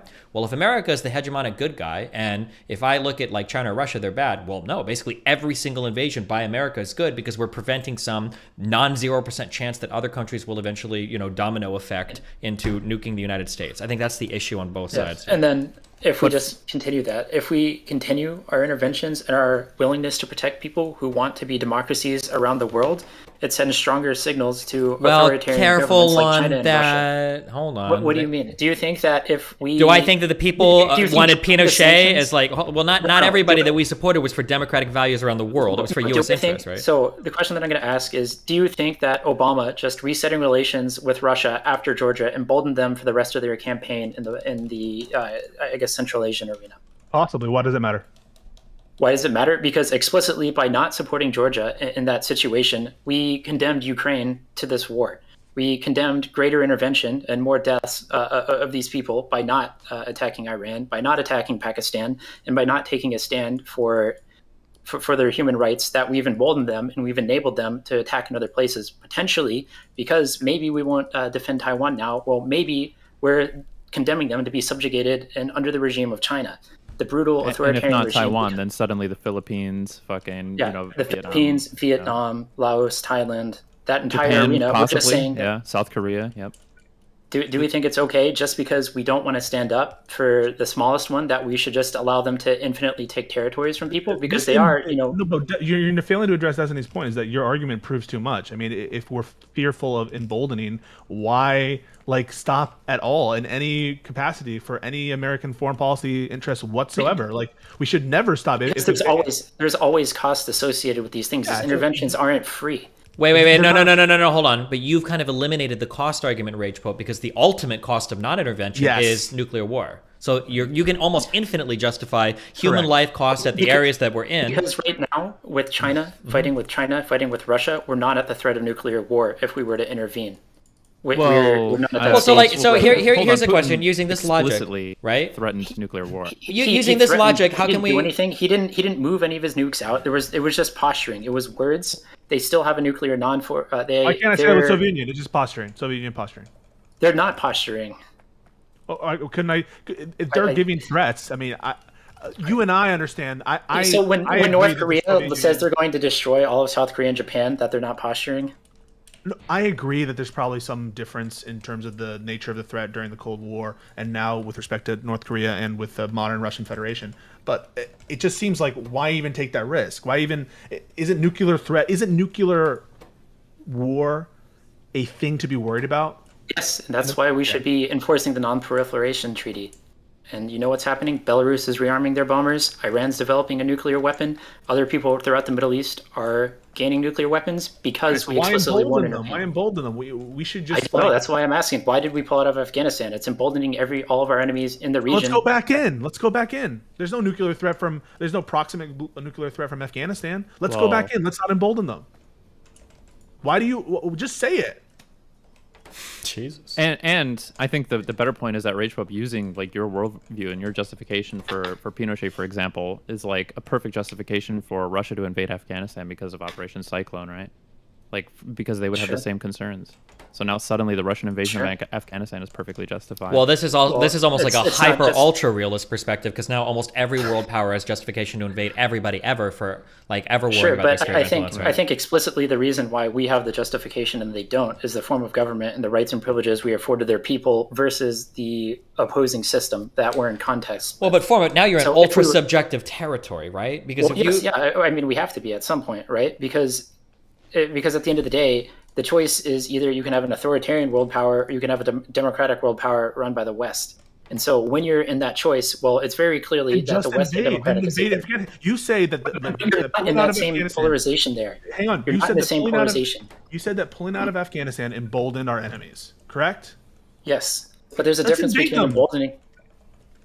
there's a difference between emboldening and there's a current nuclear threat that's hanging over everything. Maybe it comes 10, 20, 50 years down the line, and maybe we take a look at that point, versus we're explicitly at the point of extinction in 20 minutes. The entire we're at Earth the point where the cost is least. Once we're at the point where we can, if we invade now, we don't know. There's no certainty. There's no certainty. Who cares? Who cares? There's no certainty that Cuba would accept nuclear missiles. There's no certainty to that. There was, Russia. There's Yes, the certainty Soviet to Union that? was offering them a lot of support. Yes, There's certainty that they were going to accept. I mean, there was a very high probability that they would accept. That's the only difference. That's the only difference between what's going on in Cuba, in Chile, and what's going on in Afghanistan. Is that you're certain that Chile was going to get nuclear weapons, and you're not certain that.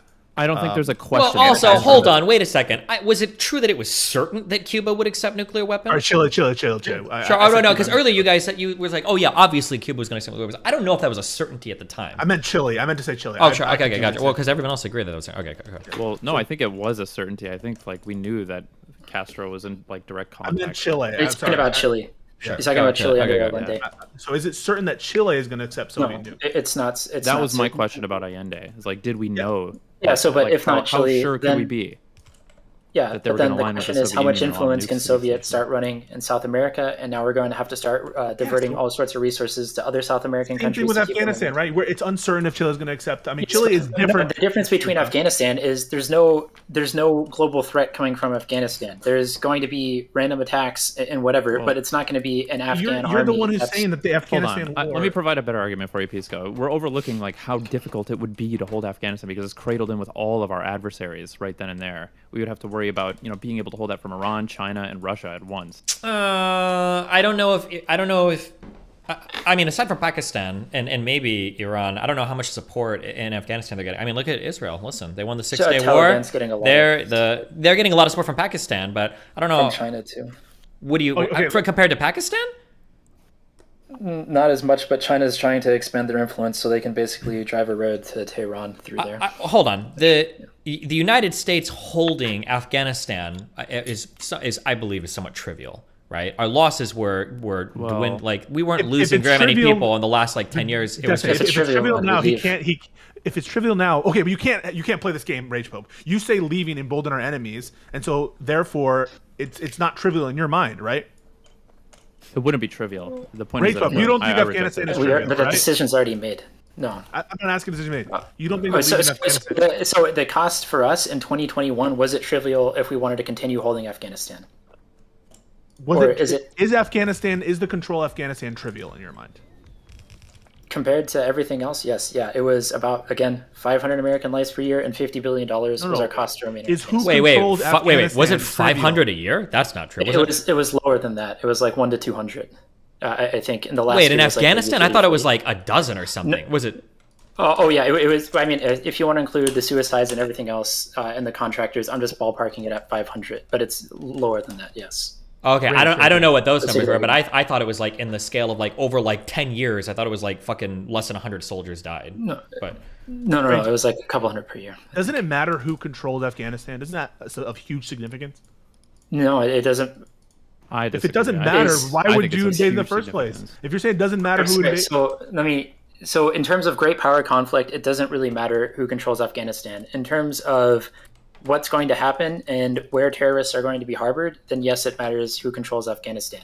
And so it's really hard when you're framing the current world as great power conflicts the same way that it was in the 1970s, when that's fundamentally not true. It's all one thing, right? We're all living in this one world, and we're all have the incentive. But Russia doesn't have jets flying to our borders every day with the threat of nuclear war. China isn't doing the same thing. Then you agree that Afghanistan... There's not a risk of escalation to nuclear destruction the same way. Okay, then you shouldn't have said that Afghanistan emboldened Russia. You shouldn't have said Afghanistan that our withdrawal... But it did embolden Russia. Okay, then it does matter to great power conflict. Millions of Ukrainians who are now in conflict. Okay, then it matters. You can't say it doesn't matter to great No, power. no, no, conflict no, no, no. and Hold say on. That wasn't affected Afghanistan. great That was. power I thought we were using Georgia as the example. That we didn't support Georgia. Afghanistan. I mean, when we pulled out of Afghanistan and we just abandoned all of our allies in the region after Trump was abandoning Kurdistan, we've had 3 isolationist presidents who have said America's just going to pull back from the world. Under Obama, we're going to pull back even more under Trump. We're explicitly going to abandon our allies. We left 800 Americans in Afghanistan under Biden when he pulled out, plus the tens of thousands of translators and other people who are being hunted as we speak by the Taliban. We basically said to the world at that point that we are no longer interested in conflict overseas, and that in the calculus, it affects great power politics. So why'd you say it doesn't affect great power politics? It affects it's not great power politics. No, it is not itself. Do you think Russia is a great power? You don't think? Is there? Who are the great powers in America? Who do you think the great powers are in the United States, in the world right now?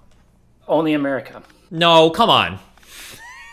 Right. I think at the very least we have to contend with who can project force around the world. It's not just about force. Hold on. It's not about China. Wait. It's not just about force China projection. doesn't have a blue water navy. They have a refitted. It's not just about force projection. Okay. Like that's explicitly what it is when you're talking about great power. It could be. It could be to wage war. Wait, hold on. Our ability to support Ukraine hasn't been force projection. It's been like economic powers, right? It's been the different soft influences that we can have. Logistics of our military to be able to deliver all that aid that we've accumulated over the time. I don't believe that I don't think we saw even a fraction of the full might of the U.S. military when it came to delivering support to Ukraine, right? I think these were. And I think that's pathetic. Well, I'm just saying that we have to be careful. I don't think that it's force projection is something that's determining, like, what makes you a world power. What do you think force projection is? Is it just the ability to put something there, or is it the ability to sustain tens or hundreds of thousands of troops, be it yours or others, all around the world, coming through your military pipeline? So we're the only great power right now. Yes, I think well, hang on. I think you might be. Are we interpreting this like hyper autistically, Rachel? Come on, like a lot of these other countries have nuclear weapons, right? Like that's still is nuclear war. Is Pakistan still a great applies, power right? because they have a nuclear arsenal? Is Israel? Well, of course, it has Israel to be measured power? with their capability to be able to deliver it to the United States, where I think that exists with. Or I just think this distinction of like what is a great power. I don't know if that's a very stupid. worthwhile. Yeah, I agree with that. Yeah, that's why you're trying to segment and be like, okay, no, we can't talk about Afghanistan in the same conversation. Like the size of Russia's economy and their nuclear arms and the might of their military demands more respect than fucking Serbia or some other country. Like, no offense, sorry, I don't mean it. Or like Egypt or Libya or whatever, right? Like it demands more attention. Like I think that roughly speaking, we can still say that like Russia, China, and then the U.S./NATO, and then with some newcomers to maybe Turkey, Israel, India, Pakistan, like our new places. So I think you have to be able to project strength beyond your borders. That Russia doesn't have the ability to do. China is but they had the ability to support Syria through their entire civil war. They did that, didn't they? They supported a small nation, a relatively small nation. Yeah. Why don't we just go to blows with Russia then, Rage Pub? I don't know. Wow, you can't even come up with a reason. Can't even. Well, I mean, people are scared of nuclear annihilation. If we go to war with Russia, that they will guarantee nuke us, and then we have mutually assured destruction. Do you agree with war with Russia? I don't think it would escalate to that. No, I'm asking you. Shouldn't we be in Ukraine, Americans, right now fighting against Russians? I would have said yes, yeah. That we should have, but we should have done it even before. That's any thoughts? In December. That we should go to war with Russia? Yeah, attack Russian troops in Ukraine. Absolutely not. I'm really curious, Rage Pub, why you're like sweeping under the rug the threat of nuclear war. Why you think it's a non-issue? Because we've been in direct conflict in proxy nations around the world, and it's never escalated to that point before. Hold on, wait, that is not true. Since the 90s, I don't think U.S. and Russian soldiers have. So you think Russia has a greater risk appetite than during the Cold War? No, I think the risk appetite on both sides. I think the risk appetite on both sides is very small. I think that's why we avoid generally getting into direct conflict with each other. I don't think that any direct conflict between America and Russia in Ukraine would lead to an escalation. Okay, so then America should have invaded in Syria. America should have invaded anywhere America should have invaded Georgia to attack Russians. I think it's fair to make this argument. Can I get an answer to that? Yeah, I mean, to some point, yes, yeah. I think there's a scary thing, and I actually thought about this a bit during the Ukrainian war. I think there's a scary thing where we have this concept called MAD, but it's actually just a bunch of like college nerds like writing papers at each other. I don't think we would actually know what would happen. Like, let's say that Putin says, fuck this. Let's say he's successful madly in Ukraine, and he decides that he wants to go to the Baltics, and he starts marching troops into Estonia and Latvia and Lithuania. Do we actually engage in limited nuclear warfare there? I don't know if we do or not. It seems like we'd have to defend NATO, but if we do, like that begins like a whole chain of dominoes that where the fuck is that? I don't know what would actually happen. Yeah, and what is the value of money? It's just paper after all, right? No, like, hold on. That seem to think it's important enough to be able to like deliver these nukes that's all over the hyper world. autistic. I'm just saying that like I don't know if it is the case that like if this happens, then absolutely for sure the nukes begin to fall. So, I think you're saying you're saying that because they have nukes, they can just do whatever they want and we can't intervene because there's a threat that they could nuke us. But you, wait, hold on, wait. The answer to that is yes, isn't it? If you have nukes, you generally don't get fucked with. That's generally the rules of the world. No, so you're saying let every them do anything they want. should develop nuclear weapons so they can fuck with their neighbors and genocide their people because they have nuclear weapons and we shouldn't attack them. That's how it works. Yes. No. Literally, that's the rule of the world right now. If you have nuclear weapons, you don't get fucked with. That's the whole reason why we had nuclear non-proliferation when we started drafting countries into NATO. Is we're trying to say, listen, we'll protect you with our nuclear weapons. Yes, that's how countries work. If you get nukes, people don't fuck with you. Dictators all across the Middle East developing nuclear weapons. Yeah, that's the problem with not being in like these huge places. But to protect Ukraine. Ukraine specifically gave up their nuclear weapons to go under China's nuclear umbrella and to go under our guarantee. Yes, that is you're making my argument. What did Ukraine? Russia to blow them? That we are explicitly saying that it's okay if you have nuclear weapons to take over your neighbors. I'm not telling you what it should be. I'm telling you what it is, and that violation of that '94 memorandum is proving my point. Like Ukraine gave up their nuclear weapons, and now they got invaded. That's what happens when you don't have nuclear weapons. We should be there defending them, so we don't have to worry about every tin-pot dictator in the world having a nuclear weapon and going to blows. Imagine what would have happened if they just started nuking each other instead of using mustard gas. I'm really curious what our positions are on like mutually assured destruction at this point and the threat of nuclear war. It seems like 5 minutes ago you guys were arguing that it's a no big deal. Destiny, you were saying that it's just college kids writing papers about. No, I'm not. I'm saying that we don't know. That's the scary part. Is we don't know what would happen. But that's why I think countries have historically.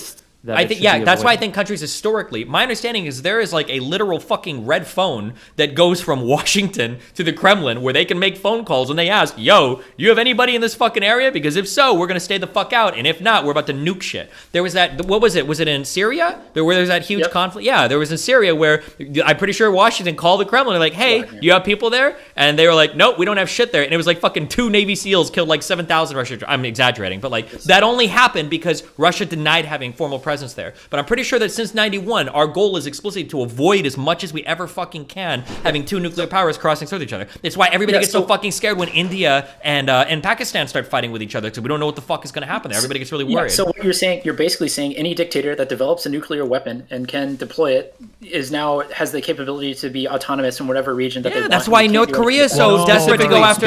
I'm saying that we explicitly must intervene anywhere where there's even a possibility of that happening. Okay, so but the other side of the ridiculous train that we're doing, like one side, I think Destiny saying that anyone with nuclear arms can do whatever they want is ridiculous. That seems to be the case. Look at the fucking Uyghurs in China. But it's not whatever you want, and we'll do some things to. We probably won't invade you, but we'll do some things to you. Well, they have to assess the risk of whether or not the host country is going to receive support from their allies, and if they'll even be able to take that territory and the cost of their nation. We're seeing that with Russia right now. We can increase costs. We can do other measures to try to curtail the purely whimsical, autonomous, feeling of any country with a nuclear weapon. And of course, as Rage Pope knows, it's not enough to get autonomous. There's still the cost of waging war and invasions and stuff, and a potential Exactly. So I think there's reasons why you can respond to Rage Pope and say, no, it wouldn't work that way. No, just having a nuclear weapon isn't enough for you to be able to do anything, let alone to have us do nothing in response to you're doing whatever you want. That's one side of the ridiculous train. When I look at places, just real quick, Destiny, if you don't mind. Okay. If you don't mind. The other side that Rage Pope has to contend with is, under his framework, you should attack Russians in Georgia. You should attack Russians and Syrians. You should attack Russians in Ukraine. You might as well declare war on Russia. I don't see what the difference is at that point. And the difference is they're beyond their borders. Just like Destiny said, if you have autonomy within your borders, then you can have autonomy within your borders. You think Russia's going to start nuclear war based on that? I don't think so. If anything, there would be a limited strike. But that would be a major bluff to call. Maybe you could call that bluff, but we don't know how that would shake out. Yeah, but here's the thing: the alternative of not calling the bluff is eventually you can just do whatever you want. Yeah, so the point of mutually assured destruction or nuts. No, because we're not declaring war on Russia. We're again helping the Ukrainians who explicitly want us to help them. Well, I'm not asking you what we are doing. I'm asking you what you would want to do. Listen, we wouldn't declare war on Russia. We would declare an intervention in Ukraine to support the rightful government, and we would clear out anybody in there. If it happens to be Russians, if it happens to be Syrians, if it happens to be trucked in terrorists, it doesn't matter. We clear it out. I'm not to help limiting the my Ukraine. focus on Ukraine. I'm saying broader than that. Yes. What is the problem with America generally fighting on every front against Russia, including attacking Russian troops all the time? Because we don't have, in places like Libya where they want the Russian troops, it doesn't really. It's not our place to intervene, according to your worldview. I'm not. Well, he's asking according to yours. According to my worldview, I don't have any problem with that. If they're propping up terrible dictatorships, if the cost to us to do that is low. Wait, then hold on. We yes. can't say propping up terrible dictatorships because we'll prop up terrible dictatorships, right? That's not a. What terrible dictatorship have we propped up since the 1990s? I would argue that Maliki in Iraq had a lot of problems with the way that some of the Sunnis were saying that dude was fucking locking up people in secret death camps. He almost fucking single-handedly took Iraq into war with fucking Iran. Like there were a lot of issues in the American established government in post-Iraq with the leadership there. I mean, I'm sure you can find other. Afghanistan had a lot of corruption. I don't know if it was on the same level as Iraq did, but but who was guiding Maliki? Or why was Maliki, I'm kind of fucking butcher his name. Why is Maliki so willing to go to war with Iran? Because I'm pretty sure that when that dude grew up, his whole fucking family was terrorized. No, because they were continuing influence operations inside of Iraq. They were killing tens of thousands of Iraqi civilian soldiers and American citizens there, and they were continuing to operate within their borders. I don't know if the destruction and chaos was that extreme coming from Iran at that point, but you cannot say that anything that distinguishes us with Russia is supporting dictatorships. You said it's justified to support dictatorships, and you can't. On the one hand, under certain, not in the post 1990 world. No, in the post 1990 world war after the collapse of the Soviet Union, there's no reason. Post 90s world, you think America hasn't supported any dictatorships or authoritarian countries where there's no. I think the easier example would be Saudi Arabia. Not nearly to the same degree as Pinochet. Well, hang on. Right, here's one for you. Do you think we should have intervened in what was it, Thailand under Pol Pot? Thailand under Pol Pot. I don't know enough about that conflict. He literally killed. It was a single dictatorship. Cambodia. Cambodia. Yeah. Yeah. Wow, racist.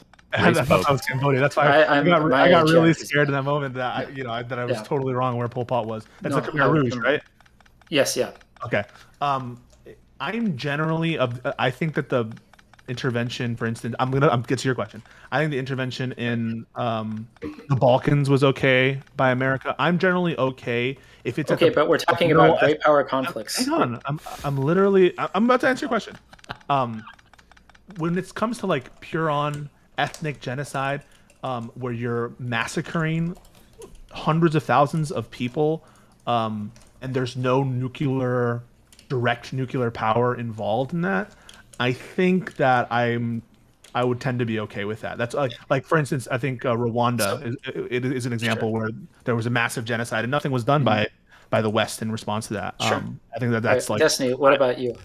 For what? Because you said people have their rights within their own borders to govern however they want. So what do you have? Hold on, I didn't say that. I gave that I said that with an important caveat that there are probably some international rules of the world where we say if you cross this line, you will draw the ire of the international community. Yes.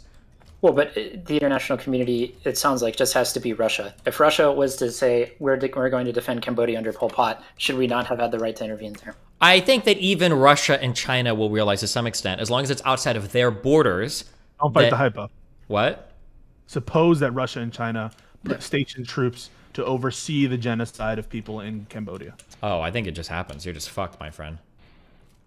So you think we don't have any moral right, whatever, to intervene? Because I mean, like if we look at what happened with the Chechnyan Civil War, we look at Grozny in '94. We couldn't do anything there. How many was that? Like over 100,000 people that got killed when that city got shelled. Yeah. Or if we look at what happened in Aleppo during the Syrian Civil War, that was in another country with Russia basically overseeing it, running the same plan they did with Grozny. I mean, it sucks, but that's kind of what happens. It's either that or nuclear war, right? Like, the question isn't whether or not we have the moral right. The question is, should we take the risk of nuclear war? I don't think you can. I don't think you can do that. That's your position, right? That's that it's not about the moral right. It's about the risk. The pragmatic risks of, unfortunately. Yeah. Rachel, if you're using Cambodia as an example, that's in the context of the Soviet Union. That's in the context of the Cold War. And so you would be against intervention there if there were Soviet troops there, because you think that the threat of nuclear force is high. You just, for whatever reason, think that the threat doesn't exist anymore. Yeah, I explicitly don't think that the same level of destruction is guaranteed. If anything, we would probably go to like a nut scenario, a nuclear theater level strike, more or less. No shot. I don't think you would actually be. Once we've started opening up like tactical, like small use nukes, aren't we just like? That's. I just want to be a little clear, Rage Pope. Under the current, this is the two scenarios: Soviet troops in the 1960s, 70s overseeing genocide in a country don't invade. Russian troops overseeing a genocide in the 21st century do invade. Yes, I think the threat of nuclear war between our two countries is significantly lesser than it was in the 1970s. If you're setting that rule, here's a question. So let's say, so you're saying Russia oversees bad shit, okay? We'll say genocidal actions, and we do invade today. Sure. Do you think that Russia says, well, okay, I guess Matt is off, and now Russia starts to look aggressively outside of their own borders into like NATO countries for possible invasion or intrusion or other tomfoolery? They don't have that capability. They can't even sustain a war in Ukraine. Hold on. They sustained activities in the Donbass for almost a decade now. They might not be able to do it like with a full scale. 5,000 people. Yeah. Sure, they might not be, but like but the Baltics probably aren't in a position to resist as much as Ukraine has, which is a massive military. And no, if they start, absolutely can. You think so? Really? Yes. Yeah. If I were to look up the total, here's my guess, and I could be totally wrong. I could be truly wrong. But my guess is going to be that if I look up the active military forces of Estonia, Latvia, and Lithuania, that all three combined are probably half the size of Ukraine. Am I crazy about that, or? So did you say Balkans or Baltics? The Baltics. So Lithuania's GDP is 50 billion, Latvia's 33.5, Ukraine is 31 billion. Yeah, Estonia's is 31 billion. Ukraine's GDP is about 155. Yeah, those countries are a lot bigger than I thought they were. Well, hold on. They're big, but what is their military capabilities? My understanding is that Ukraine, fuck GDP, Ukraine has a huge military. Your economy is not your military. I don't know why anyone here is saying that. No. Ukraine has a large standing military compared to their like economic outlays. Do you think Poland? So Poland would absolutely intervene with the Baltics as well, and Poland has significantly greater military capabilities than Ukraine does. They have all the Baltics have a more professional army than Ukraine does. They've been integrated with NATO and in that training for a lot longer period of time. They've been able to amass large amounts of weapons and not had to continuously use them in the Donbass region. And Poland would absolutely be supporting them, even if the rest of NATO would not. I think they would get significantly less far into the Baltics than they would. Hold on, when I say get into, I'm not talking about a full-scale invasion. I'm talking about like what is happening in like Donetsk and Luhansk, where it's just like separatist movements in the eastern part of the countries that are getting like more or less like Russian backing. You don't think it would happen at all, like it did in Georgia, like it did in Moldova, like it did in Ukraine? I think the pushback from Poland would be more than enough to crush whatever that is. Okay. But you're in favor of America invading Crimea? To a certain extent, yes. Wait, do you support? Wait, what was your question? The invasion. Yes. I support the return of Crimea to Ukraine. I do too, but do you support putting American troops on ground to fight Russian troops at Russia's border? Crimea? I don't think we even need to. I think if we provided air support and more targeting information and more long-range missiles. I'm getting so many mixed signals from you though now. Like it seems like before you would have just said So yes, I would support putting troops on the ground, but I don't even think the cost calculus goes that high. I don't think you even need a single American troop on the ground in order to push Russia out of Crimea. I think that there's more than enough manpower on the Ukraine side. They just lack the long-range weaponry and the precision weaponry to hit Russian positions to allow their ground troops to advance. I think that's the fundamental problem in Ukraine right now. America invading. Sorry, go ahead. I mean, if you look at what we did in Iraq during the first Gulf War, that would be the same thing that would basically happen in Crimea now. But instead of having Saudi Arabia troops on the ground to go liberate Kuwait City, it would just be the Ukrainian forces liberating their own. And America should invade South Ossetia and Abkhazia. And Transnistria. Yeah. Jeez, that's a lot of military stuff going on. I would love to see a timeline where we did like do a direct intervention, but I wouldn't like to see it tried, I guess. Yeah. It seems that on one hand, when we talk about like people like Pinochet, I can buy into there's a probability that shit can go really wrong, and maybe we need to take extreme measures just to prevent that small chance of something going really wrong. But it sounds like the world that you're talking about could theoretically be so much more volatile with us like going to war at the drop of a hat, like on so many things. Like there's so be, many but it's not potentials for likely. like another civilian airliner to get shot down, more war crimes to happen, more just something that I don't think a civilian airliner factors into just the entire razing of entire villages and the shelling of civilian convoys. What would happen if your world is true, right? Let's say American troops invade and start fighting in Crimea and Ukraine. Why wouldn't Russia just start attacking like American airliners everywhere and attacking American bases and places and like bombing? Because that would be escalatory actions well beyond. Would whatever the America limited should interaction America is. nuke in response to that? I mean, America started it, right? America's attacking. What do you mean? America's not starting it. Russia is absolutely starting No, with respect to direct attacking of each other's forces, right? America starts attacking Russian forces. And well, he's saying as long as it's military against military, that Russia should stay constrained to the same military. Yes, and it should be constrained to whatever theater that it's operating in. Like, why would it? Why do you expect it to do that? Don't you think that Russia is going to start attacking at least military targets outside of Ukraine? Like be put on your fucking. I don't even think they can attack all the military targets they can in Ukraine. They don't have the ability to escalate into multiple theaters. They don't have the capability. They don't have the capability for sustained warfare in multiple theaters. Correct. But small escalatory or small retaliatory attacks across different things, I think they probably could. Yeah, do you really think that if we did that, it wouldn't be broader? That it would just Russia be like, all right, we're just going to stay here. We're not going to attack anywhere else. There may be small attacks in other regions, but it would be extremely limited in scale. It wouldn't be the same level of escalation that we would see in the Cold War when they had the capability and they had the allies to fight in multiple theaters at the same time. They don't have those same capabilities, so that risk of escalation is, again, significantly smaller. And even if there is nuclear escalation, most currently military theory is saying that there could be limited strikes in a theater and it won't escalate to mad. Ooh, that's a spooky one. I'm just trying to imagine how scary. Like, I know how scary the world was when fucking people were even like walking outside with masks and shit from the coronavirus. I'm trying to imagine how scary the world is when we are watching TV and we're seeing mushroom clouds. That's, even if it's in a limited sense, that's a really scary world. I don't even think it would escalate to that.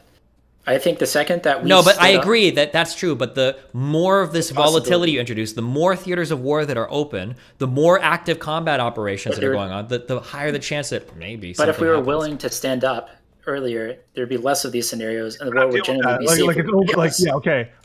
We should have stood up in 2014 better than we did. And with respect to 2008.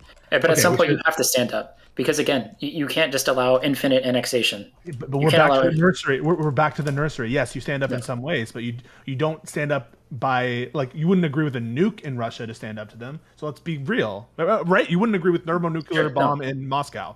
So no, because there's no need. There's absolutely no need. So if that was the only way, then sure. But that's not. I agree we should stand up to Russia. I agree we should make efforts to stand up to Russia. I agree we should defend every inch of NATO territory. And we've pulled levers that have never really been pulled before in terms of these sanctions. We're still constricted to linear time, right? Like, I would love to see a timeline where we went to blows with the Russian military at Russia's border, but at the time we were like, well, we have all these levers to pull.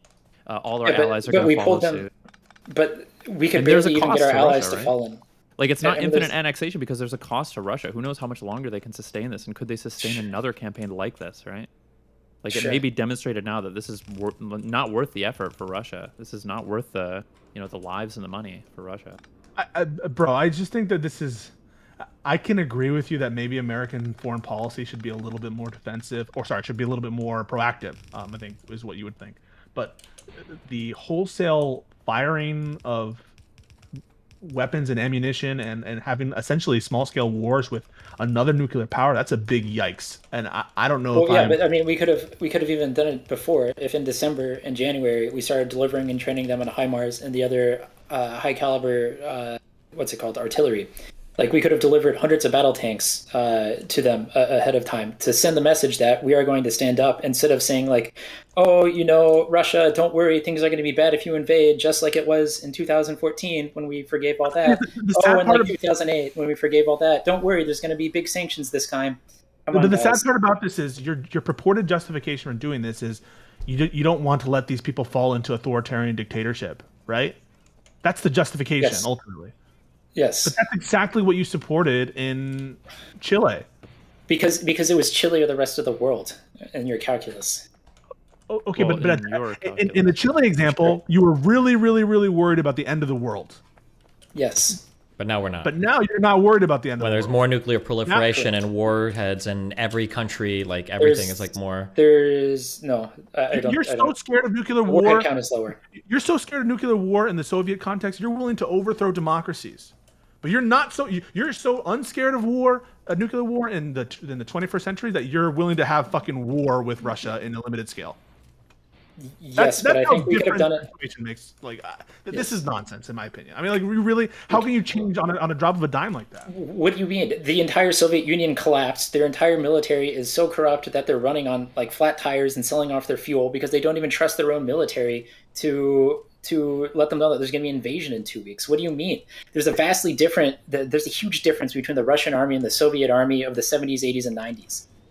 In terms of professionalism, in terms of force protection. Okay, I understand that they're different, right? But we're talking about how your perception of the nuclear threat changes. Well, because there's no threat to Russia that we are going to go and roll tanks through Moscow. If we invade in Syria or Libya or Ukraine, there's no threat to Russia. There was a threat of Russian tanks rolling in California? I mean, that's up to the Russian populace, right? Like, that's been basically Putin's whole propaganda line in Lavrov, right? Is that, like, simply Ukraine joining NATO would have been a threat to the Russian people.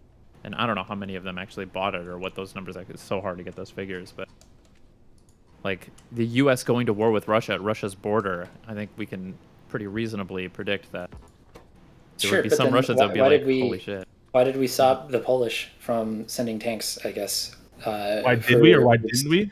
Well, yeah, why did we? And why did we not just send more weapons earlier? It's because we're too afraid. Maybe we're too afraid, but should we be so cavalier as to fucking engage in open conflict with them? I think we have historically, and it hasn't led to nuclear warfare. So I would say yes, we're fine. Wait, we have historically engaged in conflict with who? With Russia and China directly. What?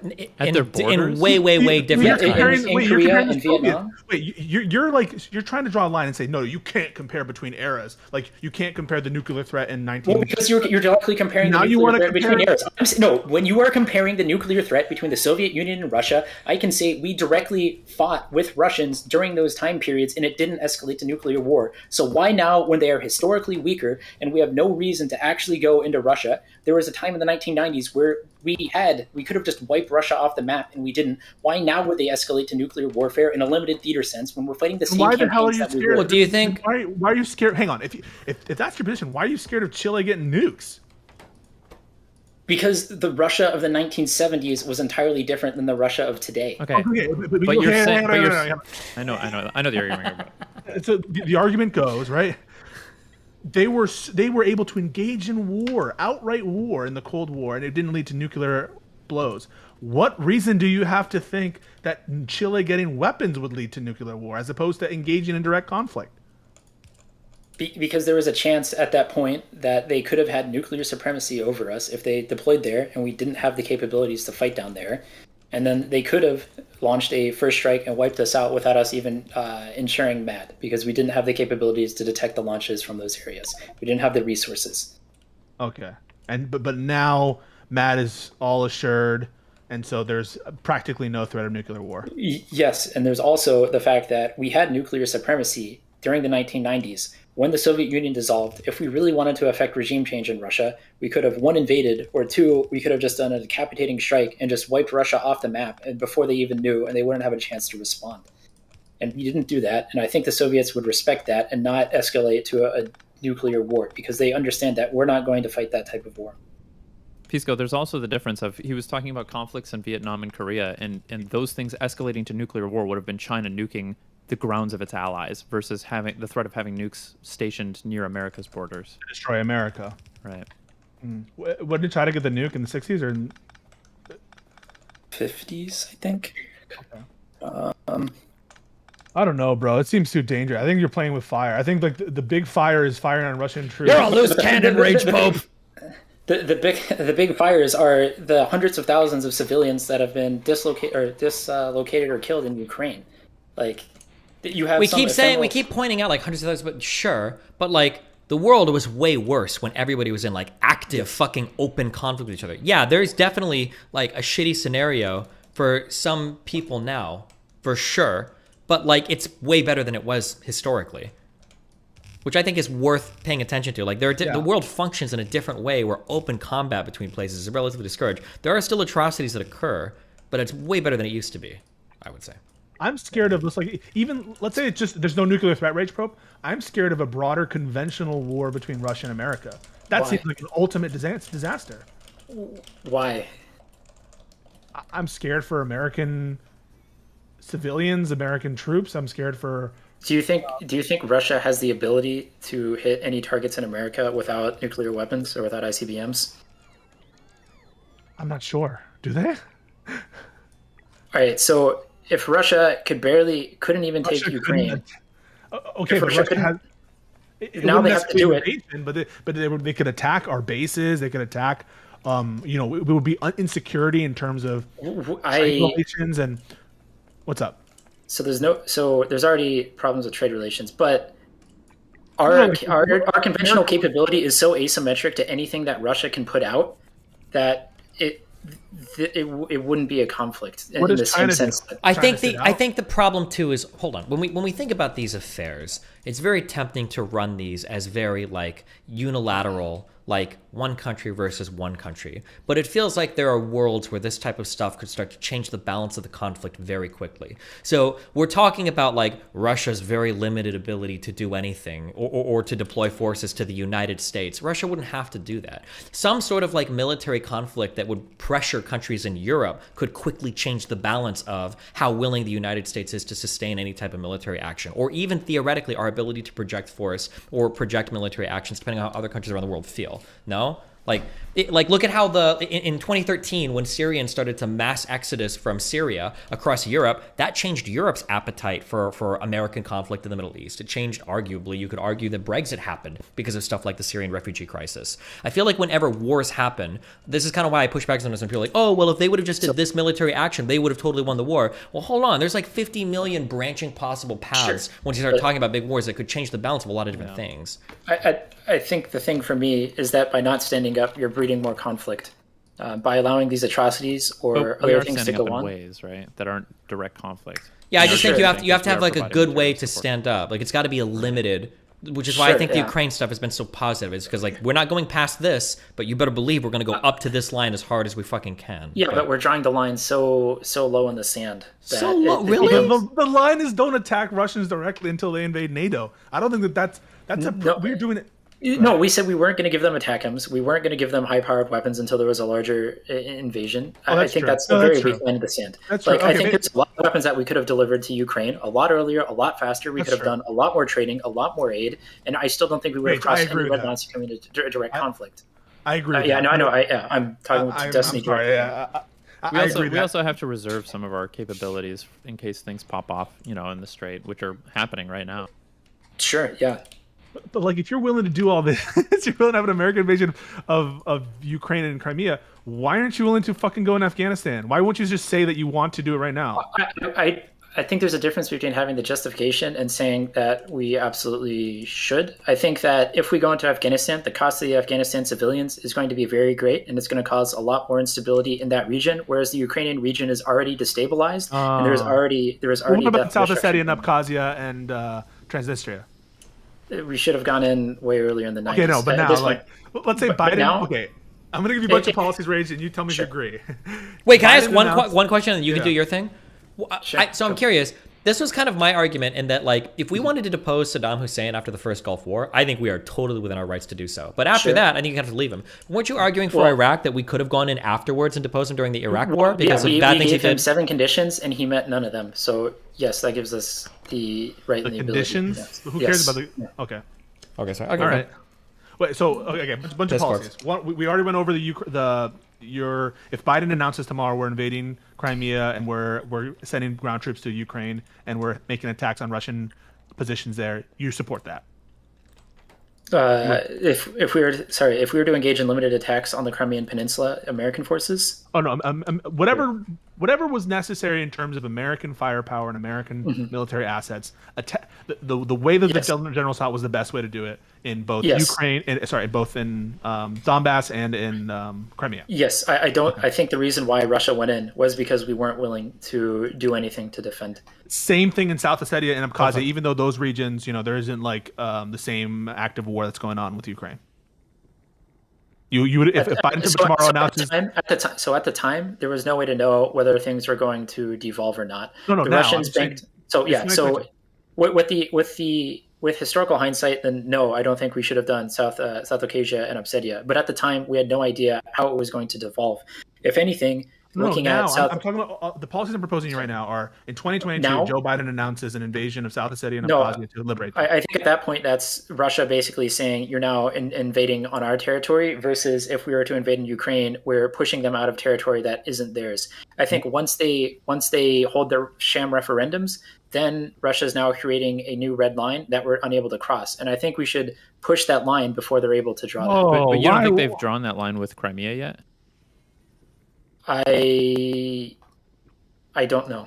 Okay, listen. Can we just all agree that Darius did nothing wrong?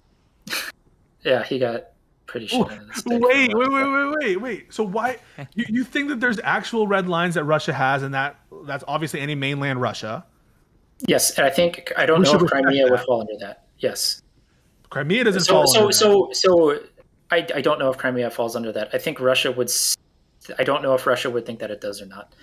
But for the nuclear red lines, yes, sovereign territory of Russia being taken is one of their nuclear red lines, or their explicitly stated ones. I don't know if they're going to follow the written doctrine or not, but that is one of them, yes.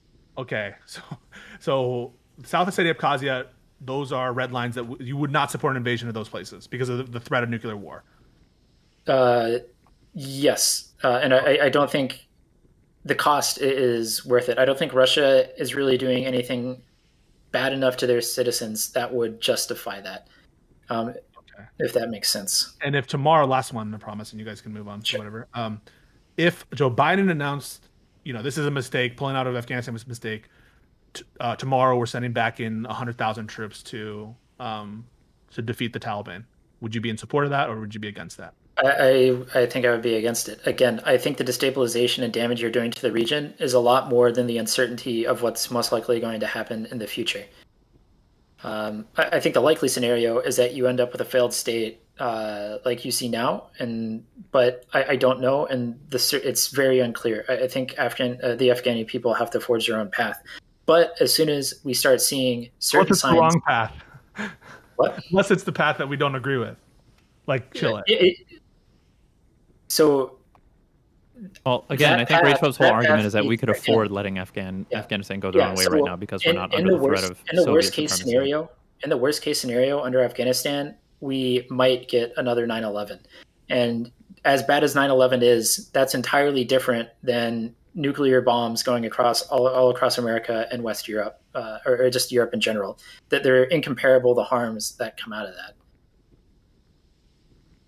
Okay. Nuclear harms. Wow, you're so smart. I mean, you could use nuclear harms, but it doesn't matter if they're using nuclear bombs or not. Say that was enough, Chile was enough support for them to have a ground invasion and destroy all of Europe, and that was the tipping point. It doesn't really matter what weapons or what means. It's the damage that it does to us.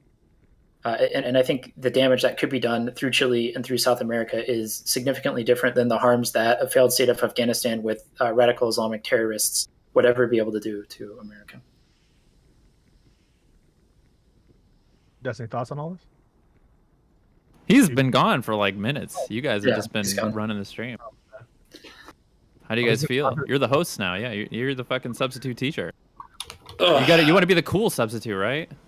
While teacher's gone. Don't assign any homework. So this is where we take the stand for the tankies and get them deplatformed off of YouTube. What are we mad about right now? Misinformation. Just we're the hosts. We're running the show since you were gone. So. Cool. What do we start arguing about? Well, do you agree with Rage Bob, or do you think it's crazy? About what? About all the stuff they just talked about for the past 3 minutes. Agree or disagree? Yes or no right now? No, I don't agree. Base. Oh, nice talking to you, Rage. Yeah, it was nice talking to you, Pisco, too. Wicked. Okay, I have one last question. Okay, go for it. You haven't disagreed with a single invasion in American history, but if Biden announced tomorrow that he would invade, or at least there's no invasion that you know about that you disagree with in America's history, but if Biden announced an invasion tomorrow of Afghanistan, that would be the first that you disagree with, that you know of. Yeah, because that's the first real invasion of our lifetime that didn't have a clear justification, I guess, or anything since the Second World War. I don't study like 1800s America, or I guess I would oppose our intervention in Canada. Why do you agree with the intervention into Iraq then?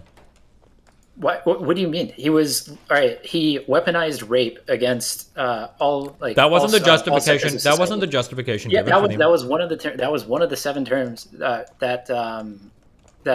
gave to him. Right, so there was thousands of POWs from Kosovo who disappeared and were never given back. Hold on, let's cut through easy. If there was no WMD justification given, would we have invaded Iraq? I don't think we would have, but I think we would have been justified regardless. Yeah, I think so too, but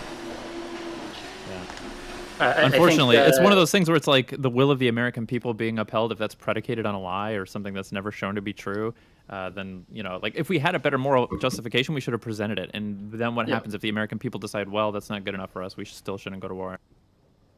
Yeah, because again, at the end of the day, you're just leaving millions of people just under whatever brutal totalitarian regime, because we're not willing to pay this whatever the price is.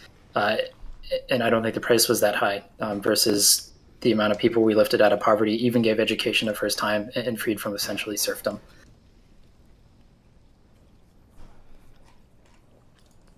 Well, nobody? I think it's if you're willing to have a war because the regime is assume what you say, that Saddam. I agree, right? Saddam was a horrible dictator. The people deserve better, and he was exceptionally brutal. The Taliban is exceptionally brutal. We should have done it in Desert Storm. I mean, if there was no indication of WMD, would you be in support of the Iraq War? Yes, I still would have been, yeah. Okay, yes. so if you, why? Well, because I think you have an obligation to protect people around the world if you have the capability to. Okay, then why not Afghanistan now? Just bite it. I don't think things are nearly as bad, and I don't think that there's bad. I think so. So the other impact that we have is there's no willingness from the American public to go back, and you're going to start impacting all sorts of other. Well, hold on. He wasn't talking about willingness of the American public. He's talking about your because willingness. that's what's going to elect people, and we're going to get crazy fucking people. Okay, wait. Now we're in like some crazy world where we can justify literally anything based on anything. That's what it's starting to feel like. Okay, the actual answer to why we wouldn't go to Afghanistan right now is because things are heating up in places where our attention might be better suited. Like things are heating up for our EU allies and for Taiwan, where we have a and in your mom's bedroom. Well, things have never cooled down there. They've been hot since I was born. That's why I have so many brothers. Something inside Absentfo in chat just said exactly what I was about to say, which is if you're focusing on democratic support, none of the things that you're talking about are, I feel like, would be supported by the American people. You haven't. This is the first time you brought that. So, because when we're talking about Pinochet, you have to drape things in the background. If we're talking about things now, then we should be supporting democracies growing. It doesn't matter if it's the will of the people for it to be the morally correct action to take. I think that you do have obligations, again, to protect other people around the world, even if it's not popular back at home. I think you have an obligation as a citizen of the world to make the world a better place if you have the capability to. And I think in places like Iran and Afghanistan, we had the ability to, and the cost wasn't nearly as high as the... Based on WMDs. No, not based on WMDs. Even without WMDs, there was more than sufficient reason for us to go into Iraq. Because he was a really, really brutal dictator. Yes. But that's not true of Taliban because they're not as brutal as Saddam. It might be true right now, but we have other priorities right now. Yeah, there's now other things that are more important to us in the world than Afghanistan. If we were to stay there, then the cost, again, would be low. But now we're looking at having to re-invade the entire country, destabilize that entire region, fight against other powers that are expanding in that region who are now nuclear armed. And we're taking away from areas where we are actively having our allies and other free people of the world threatened. Okay. Yeah, So, I mean, the 90s and so 2000s. if there was no invasion in Ukraine and there was no threat of China in Taiwan, Okay, then you would yes, be I would be supportive of it. supportive of. But All because right. there's other things that we do, we don't have an unlimited military budget. There's not. What an was the unlimited point about American people supporting that? That's just a that doesn't matter, right? If they support, don't support. Why'd you? Well, say you're that? asking Rage Pope. I mean, So if you're, I guess it's a question you're asking me if 9/11 was to happen now instead of in 2001, and now we have these conflicting obligations around the world, or what are you? Like, why do we care what the American people think? If True. All it takes if all it takes, from your perspective, you obviously don't care about what the people on the ground think, because what they think has no bearing on whether you're going to intervene. You just want to protect people. You don't care about what the American people think because you just So you don't think the people? Wait, let me finish. All else equal, you would support the invasion of Afghanistan if it weren't for these other geopolitical interests. And so, nothing about what the American people think is motivating what you're doing. this hasn't been a part of the conversation since we talked about the CIA and Pinochet, and that was something that I think Destiny brought up, and I feel like we raised the question immediately, which is like, well, how does this override the sovereignty of other countries? You're just asking Rage Pup what he thinks we should do. Yeah, I don't necessarily think that. Again, there's a lot of things that are unpopular that are the right thing to do, anyways.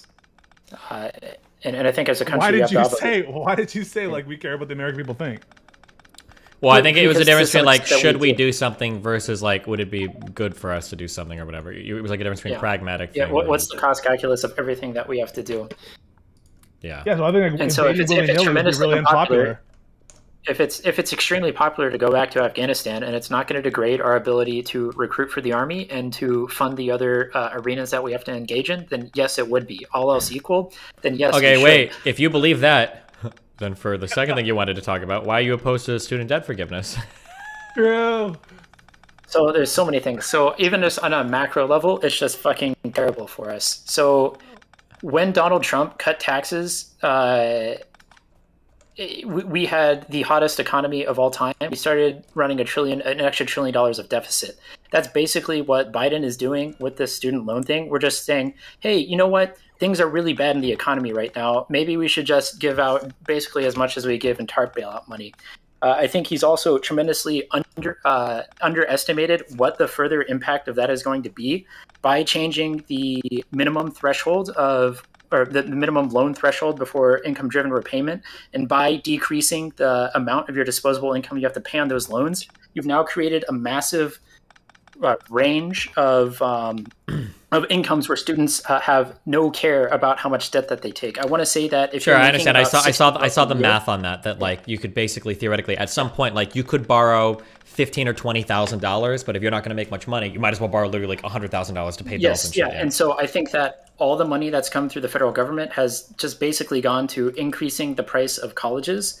I think you're creating terrible incentives. I think that the economic Hold on, let's talk. Wait, situation- let's go through this one at a time. First of all, just because access to student aid increases doesn't necessarily mean cost of college will increase, right? There must be some. It does dollar for dollar. It's like 90. No cents on the shot, dollar. dollar for dollar. Yes. I don't believe you. Yeah, it's almost dollar for dollar. I can go pull up some studies. Is it? But yes, Hold it's on. about Is dollar it? for dollar. Is it an arbitrary increase in price just because they can charge more LOL, or is it an increase in price that's coupled with an increase in like the productivity of colleges? It's because they can charge more. It's because they can now price discriminate more against everybody. So all the poor students. What does the extra will money go continue- towards? It goes to inflated administration budgets.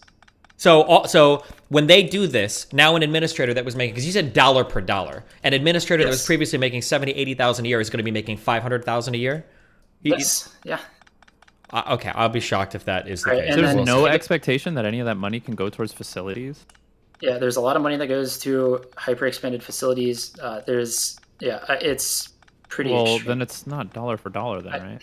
Well, because Well, facilities. it's a dollar for dollar increase in the cost of attending school. And Okay, the wait, thing but that dollar everybody for talks dollar about when people increase- go to school isn't that people are poor in school. It's that it's too expensive to go to school. Dollar per dollar increase in cost of school isn't necessarily bad if it's coupled with an increase of the quality of the service, right?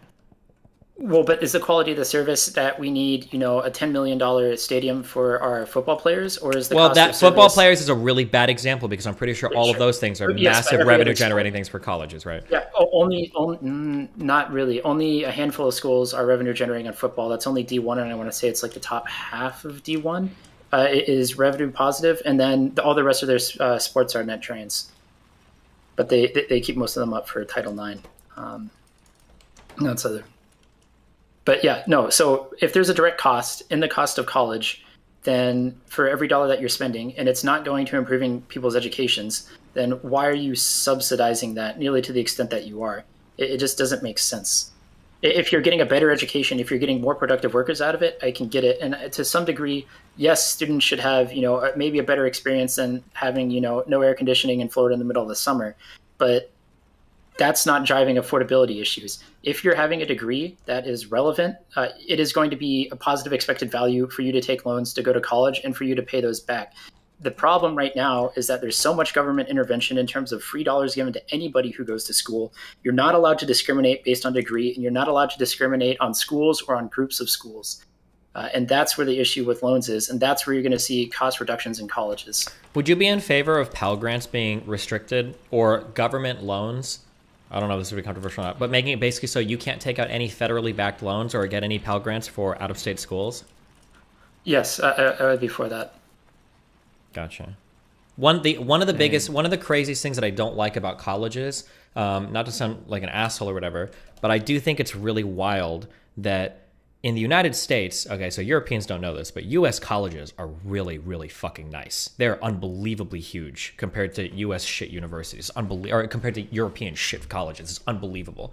But it seems like a lot of people will look at state schools that are really good. State schools have amazing facilities, usually really good education, and instead they elect to go to out-of-state state schools or out-of-state private schools, where instead of paying $20,000 for an education, they're paying like 60, 70, 80, over $100,000 for what's more or less the same degree, unless you're like doing like law school or something. Yeah, I don't know why people don't take advantage more of like in-state tuitions or even community colleges, but yeah, I don't. Yeah, there's a lot of issues that I think that we have with schools. Yeah, I just don't think that this debt forgiveness doesn't make sense. The changes to the income-driven repayment, it doesn't address any of the fundamental issues that people have. This is literally just a massive cash stimulus to the people in society who can already afford things. I think that the debt relief to all the people who got scammed by those for-profit colleges is great and probably didn't go nearly far enough. But this plan is terrible. We're already having mega problems with inflation. I think Biden has underestimated the amount of debt relief that he's giving by at least $100 billion. And I think it's going to have massive impacts on continued revenue for year after year after year. What is the why am I seeing some economists say that this could be theoretically negligible on inflation, or it could actually have a positive effect on inflation? What is the economic argument for that? For the positive effect on inflation, I have no idea. Right now, the velocity of money is kind of low. If we are taxing and spending, I want to say it's like hovering around like 1.1. So every dollar that's spent is like $1.1 in GDP. Mm-hmm. And so the impact could be negligible because the velocity of money is slow enough right now. But again, things are increasing as the world's returning more to normal. But I don't understand the case. I think you have just your crazy MMT economists that are going to say anything that they can. Well, I don't think it was just MMT economists. I thought there were some mainstream economists saying that this could actually be like a net wash in terms of inflationary. Well, I didn't read the articles on what the argument was, unfortunately, but yeah, the wash on inflation is just because our money multiplier is so low right now, and because the impact of so if you're getting $10,000 off your loan, what you're not getting is a $10,000 in your pocket today. So it's less impactful because, that's $500 off of your loan payment each month for the next 6 months or 6 years or whatever it happens to be for the math. And so your impact over time is lower. It's not exactly the same as giving somebody $10,000. It's like saying you're now getting, an extra $600 a month in unemployment for a longer period of time. Okay. Hold on, wait. Melina needs to help with something. 1 sec. Okay. All right, what's going on, chat? Oh, yeah, and if you want to talk about D1 programs that are absolutely losing fuck tons of money for their sports, look at Rutgers. Their school is like in the shitter. They borrowed a fuck ton of money to run their football program, and it's like fuck them entirely. But there are schools that do very well and make literally tens or hundreds of millions of dollars off the back of their athletes. So it's just going to be on a case-by-case basis. You want me to say Obama? Okay. Krugman disagrees with you. I don't think Krugman's a very smart guy.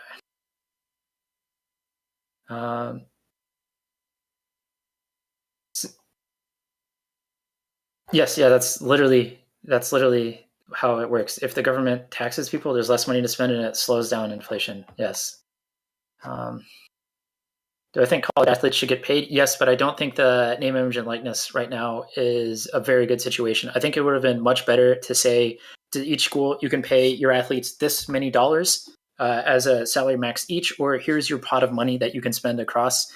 But I think it's really bad that there's not a semi-professional league for people to go develop outside of college. I think that kind of defeats the point of student athletes. But I do think that students should be able to make money off of them, because the schools, especially at the higher end, are making tens or hundreds of millions of dollars. But now it's basically, it's worse than the pro league, because now it's whatever booster can come up with the most money can just have whatever the best team that they want. Yeah, it could be on a per conference basis, a per school basis. But yeah, it's right now, it's absolutely a disaster. I mean, there is a kid from Miami who was on the basketball team, and he's like, all right, fuck it. You know what? I saw a new player got paid $800,000. I want $800,000, or I'm going to leave your school. That defeats the entire purpose. Yeah. I think the fact that universities are also products fucks up the incentives. Yeah, of course. How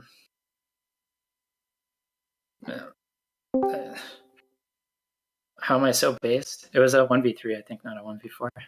Real quick, one other story I heard is that at Texas University, their football program, I guess this one kid earned the starting spot just by his play. And I guess the head coach was like, why the fuck is so-and-so the number one quarterback? And they're like, because he's the better quarterback. And the coach was like, no. we spent way too much fucking money on this guy who's the number two guy. So they named him through the NIL. They were like, our booster spent too much money on this kid. He has to be the starter. Like, this is going Tabor, down a talking about very spending bad path. too much money on things, huh? What else do you think people spend too much money on, Tabor?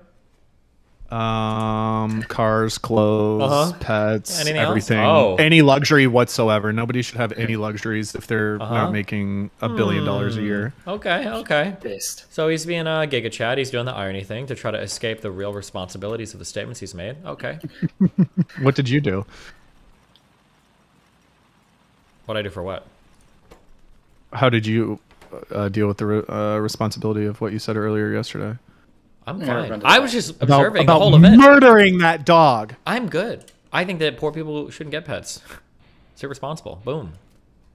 Or you can get them, but if they're real expensive and they're real young, it's time to excommunicado them. By the way, if you're not a vegan, you can't. Oh no! Tabor coming out with a vegan argument. Let's be real. Let's be real. You really don't give a fuck about animals if you aren't a vegan. Ooh. And I'll leave you with that. My grandpa's calling me. Goodbye. I don't know about that one, Taylor. And there he goes. There he goes. There goes my hero.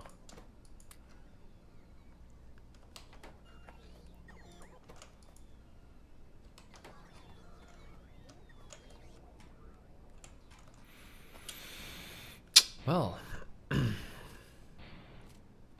glad we could do our 3-hour foreign policy argument today, guys. How you doing in the chat? I need another line of steel furnaces. What? Wait, did Tabor leave? And did why? Did that make you upset? Well, I was interested to talk to him about his perspective on the NIL stuff, the paying college players, because he plays in football as well. But NIL stuff. What about it? Isn't that old? So, Didn't they did that like a year or two ago, where they can get paid for your no, likeness it's and just shit? starting this season. Yeah, Oh. So this is the first season that it's active, basically, and I imagine there's he's just so definitely much going to left. be in favor of it. There's no way he can be opposed to it. No. I think in chat he said he was against it because of just like the massive inequality that it's creating between schools and the perverse incentives. It's the same reason why that we have salary caps and everything in football and everything else. I think it's just way too extreme. Okay, true. I think all the perverse incentives are very bad. We also shouldn't pay any of the coaching staff either. I don't think that I don't think the point of being a student athlete is to get paid millions of dollars. I think if you want to do that, you should be going to a pro or semi-pro league. And I think for some of these leagues, I'm pretty sure for the NFL, you have to be an NCAA athlete to even get drafted. So if you're going to make that a requirement for your fucking career, for the NFL, yes, but for the NBA, there's not. Sure, for the NBA, we're talking about NBA. We're talking mainly this a lot of this NCAA football is really what we're talking about, right? It's but basketball is part of it. Sure. But like, if people are making, my understanding, and I could be wrong because I don't know fuck all about anything for sports, but my understanding is that college football is a huge thing. I don't know if college basketball is that big. College, right? Yeah, college basketball is very big, but not to the same extent that football is. Okay, sure. Yes, there are schools that are making tens or hundreds of millions of dollars, but then there's a lot of schools that aren't even able to make a positive revenue off Sure, of the I can football understand. program. The only thing I'm saying is that NCAA football is a huge industry where I'm pretty sure in like 25 of the 50 states, I think the highest paid public employee is going to be a big 7-figure contract for their fucking football team. In Nebraska, people like Callahan and Scott Frost are getting like $5 million fucking contracts. Oh yeah, Scott Frost lost his 21st game. Yeah, good, because he's fucking trash. Like all of Nebraska football is post Osborne. But like, what I'm saying is that like, if you're having all of these people around you getting paid so much money, and you're risking your entire future professional career in a league, that's fucked. I don't think it should be going through the university system. I think there should be a semi-pro league that you're going to instead to get paid. If that alternative existed, I'd probably be more in favor of it. But otherwise, college football just feels so predatory towards the athletes. It does. It's the whole point is like it's student athletes, but right now it's basically the gateway to the pros. And I think that by saying, okay, we can pay all of you and we're going to cap it on this amount and we're going to cap revenue and we're going to tax it out to all the other schools that are running athletic programs, I think that would be a much better system and would develop that parallel semi-pro. Isn't there already aren't people already kind of ass mad about like Title IX stuff? Isn't that like Title IX shit on steroids? Yeah. So what's really funny is, Title IX is like so bad. So how is that not like Title IX on steroids, though? No, like we're gonna take the less successful teams, we're gonna make them pay money to colleges. Well, it is. Well, I think Title IX is worse because it forces you to close out sports within your own school. So like my friend went to Rensselaer Polytechnic. They had to like shut down. I want to say it was like the wrestling team and like 2 or 3 other teams because they're running like 80% guys there under Title IX. Whereas that one is just saying, okay, well, you're just not going to have revenue producing sports at like certain schools, which I think is like a little bit different. But yeah, the impact is going to be big, and you're just going to see the biggest schools just continue to stay big, and everyone else is going to adapt and become irrelevant. Yeah. All right. Very well. All right. Well, if Tabor's not coming back, do you have anything else on the student loan stuff, or? No, that's it. I love you, buddy. Be careful, okay? I'd appreciate it. Take care. Have fun. Bye.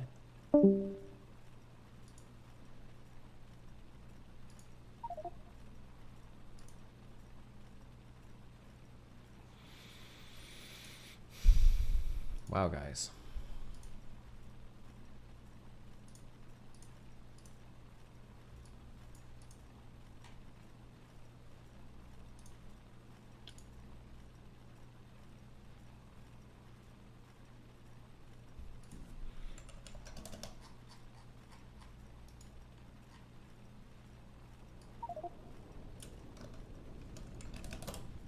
Sir, if you have a complaint, I suggest you submit it through our email system.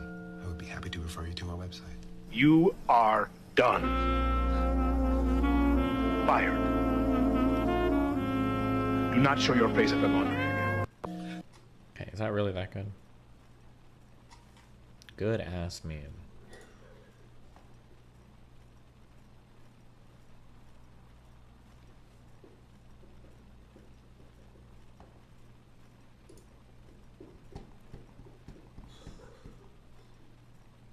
Uh-oh, Mel's coughing. She's dying.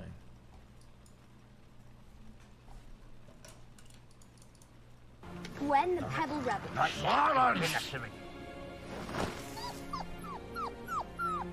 As a commander, you must be ruthless. Yes, you must be ruthless. Yes, ruthless is exactly what I just said, Grok. To show your ruthlessness, I want you to kill this puppy. Fuck, what is this commercial? I eat puppies for breakfast.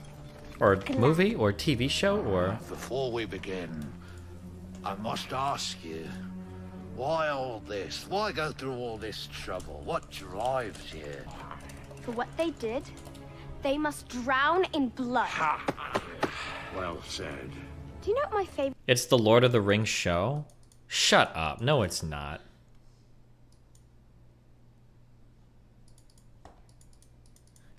Fuck off. thing to do with puppies is? Would you care to elaborate on that? No. I'll show you. All right.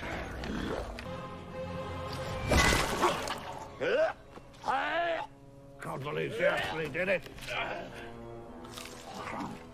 Looks like meat's back on the menu, boys. What is this from? When the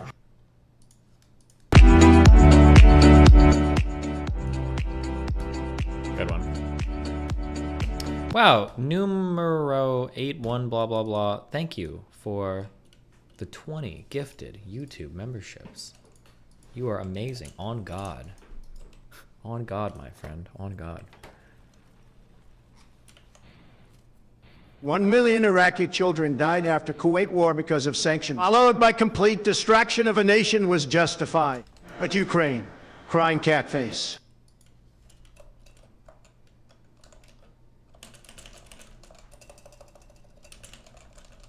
What would a bad occupation look like if the US is always infallible to him to the point no scenario or choice is wrong once we do it? Based.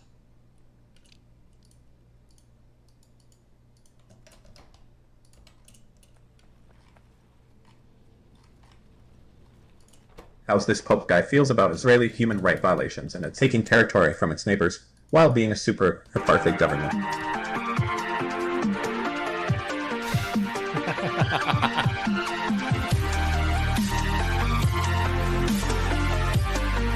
Russia projected an entire counter-intervention campaign. Syria reversed America's intervention in like 2 years.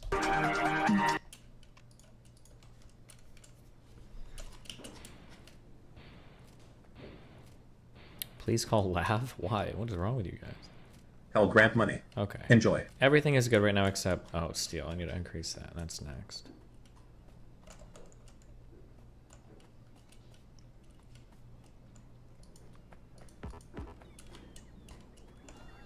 Five-minute video on CNN meme blackmail. Did not the USA cross that line with the bombing and subjugation of Japan? Good question, my dude. More on the allegations Milkers. that CNN blackmailed the user who created the anti... Oh, wait, hold on. 1 sec.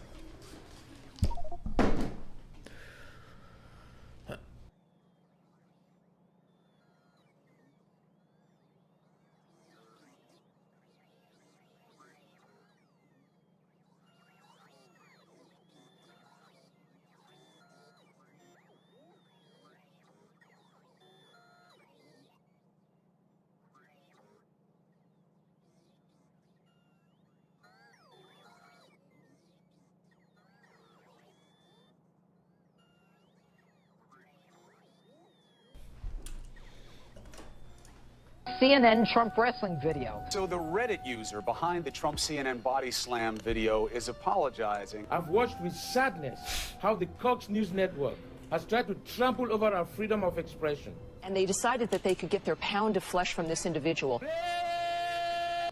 July 2nd, 2017.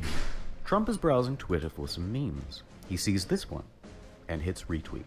Over 500,000 likes, and many, many more hurt feelings by CNN. As grown adults, how can they let it rest? They don't. They get their top investigator, your boy, Andrew Kaczynski, on the case to find the creator of the GIF. July 4th. CNN had found their man, user Han Asshole Solo. CNN was able to scour through his Reddit history to find his personal Facebook. What followed was an ultimatum. Delete everything or be doxxed.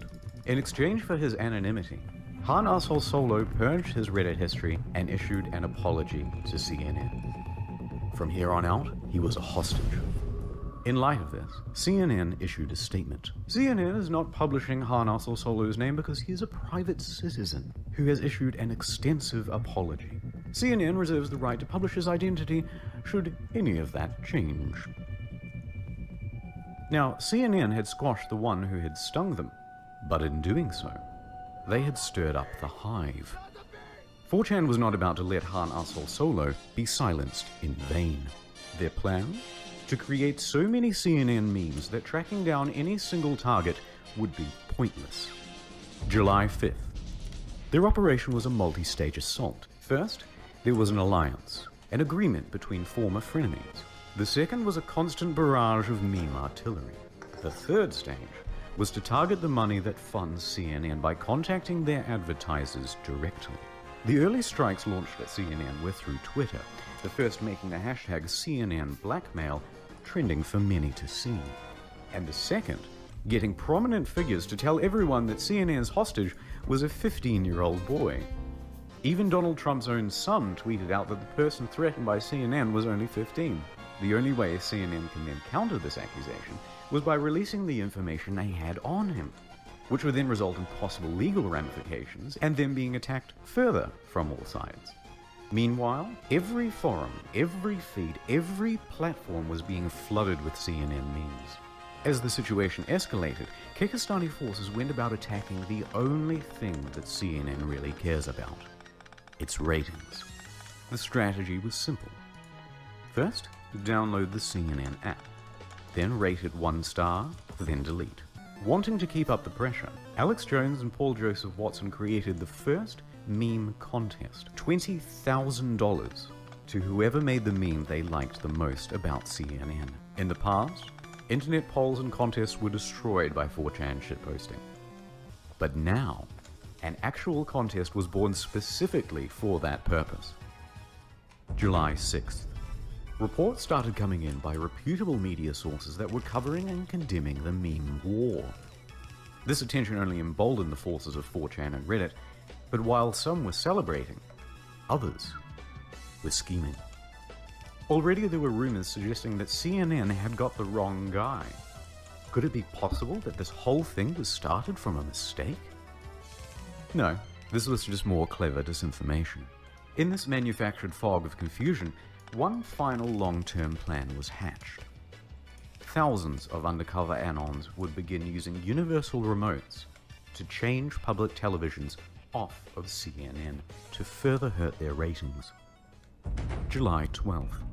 A full week passed and new developments were scarce. CNN has seemingly been busy on damage control, having app stores suppress bad reviews. Publications that stand in solidarity with CNN have been churning out articles condemning troll behavior, and echoing the claim that people who make GIFs don't deserve anonymity. The most salient example of these publications is MTV, as they are now in production of a spin-off to their Catfish TV series.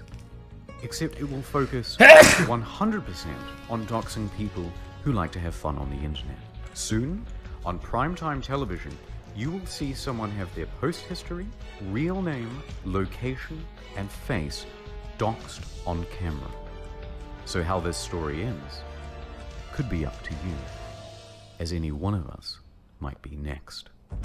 Wow. What will be the aftermath of this meme war? What's next for Han Asshole Solo and the Kyrgyzstani army?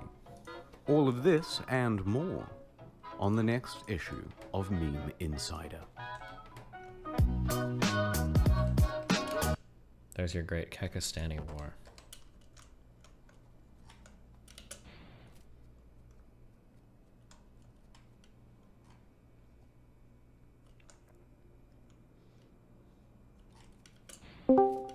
What up, loser? You know, it's been a day. Hello. Yeah, I seen. Hey, Huh? what happened? Where's that compilation of you sneezing? Oh, that guy quit. He's no longer a fan, I guess. What? That remember the day that you fucking discovered that some fucking fan has made a compilation video of every sneeze you've done over the last 3 years. Yeah. That's when you're like, all right, I gotta think about fucking quitting. Maybe it's a little much. I mean, the girl shit is like a million times worse, but you know. The what shit? Like all the random compilations with girls, like stands up, gets out of chair, just like all the random weird fucking shit that people track on some of the girl streamers. Oh yeah, for sure. What have you been up to today, Danny Dan? You know, just been... I don't know. That's why I asked you, Dan. I can show you something that's fucking crazy, but it's not going to be as exciting for you. I'm going to turn on my camera, but it'll just be for you temporarily, okay? Okay, babe. Let me turn on... Hold on. Okay. Wait, put on this.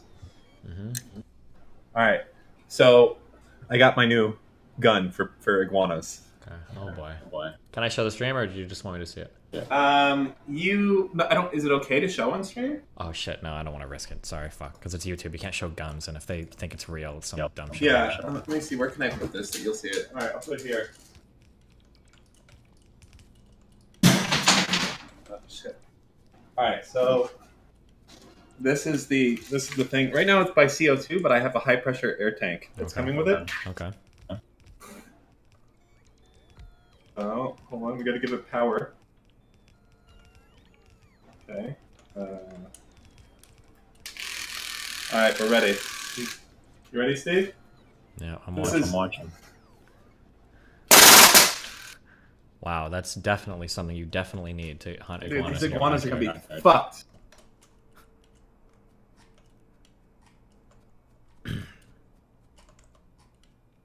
Do you ever worry that your neighbor's gonna hear some of these noises and wonder what the fuck is going on over there? No, because I told all of them. I was like, see, I'm smart. I went up to them and I was like, hey, listen, you hate iguanas, right? And they're like, yeah. And I was like, listen, I'm taking care of them. This is the new equipment I'm using. It's a little loud if you hear it. Don't worry. And they're like, that's fucking awesome. So yeah, that's it. But it's a full auto. Right now it's at 800 rounds per minute, I think. I don't know. There's a selector on it. Jesus, and, you're gonna like explode their little iguana fucking bodies. Dude, and it's BBs, and I know normally you don't want to use BBs for iguanas, but these ones actually go at like 900 FPS, so that like goes right through their head. It's perfect. Instant death for them. No suffering.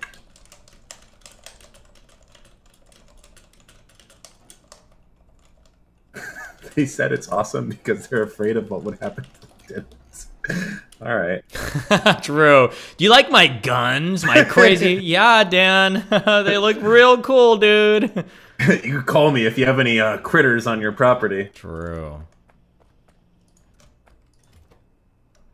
I just have a red dot sight on it, which is fine. I'm not really... Usually the iguanas are like, I don't know, less than... I don't know. They're not far, really. Like 10 yards or less. Do you have any words for any disappointed fans tonight, Dan? About what? About your Tabor's behavior yesterday. I mean, Tabor was a little frisky, but I feel like I was pretty both sidesing it very hard. So I feel like I'm unimpeachable from that. If you go watch it again, I was doing a little bit of stirring, but I was stirring from both sides because I don't take sides with that. You know, I was there and I was like, you know, I brought in Molina, I brought in Sushia, you know, it made, you know, on both sides. So that's what you do. And also, I made Darius, okay? I can do whatever I want with him. He is my literal child. Without me, he would not exist. So, he's my toy to discard if I choose.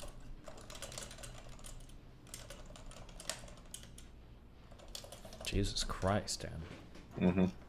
It is a cute dog. Yeah. Yeah.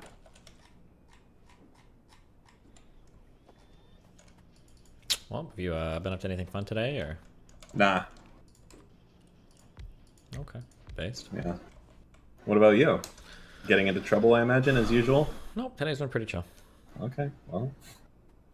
It's always tomorrow. True, true.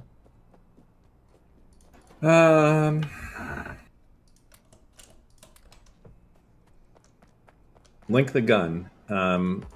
It's a Baikal Blackbird. I'll link a video of it. Well, do you want to do this without getting a sponsorship first, Dan? You might be selling a lot of these guns soon.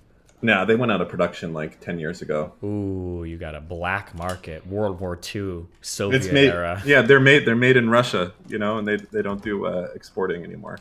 Not for a while. Dan, do you clean up the dead iguana body? Of course, they'll stink otherwise. Yeah. Wait, is your wife a dual citizen, or is her Russian citizenship gone? No, dual citizen. Are your children automatically dual citizens? Not automatically. You have to go take them to the Russian embassy in New York, but she did that for both of them already. Oh, cool.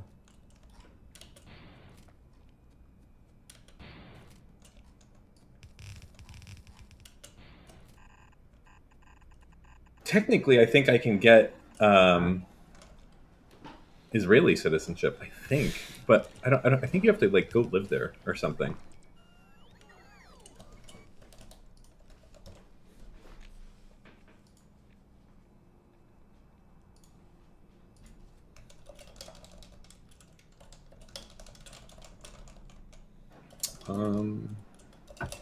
So is the Lord of the Rings show already out? I know the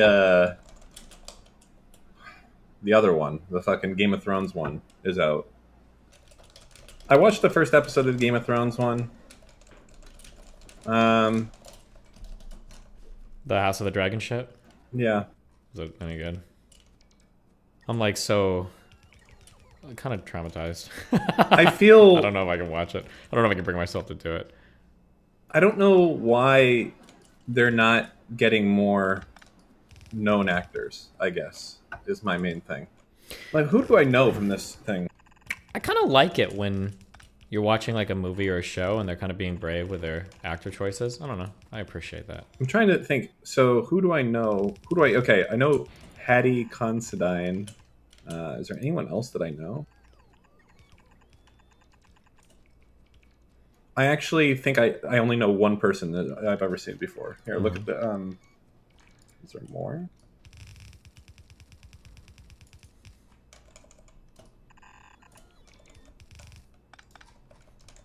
Like here, look at this, look what I'm sending you here.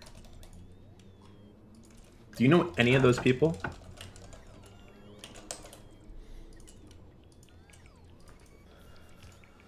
Let's see.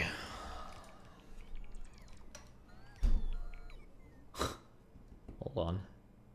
Yeah, I'm like, I don't know that guy in the top right, but I feel like I've seen him before. I don't know any of these people now. Jesus. And this is like the cast. It just seems weird, like. Yeah, because Game of Thrones had a lot of like pretty mainstream actors, even for and it feels like they're okay. Listen, we're gonna do a sequel. We're gonna spend a fuck ton of money on getting the rights to do a sequel and everything else, or prequel or whatever. Mm-hmm. But yeah, let's just not have any like known actors at all. Okay, you know, it's like, you know what everyone these fuckers are doing? They're all copying like the fucking new Star Wars shit, where it's like, okay, you know, none of the old guard. Let's just all get new people. You know, but even then, they're still having one or two people that are kind of somewhat known, I guess. Yes, Rise iFans. God, I want to suck his dick so fucking hard. How could I forget about Rise iFans? Do you know about Rise iFans? Man, God, what a fucking Chad Thundercock that fucking guy. Thanks for telling me in chat. I forgot. Oh my God, I just wet my pants with anticipation. Wow. Okay, to be fair, actually, now I'm thinking for the first Game of Thrones, except for Sean Bean, I don't know if there were very many mainstream actors in the first one.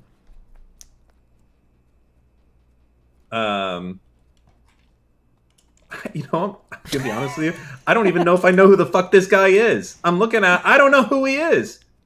He's like, what? Do you know who this guy is? Who? I don't know who the fuck you're talking about. Here, I'm doing this. Who is this guy? People are fucking... Who is this? Was this the guy that was in the scene in Pulp Fiction? The All Right Honey Bunny guy? That's who he looks like. Shroud Blur, you gifted 5 more subs. Thank you. Okay, hold on. This guy. I'm sure he's been in something. I don't know. I don't mean Bruce Willis, you fucking degenerate. The guy at the diner who was saying it to that lady right before they tried to rob everyone. What? Are you talking about Pulp Fiction? Yeah. Like I was saying, is this that guy? Is it?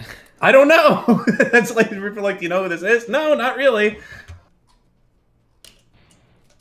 Dan, you're face blind? Well, I don't know who the fuck this guy is. I'm trying to find one thing where I know who the fuck this guy is.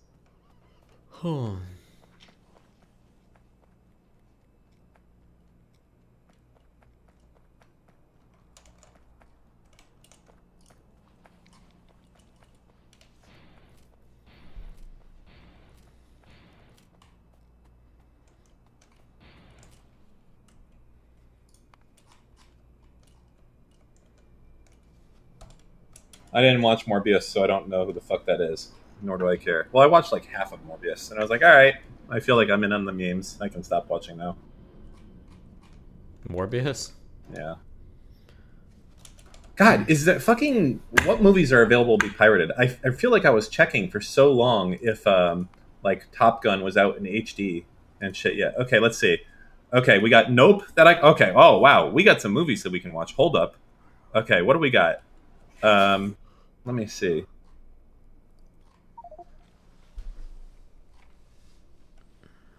I'm sorry, I'm looking. Okay. We got Nope. I don't know if Bullet Train is good. I know nothing about. It's just Cam. Never mind. Thor: Love and Thunder. Top Gun: Maverick. Something with Liam Neeson called Memory. I'm sure it's just a scuffed Taken. Damn. Day Shift. Liam Neeson Prey. sure did. Taken definitely relaunched that dude's career into like the most one-dimensional movie type of person ever. I guess him and Denzel Washington are like the same actor now. Is that true? Yeah. No. Well, isn't like every single movie he does is like some like revenge thing, and then like every single thing Denzel Washington does is some like revenge thing. Like they're like the same actor now. I think they do like all the same shit. Why would Dan pirate if he's rich? Because that's an easy question to answer. That's incredibly easy to answer. So if there was a way that I could watch a lot of these movies for $5 to $10 on high quality, I would do it. But there isn't. If you want to watch these movies at your home, like after they're released, you actually have to spend, I think it's like $10,000 or $20,000 a month to get like some sort of. He's talking about the weird theater shit again, guys. Yeah, that's the only way. Now I could go to the movie theaters, but I'd rather kill myself. So that's my option. So until they decide to make it so I can watch it at home, then yeah. Okay. I just don't like the movie theaters. I don't care. And why are you laughing? Why? I haven't misspoken. You weren't at all misspeaking. I was not. I felt like you were like really scared of doing it. You were like hesitantly stumbling through the sentence to make sure you didn't bump into anything there. Bump into any misspeaks. I was speaking very clearly and concisely, and I knew exactly what I wanted to say. Sometimes my thoughts, they just go so fast, my human form can't keep up with it. Okay, that's fair. Why are you laughing? You can't pre-laugh. I'm not pre-laughing. I'm just I'm laughing at what you're saying. It's just funny. Dan, you could stop being a cheap fuck and wait. I just said I don't want to wait. How about that? Okay? I want it now. If you're not going to serve me, then I'll find another way to get served. What the fuck is... What are you talking about? I don't know. People bitching and moaning about something or whatnot. Hey, look at the other thing I sent you before those photos. Do you know how to do that? I didn't look at it. It's probably going to be some moving camera shit. Yeah, it is moving camera shit. It's just like a very slow right to left type of thing. Dan, so if we're doing a thing in the beginning, we're gonna have like 3 people on. I don't know if we need like camera. No, but it's really cool. It's really, really cool, that effect. Like how it's just like the camera is like very slowly moving to the right in a wide shot. Why are you laughing again? I saw that I'm not laughing. You were laughing, and I don't like it. Okay, this is a serious thing. I'm watching the camera. It's just. Yeah, it's just moving. It's not like anything crazy. It's just moving right to left, slowly. You're gonna be like fucking Kubrick directing our podcast? No, it's not that. Listen, do you remember back in the day? Was it? It wasn't Adult Swim. It was like late at night on MTV. They had cartoons, and one of the cartoons that they had was like Dr. Katz, fucking psychiatrist, right? And it was a low budget animated, TV show, right? Animation show. And the way that they saved some money, they came up with this thing called Squiggle Vision. Okay. And what it was is that even if nothing was happening on the frame, okay, you would feel like things were happening because all of the lines for like the characters and everything like that were kind of constantly moving. So it gave you the illusion that things were happening even when they weren't. So I think the effect of doing this on a wide shot where we might just be talking, but the camera is very slowly panning from right to left, would give some element of keeping people like involved and making it seem more well done. So that's all. Okay. Yeah, it could. Makes it look more professional to you. Yeah.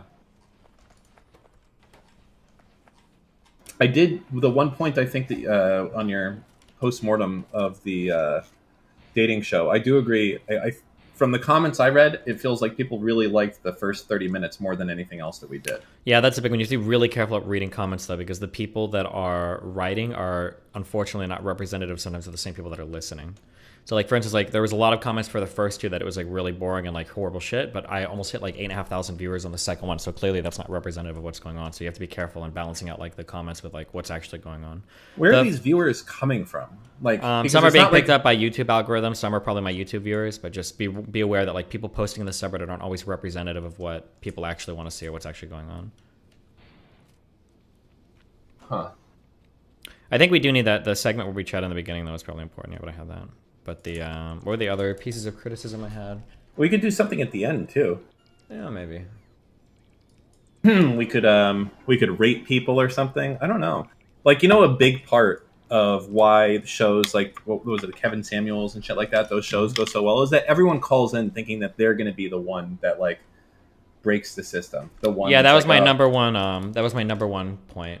Was that I think the most important part of the call-in section, the entertainment rests on the quality of the callers. So drafting. Why are people doing sweat sneeing? I don't understand. What? I don't. Something about Kevin Samuels? I don't know why people are doing sweat sneeing. Oh, he said we should people are acting like you said we should rape people instead of rate people. No, rate, like rating. Yeah, I know, they're being edgy. Jesus fucking Christ. True. The idea is like people would come on to Kevin Samuel's show and other shows like that saying all this shit, and everyone comes in with the expectation, I think, that they're going to be like, oh shit, like you actually got your shit together. All right. Yeah, man. Wow. Congrats. Yeah, keep doing it. Or something along those lines, or just being a colossal shit show. And I think that us at the end of the show kind of doing some sort of rating system or something could help that. I don't know. It's just an idea. Yeah, maybe. I just want to be a little careful that the balance shouldn't be just like we're just here to like make fun of the viewers, because that's a little shitty. Honestly, can we? Like, think about it for a second, though. I don't think those types of things are that sustainable, because then here's what I don't want. This is something you have to be so careful of when you're doing kind of like, I don't want to say anti-fan stuff or like negative stuff, is that what you eventually start to run into are people that are just baiting hard. And then eventually we're going to run into people that are like, oh, look at my profile. Do you think it's okay? And it's some guy that's like obviously fucking trolling. And then that's what all of the kind of content. That's why we have screeners. Yeah, but at some point it's going to be hard to tell who's who, right? Because people are going to be trying to game the system to get on because they think it's going to be funny to troll. Here's my thing, is that I could be wrong. And you can say I'm wrong, and that's fine. I think most people are here for the way that we communicate and have fun and talk about this, and like very much not so for the actual advice. Yeah, I mean, it kind of depends. It's probably it's going to depend on who the caller is, and it's going to depend on the segment we're on. It could go either way, though. I mean, I just can't imagine people being like, oh, you know, I wish Destiny and Dan and Erudite would just like take this super seriously. Like, this is really important. Stop fucking around. Let's like actually give each caller 30. It's like, that sounds boring as fuck. Well, no, like, it can't be super serious. But I don't think it can also be where everyone is like ultra memes and it's just like here's like. Have you ever watched you know, old radio shows would do like there was one from when I was younger. Fuck. I don't think it was Adam Carolla. There was some really fucking old like grandmother or something that actually did the show that was like a sex doctor or something. I feel like I'm never going to be able to remember the name of this. Love Line? Was it? I don't know if it was. No, Dr. Ruth. That's what it was. And it was like I feel like in my mind, it was a really good mix of humor and actual advice. And shit was kept short and sweet. I don't like that one of the things I don't like is that we're only getting to like spending like a half hour on one person's completely boring shit. To me seems like not a good idea, honestly. Like, someone comes in here it depends. I think this is something we super disagree on. Like, it feels like there are some stories that if you dig a little bit, you start to run into like really interesting or really entertaining parts. We just have to get to it a little bit quicker. I don't want to just like zoom like 2 minutes like every single person in and out. No, of course not. But I think that we need the flexibility of like, there's stuff that we could have drawn a lot of shit out of. Like, maybe it was a bad example with, you know, Big CHILLIN and someone being very similar to that and like posting articles and stuff like that. But like, I feel like we're going to see stuff where there's going to be a lot of humor that we can have.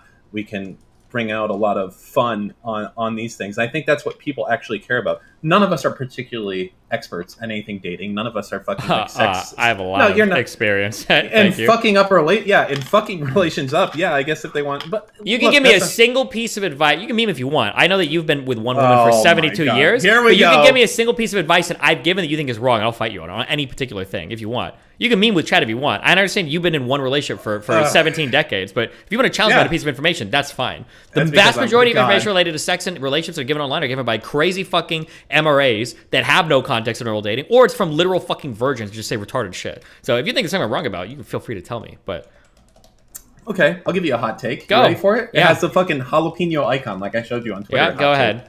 You know what? When you put in your fucking Tinder profile how many followers you have, you might as well be standing in front of a fucking Ferrari in front of a mansion. Same shit, motherfucker. Okay, number one, I don't put how many followers I have. That's fucking weird. Okay. You do that. Someone said you did. No, I don't. I might write that I do like YouTube or something, and then I've got a link to my, because you can link your Instagram on thing, but I don't put like, this is how many followers I have, number one. But number two, I'm not going out there arguing that people all need to be like famous YouTubers, or that like, oh, my Tinder experience as a famous YouTuber is going to be the same as yours or whatever. But it also depends on how I present myself. But then also, this is like, because people always give me this criticism. They go, oh, well, like you use your career, blah, blah, blah. Yeah, no shit. If you're a fucking lawyer or a fucking doctor, you should use your career too. That's going to apply to anybody in a successful career. No shit. Like if you're a lawyer or you're a doctor, you should have that somewhere in your fucking Tinder profile. Why would you not include that? When people are like, oh, well, try doing it without putting that. Oh, so what? I'm just some 33-year-old unemployed fucking loser that has nothing to show for the past 13 years I spent out of school? Like, yeah, okay, no fucking shit. The idea is that might be a little bit, unrealistic for most people. Like even if for normal people, sure, but I don't always have it in there. When I was in LA for a long time, I didn't have it in there. When I was in Nebraska, sometimes I didn't have it in there. Like there's different. But again, if you want to challenge something that I'm saying, like, oh well, he gave this piece of advice. Like I've always said that Tinder is hard. Even for me, Tinder is hard. Even when I put my shit in my profile, Tinder is hard. I've never said like, oh guys, Tinder is so easy. Like you'll have no problem. And then you're like, oh, Destiny's just saying that because he's got a lot of followers. Like what? Like this is always the thing. You're doing the same thing that fucking the Reddit does. Okay? People always say like, Destiny's out of touch. He does blah blah. Oh, well, give me one piece of advice I give him that's bad. Nothing. Crickets. Never a single thing. Never a single thing. First off, would you defend all of your food takes? No. Okay. All right. Well, at least you know. Okay, that's fine. All right. Okay. Well, there you go. Fuck you. See, not a single thing. What I'm gonna have to do is I have to go back and remember some of the things you've said that have been retarded, at least in my mind. But I can't do it on the spot because I don't have like a little section in my fucking brain where it's like Steve's bad takes. It's only like the really egregious ones. All right. Okay, fine. Anybody in chat? Let's just go back to the podcast. That's what I thought. Just shut the fuck up. No, because everybody on the fucking subreddit says this shit too, and you came and you fucking echoed it. And I just wanted to be shown. Let the record show. All right, Dan echoed. Yeah. Oh, what? Oh, you got something? Didn't think so. I just remembering. I need to remember better. All right, give me time. Okay. All right. Okay. Anyways. Oh, the letting your neighbors beat your kids take. Sure, Dan can chime in on that one. Not beat your fucking kids, you moron. When my kids go over to somebody else's house, my assumption is that they're going to be subject to that parent's authority. If I don't want them to be subject to whatever punishment they apply to their kids or whatever, I just wouldn't have my kid go to their house. But I would never tell another parent, this is what you can or cannot do to my child. That's weird.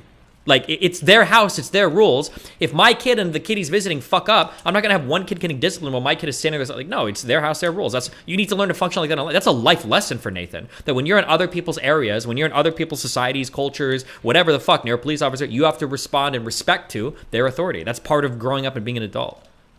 I feel like... Go. I feel like if my daughter or my son was like, hey, I'm going to go play at Nathan's house. And I was like, yeah, all right, cool. Is his dad okay with it? And parents are okay? Yeah, we talked. It's like, oh, okay, cool. And then I find out later that, like, some motherfucker pulled down his pants and was smacking his ass, spanking him. What the? Wait, stop. You're saying spanking him, right? What do you think's happening here?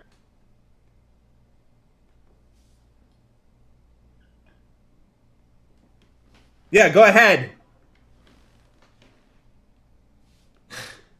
No, go ahead. Defend yourself.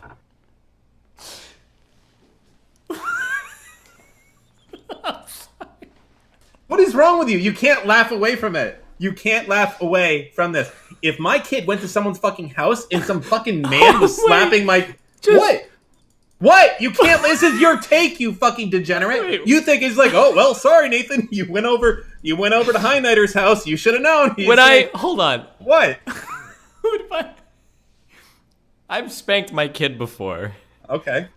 Like tap. Not like hardcore, but like, why do you have to pull down their pants? Well, back to give in the him day, a little swat on the butt. What are you talking? Back in the day, I got it with a belt. I guess you just got. I'm not talking about a belt. I'm saying if you said like a fucking, if you said no, you don't have to pull a kid's pants down to spank them. Okay, well, that's. I guess we just got different spankings. Mine fucking mattered. If my kid went to somebody's house and their parents were taking his pants off, there'd be serious fucking problems. So what the fuck are you talking about? Why? So you want some fucking old man? Like, okay, let's say his pants stay on. It doesn't matter. You're okay with some old man slapping Nathan on the fucking ass as hard as he can?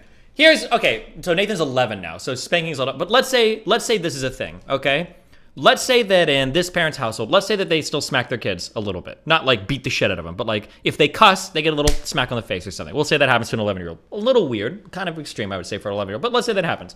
If my kid was over at a house and he was in front of their parents and he says like, oh yeah, like this is fucking bullshit, and then a parent reached over and they smacked him on the face, and he came back and he told me that. He's like, oh, blah, blah, blah. And I'd ask him, well, what the fuck happened? He's like, oh, I did this, and they smacked me. I was like, okay, well, then it would be my choice. Am I okay with my kid being disciplined like that or not? Well, I would maybe ask him, are you okay being over there, being disciplined like that? If he says, oh, no, I don't think of it. Okay, well, don't go over to their house anymore. And then boom. I would never go to that parent and be like, listen, you can't discipline my kid like this when he's in your fucking house. Because if he's going to be in their house around their child and they decide to discipline their kid that way, I disagree with it. I don't like it. But I'm not going to go into their household and tell them how they can discipline my kid when he's in their house. He's a guest in their house, and he's subject to their rules and their authority. All right, to be clear, I believe initially that you were talking about legal things that you can do. As far as I know, you can still fucking... I feel like you made it sound like I'm insane, but back in my day, you would get fucking bent over a couch. Okay, I'm not talking... That's weird. I'm not talking about that. That's weird. That is like probably the most common way of people like getting fucking disciplined. You can laugh about it. That's what people fucking did. So what are you okay? So are you okay with like someone fucking smacking Nathan on the ass 10 times? A spanking? Okay, that's what it's fucking called. If my kid was like 4 or 5, maybe 11 is weird. No, okay, 11 is weird. He's 11 years old. I don't know if you touched little 11-year-old kids on the butt. That's kind of fucking weird. Okay. But what the fuck? You said it was okay. He's like, well, you go over to High Nighter's house. He's gonna spank you for any reason. If you it's gonna be age appropriate. Do you think my 17-year-old went over to somebody's house and got spanked? I don't know. You might ask him. It's gonna vary the punishment. Like, let's do something more realistic. Let's say that let's say Nathan is 13 or 14, and let's say that their rule is if you swear in their house, you have to clean your mouth out with soap. I think that's crazy and weird, but if he swears at their house and his friend and him have to wash their mouth out with soap, then that's what they do. And if I don't like it, then it's on me as a parent to say, you're not going to that house anymore. I don't like how they discipline their children. But I'm not going to ask them to give unfair treatment to 2 kids under their roof. They have their child, and if they've got a guest over, they're subject to that household's rules. I feel like you're doing a little bit of weaseling right How am I weaseling? Because you said... You're now trying to choose a less extreme punishment. No. The punishment has to be age appropriate. You can spank a 4 or 5-year-old. No, Dan, if a 17-year-old is getting spanked by like a 36-year-old MILF or some shit, that's really fucking different than what we're talking about, okay? But if Nathan was like 4 or 5, then yeah, I can understand it. If I don't agree with that type of disciplining of the children, if I don't have that conversation, before I leave my kid to somebody else, that's on me as a parent. It's their household, it's their rules.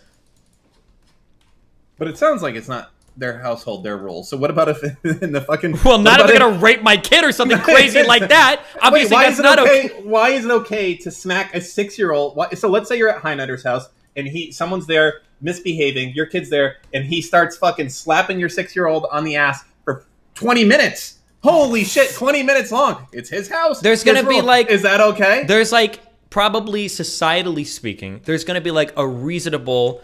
like line of where I would expect punishments to be. Now, just from what I've heard, and when I was raised, now my parents didn't hit me when I was raised, but in terms of hearing people getting like spanked or whatever, right? Like I've heard of that happening. And I would expect that could be a possibility if my kid goes over to some place and misbehaves. Now, getting his pants taken off and like beating the shit out of with a belt or like a wooden spoon, that's not in the list of things that I would consider societally normal. So to me, I feel like we as society, Mm-hmm. okay, have decided that like we can't all agree on Sure. where the lines end and start when it comes to physical, like what's okay, what's not. Like, Mhm. is it okay if someone is reaching into a cookie jar and I smack their hand away and it's not my kid? I would say that should be okay, right? I don't know if I would do that, but I think we as society have agreed, like, we don't fucking know, so we just don't hit other kids. Because that doesn't fucking matter. No matter what you do that shit, you might fucking end up in jail. So, Damn, to wait, me- what? Wait, okay. So, to me... Maybe it's a Midwestern thing, but that's not my... No, I think if you fucking lay your hand on someone else's kids, there's like a 50% chance that some fucking dude is going to come over and want to fucking murder you. Did you grow later up like day. that?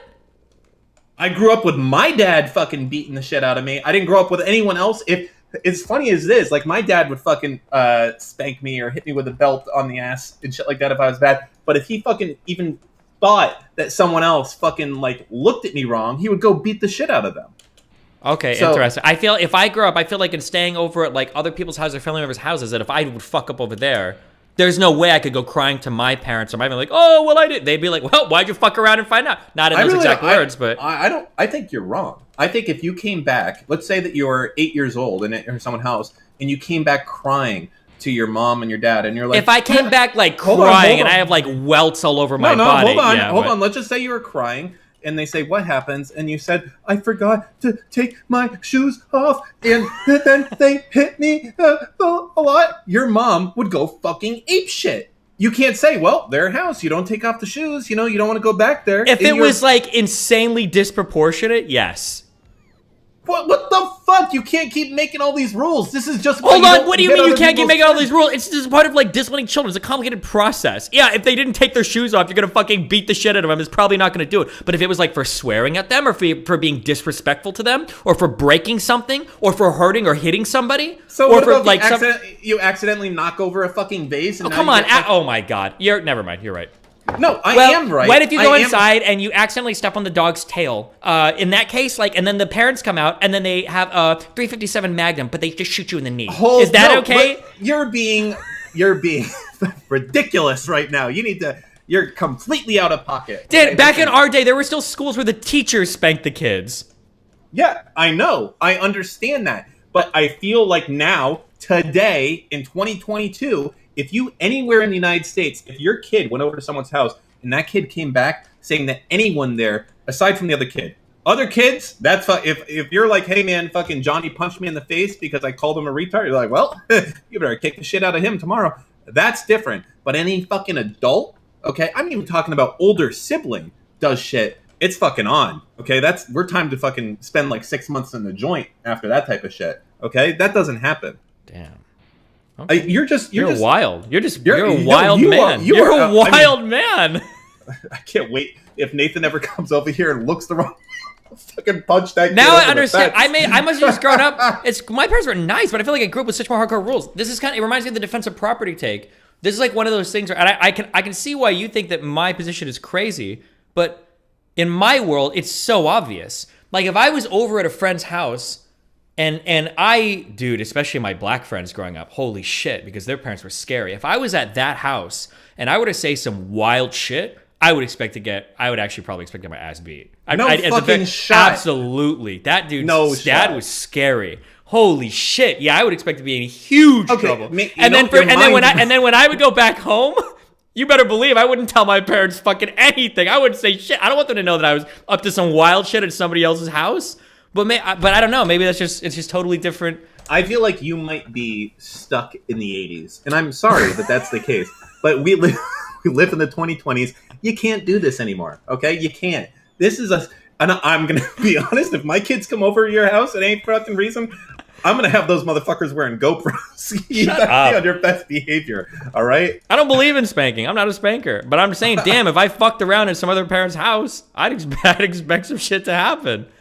But okay, I got it. Damn, you guys just operate with impunity in the world. This is why you guys are all against defensive property and everything. You guys just are fucking wild. You guys will just do whatever the fuck. And I have done the mouth washed out with soap thing. Mm-hmm. But I feel like even that would probably be the line for me. I think like if my kid went over someone's house and they were swearing or supposedly swearing, and they said, yeah, they washed my mouth out with soap. I feel like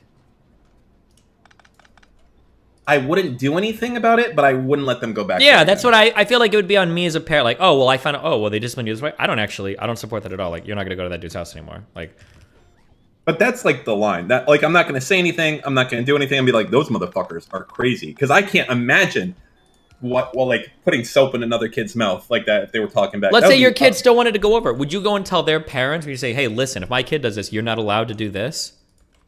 No, I would be like, tough shit. You want to go over there? You ain't go over there. Those people are fucking insane. Okay. Something you must have had a worse childhood than me.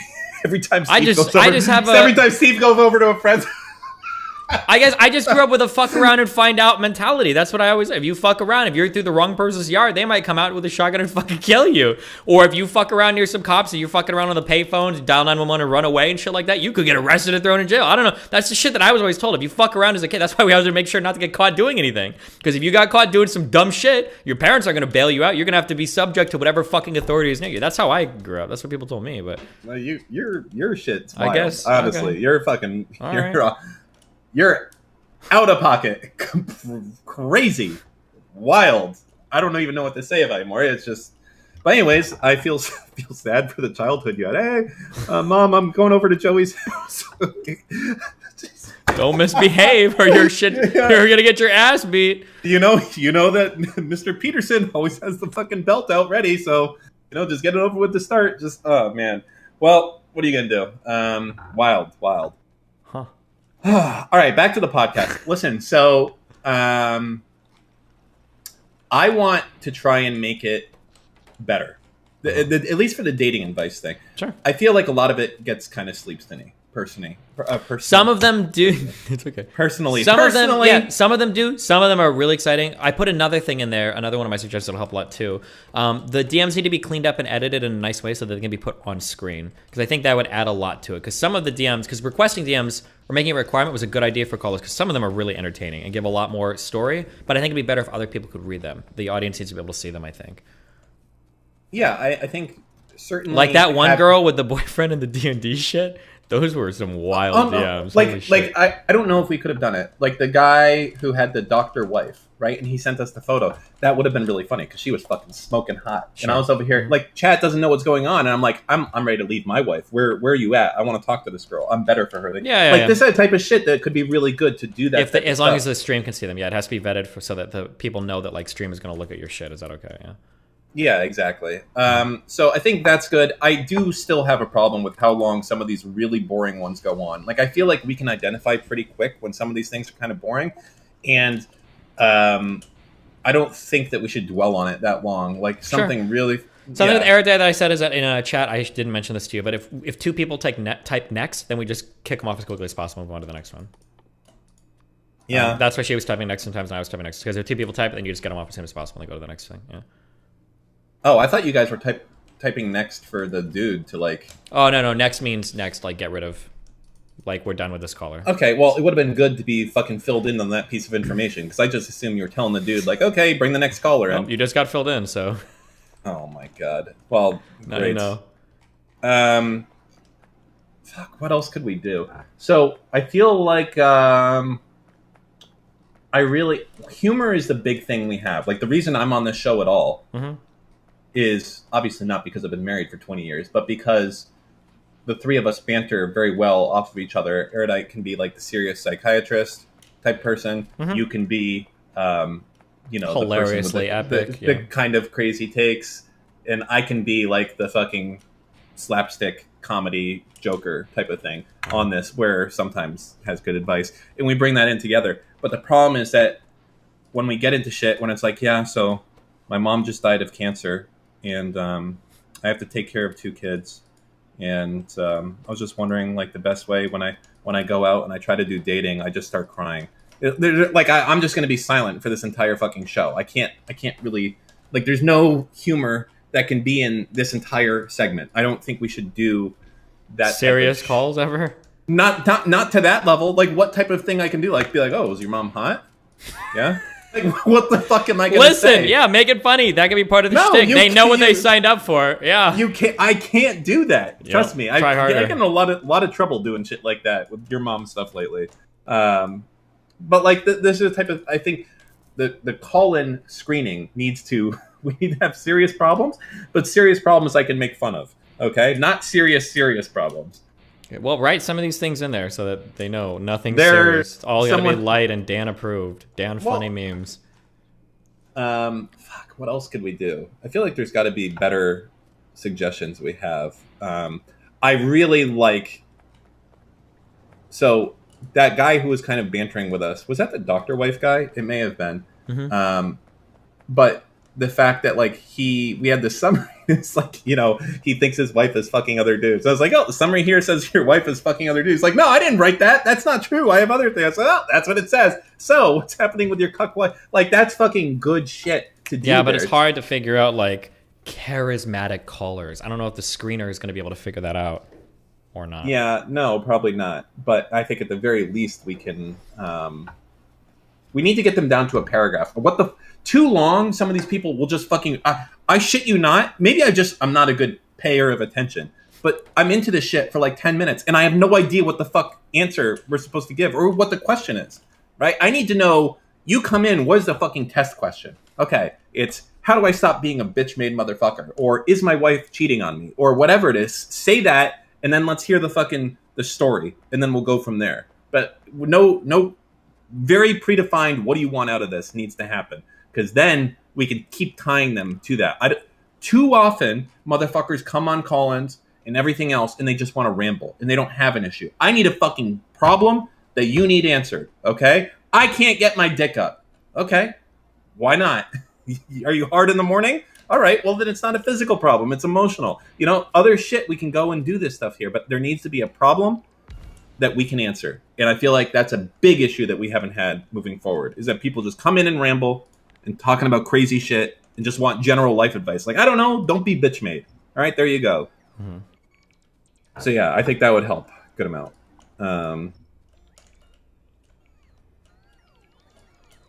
Yeah. So how do you do that that panning thing?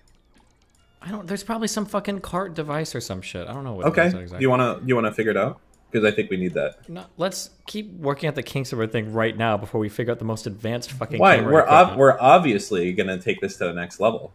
We don't know that yet. Maybe this format dies and we have to do like we need to pilot like a different type of show. I guess the real question, yeah. No, I'm not The gonna real say question, that. what? Say it. No, I say can't. it. I can't, and I won't. Oh my god, bitch made, guys, bitch Yeah. made. Well, I guess I was going to say the real question is if you'll still be platformed then, so we probably shouldn't sign any leases, but... Good one. Yeah, sorry. Good one, Dan. Very respectful. Sorry.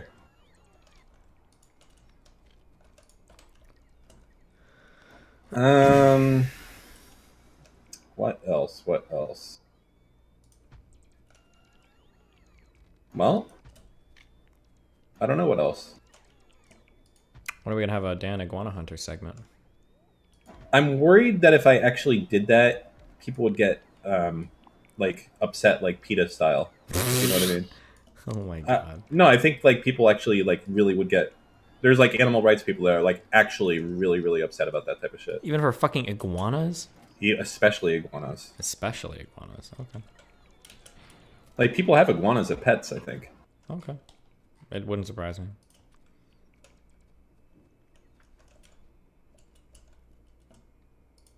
I say especially because people have them as pets. I don't know frequently, but enough. Are they protected or are they a pest? They are an invasive species, which the state of Florida requests that you dispatch them. Exterminate with ruthless prejudice. Is there any update on whether or not Trump is going to represent himself in... You know what's kind of crazy? Apparently, have you looked at who his current lawyers are? No. Oh, yeah. It's like a fucking real estate lawyer. It's like some random... He literally has, like, Better Call Saul as his attorney. How do you even... I'm trying to think. I don't know, dude. He's just... And they are fucking shit up so bad. That is the funniest shit in the fucking world. I'm trying to imagine though. Let's say you are Saul Goodman, and you're just like, "Hey guys, I'm Albuquerque's best defense lawyer when it comes to your DUI. Call me." And then you get a fucking call. It's like, "Hey, the ex-president would like to hire you for his case on January 6th." Are you like? You're like, okay, this is obviously a lot of press. I'm obviously going to lose because this motherfucker's guilty.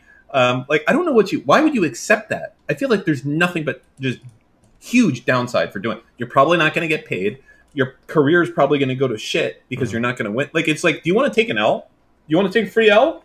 You'll get your name out there. You need some Google rank. Like, I don't know, man. It's fucking crazy. Yeah, I don't know. Pretty wild. Fucking wild beyond belief. His whole life is wild. God, he's gonna run for president again. That's gonna be good viewership. Jesus. It's crazy. Damn, Brandon's doing work. Do you think he's gonna do? Do you know what the alley-oop would be? Is if we could get fucking marijuana, dude. Yeah, but I think he has to do that closer to midterms to try and get people to. Dude, could he just say, "Hey, if we win big in the midterms, I'll get marijuana legalized"? Could he just literally say that? Like, that's the Andrew Yang strat. I have no idea. It'd be pretty funny.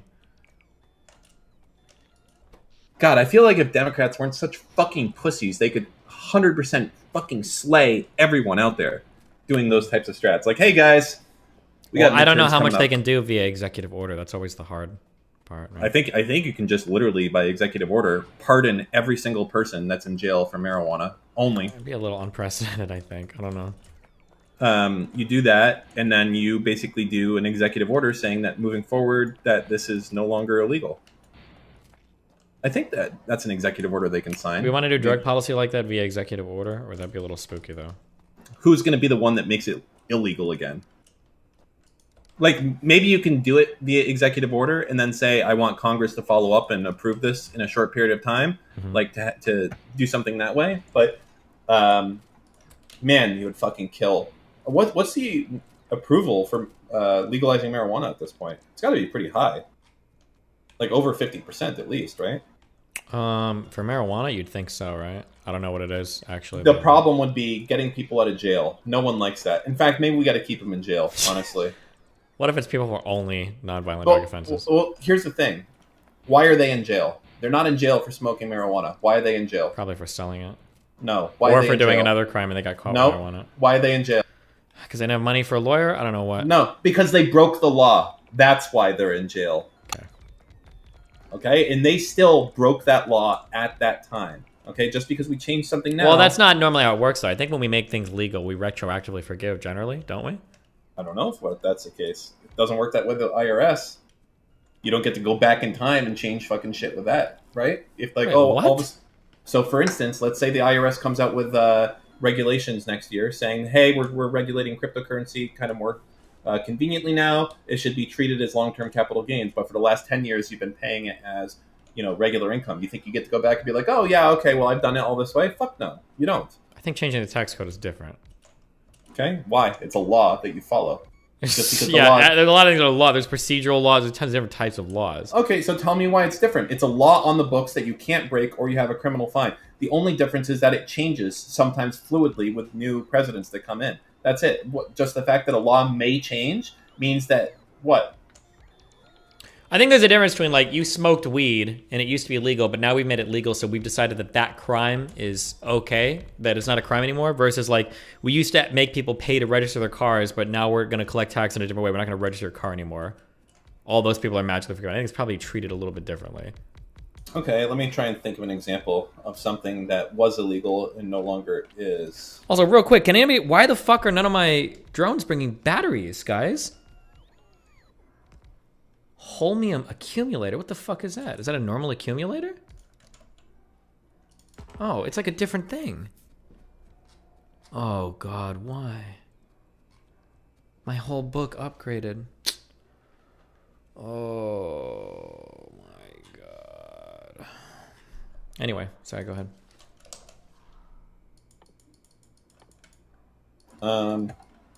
Yeah, I'm not sure. Well, fuck you.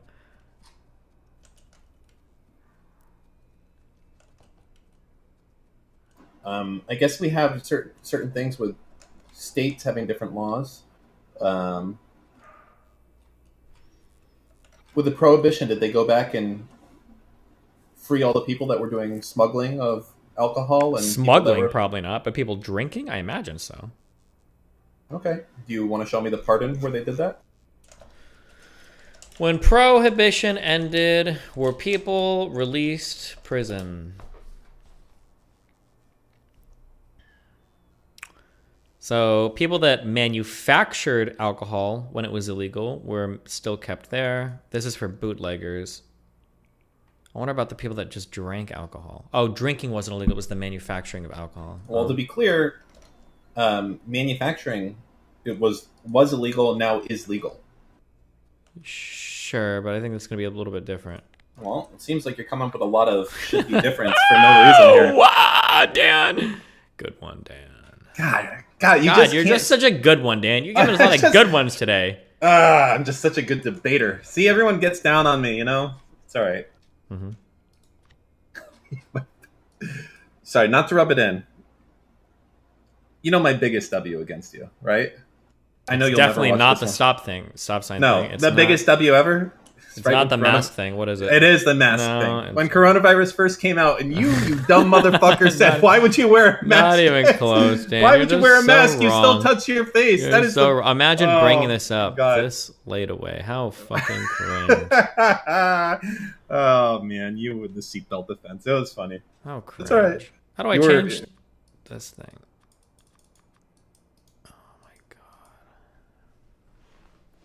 Upgrade items. How do I downgrade items? Can I downgrade items?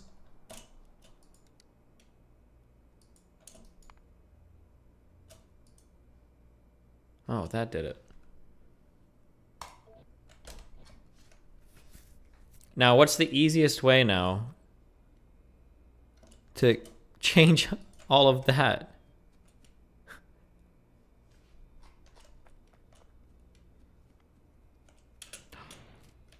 I know what I have to do.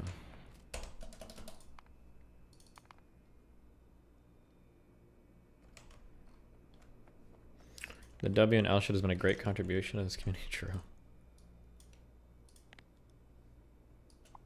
Okay, we're gonna delete everything, kind of, and then I'm gonna undelete it all. Boom. Oh god, oh god.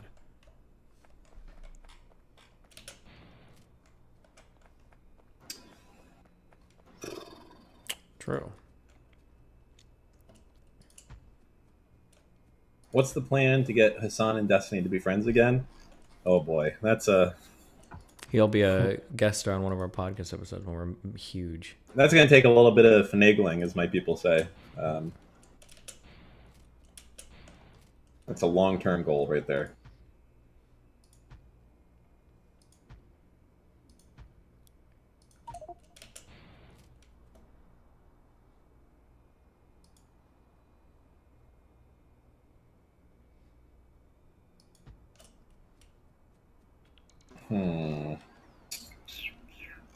Yeah, true. Yeah. What do you think of the WL community, Dan? WL? Yeah. Like how people call you less than me, that type of thing? It's like a whole community on YouTube. They do like W's and L's and stuff. That's like, I think that's the actual name of the community, is like the W and L community. I think that's cringe, but... Ooh, Dan throwing shade. Dan's gonna be beefing with people soon, guys. Careful. If that's all they do is just put a W or a W or an L on things, you know what? Forget it. Let's just move on. I like Mulan too. MoveOn.org.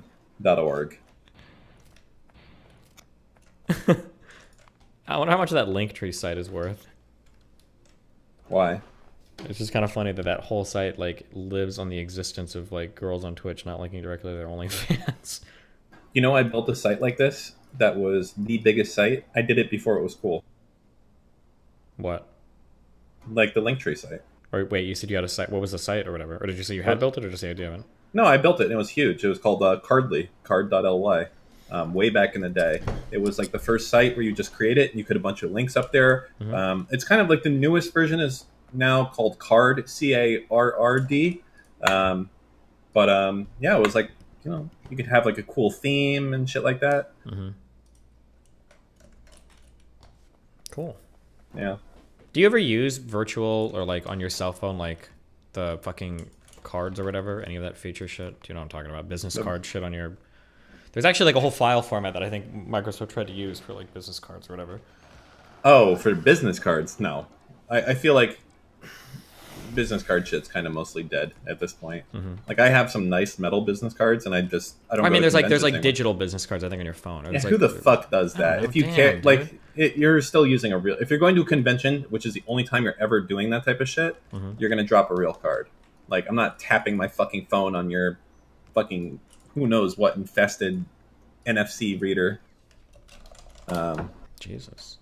Yeah. Why do you have 10K solar panels out? Because I need them. My accumulators are dying. I'm running out of energy, you dumb fuck. Don't question my power plant.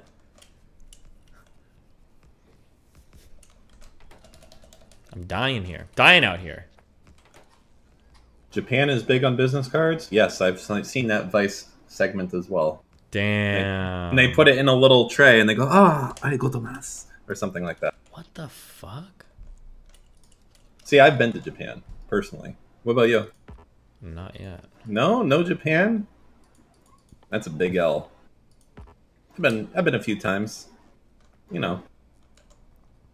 Yeah. Is that a good experience? Do you like it?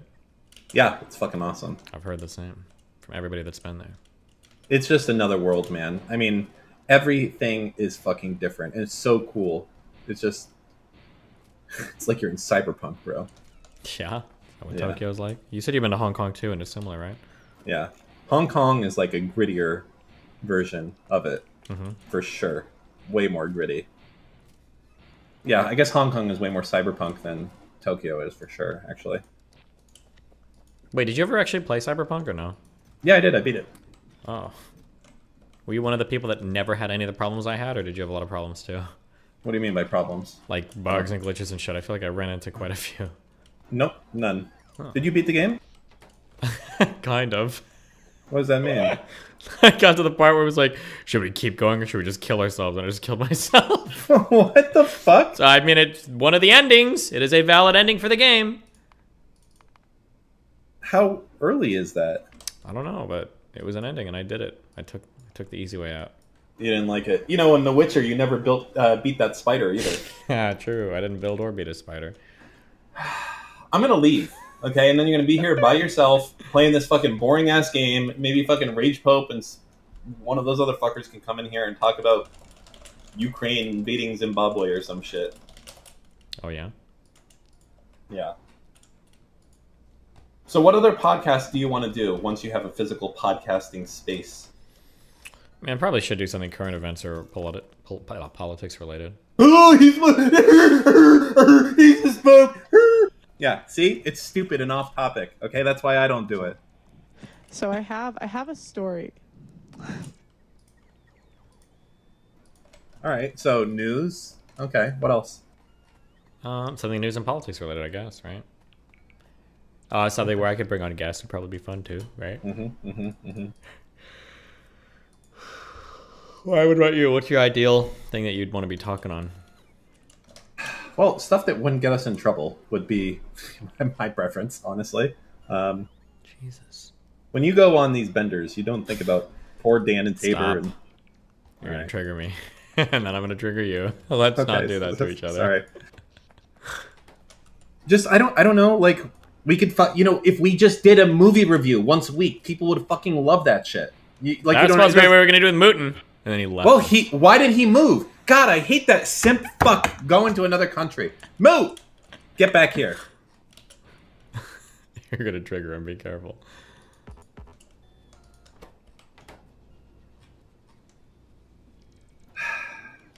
Well, who's moving to Miami? What do you mean? Well, we need a replacement for Moot now that we're doing podcast shit. Oh, I can find somebody. Is it going to be above a Miami 4? I don't know. Depends on who you want. Bring Autistic Destiny down, okay? She's a Miami 5, all right? Dan, you wouldn't drive 10 minutes to see Moot shut the actual fuck. Listen, these Damn. motherfuckers, they knew the deal when they moved here. I was fucking crystal clear with both of these cocksuckers from day one. Whoa! I was like, Hassan, slow down there. I was like, hey, I don't leave the beach. I drive a scooter. I don't like taking Ubers. I like it here. This is a safe, nice area to be in, okay? You should live in Miami Beach. And now there's fiber here, so you can move here and there's no excuse.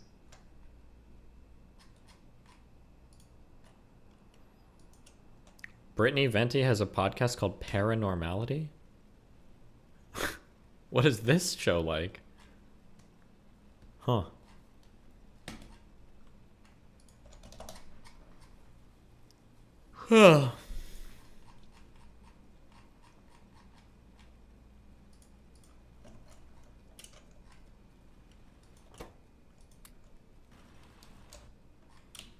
Okay, well, anything else? I'm fucking tired.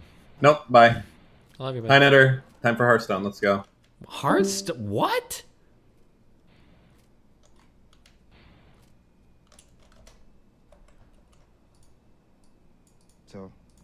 So I have a story. Okay, so man's dying wife asks, I need to laugh, this is so bad. Man's dying wife asks if she can have sex with her ex just one last time. Any spouse would want to provide the love and care for their partner within their dying months and days.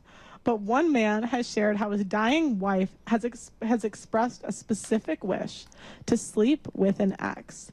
Posting to the relationship advice subreddit, the husband gave insight into his wife's condition and how the conversation of her controversial dying wish went down as he has no one I can tell.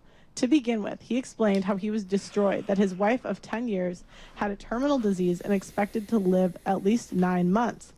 I don't remember life without her, and I don't know what I'm going to do when she's gone. I have been doing my best to make the last days of her life good and grant whatever wish I can, he said. On her deteriorating condition, he added, the doctor said that she was likely to need a wheelchair in 4 or 5 months, and by month 8 she'll be bedridden for the last few weeks. That's if she doesn't decline faster. After he provided the context, the husband got to the quirks of the problem. He said, recently she sat me down and told me that one of the last things she wanted to do was have sex with a previous partner of hers. I, of course, was shocked. And when I asked why the F she wants that, her response was pretty brutal, as she revealed. She basically thinks that her most physically compatible sexual lover was him.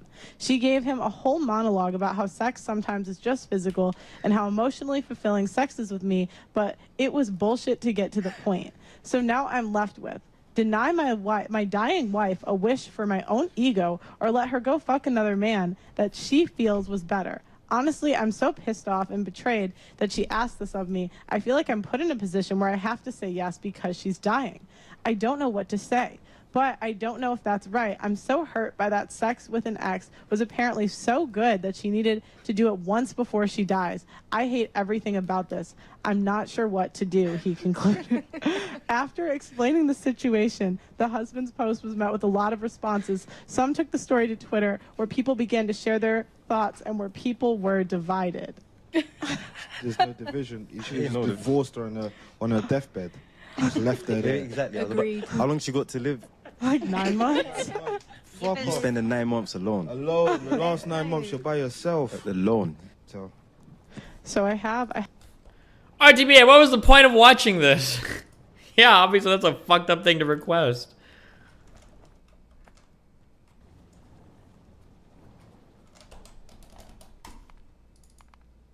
What is your answer? My answer is fuck you, bitch.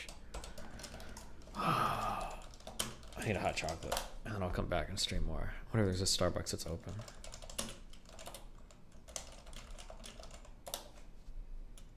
Oh no. Oh no. Oh yes. Okay.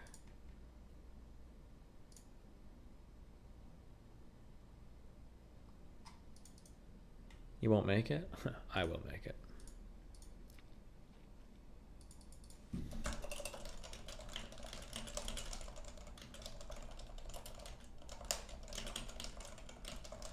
right. Other guys will be back in a bit. Be careful.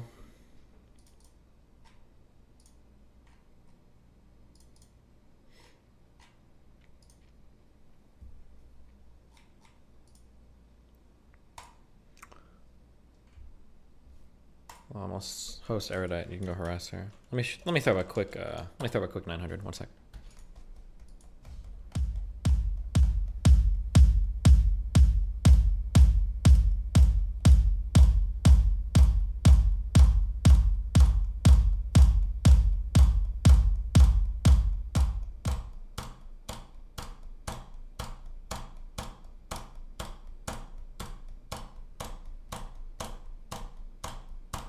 Dude, what?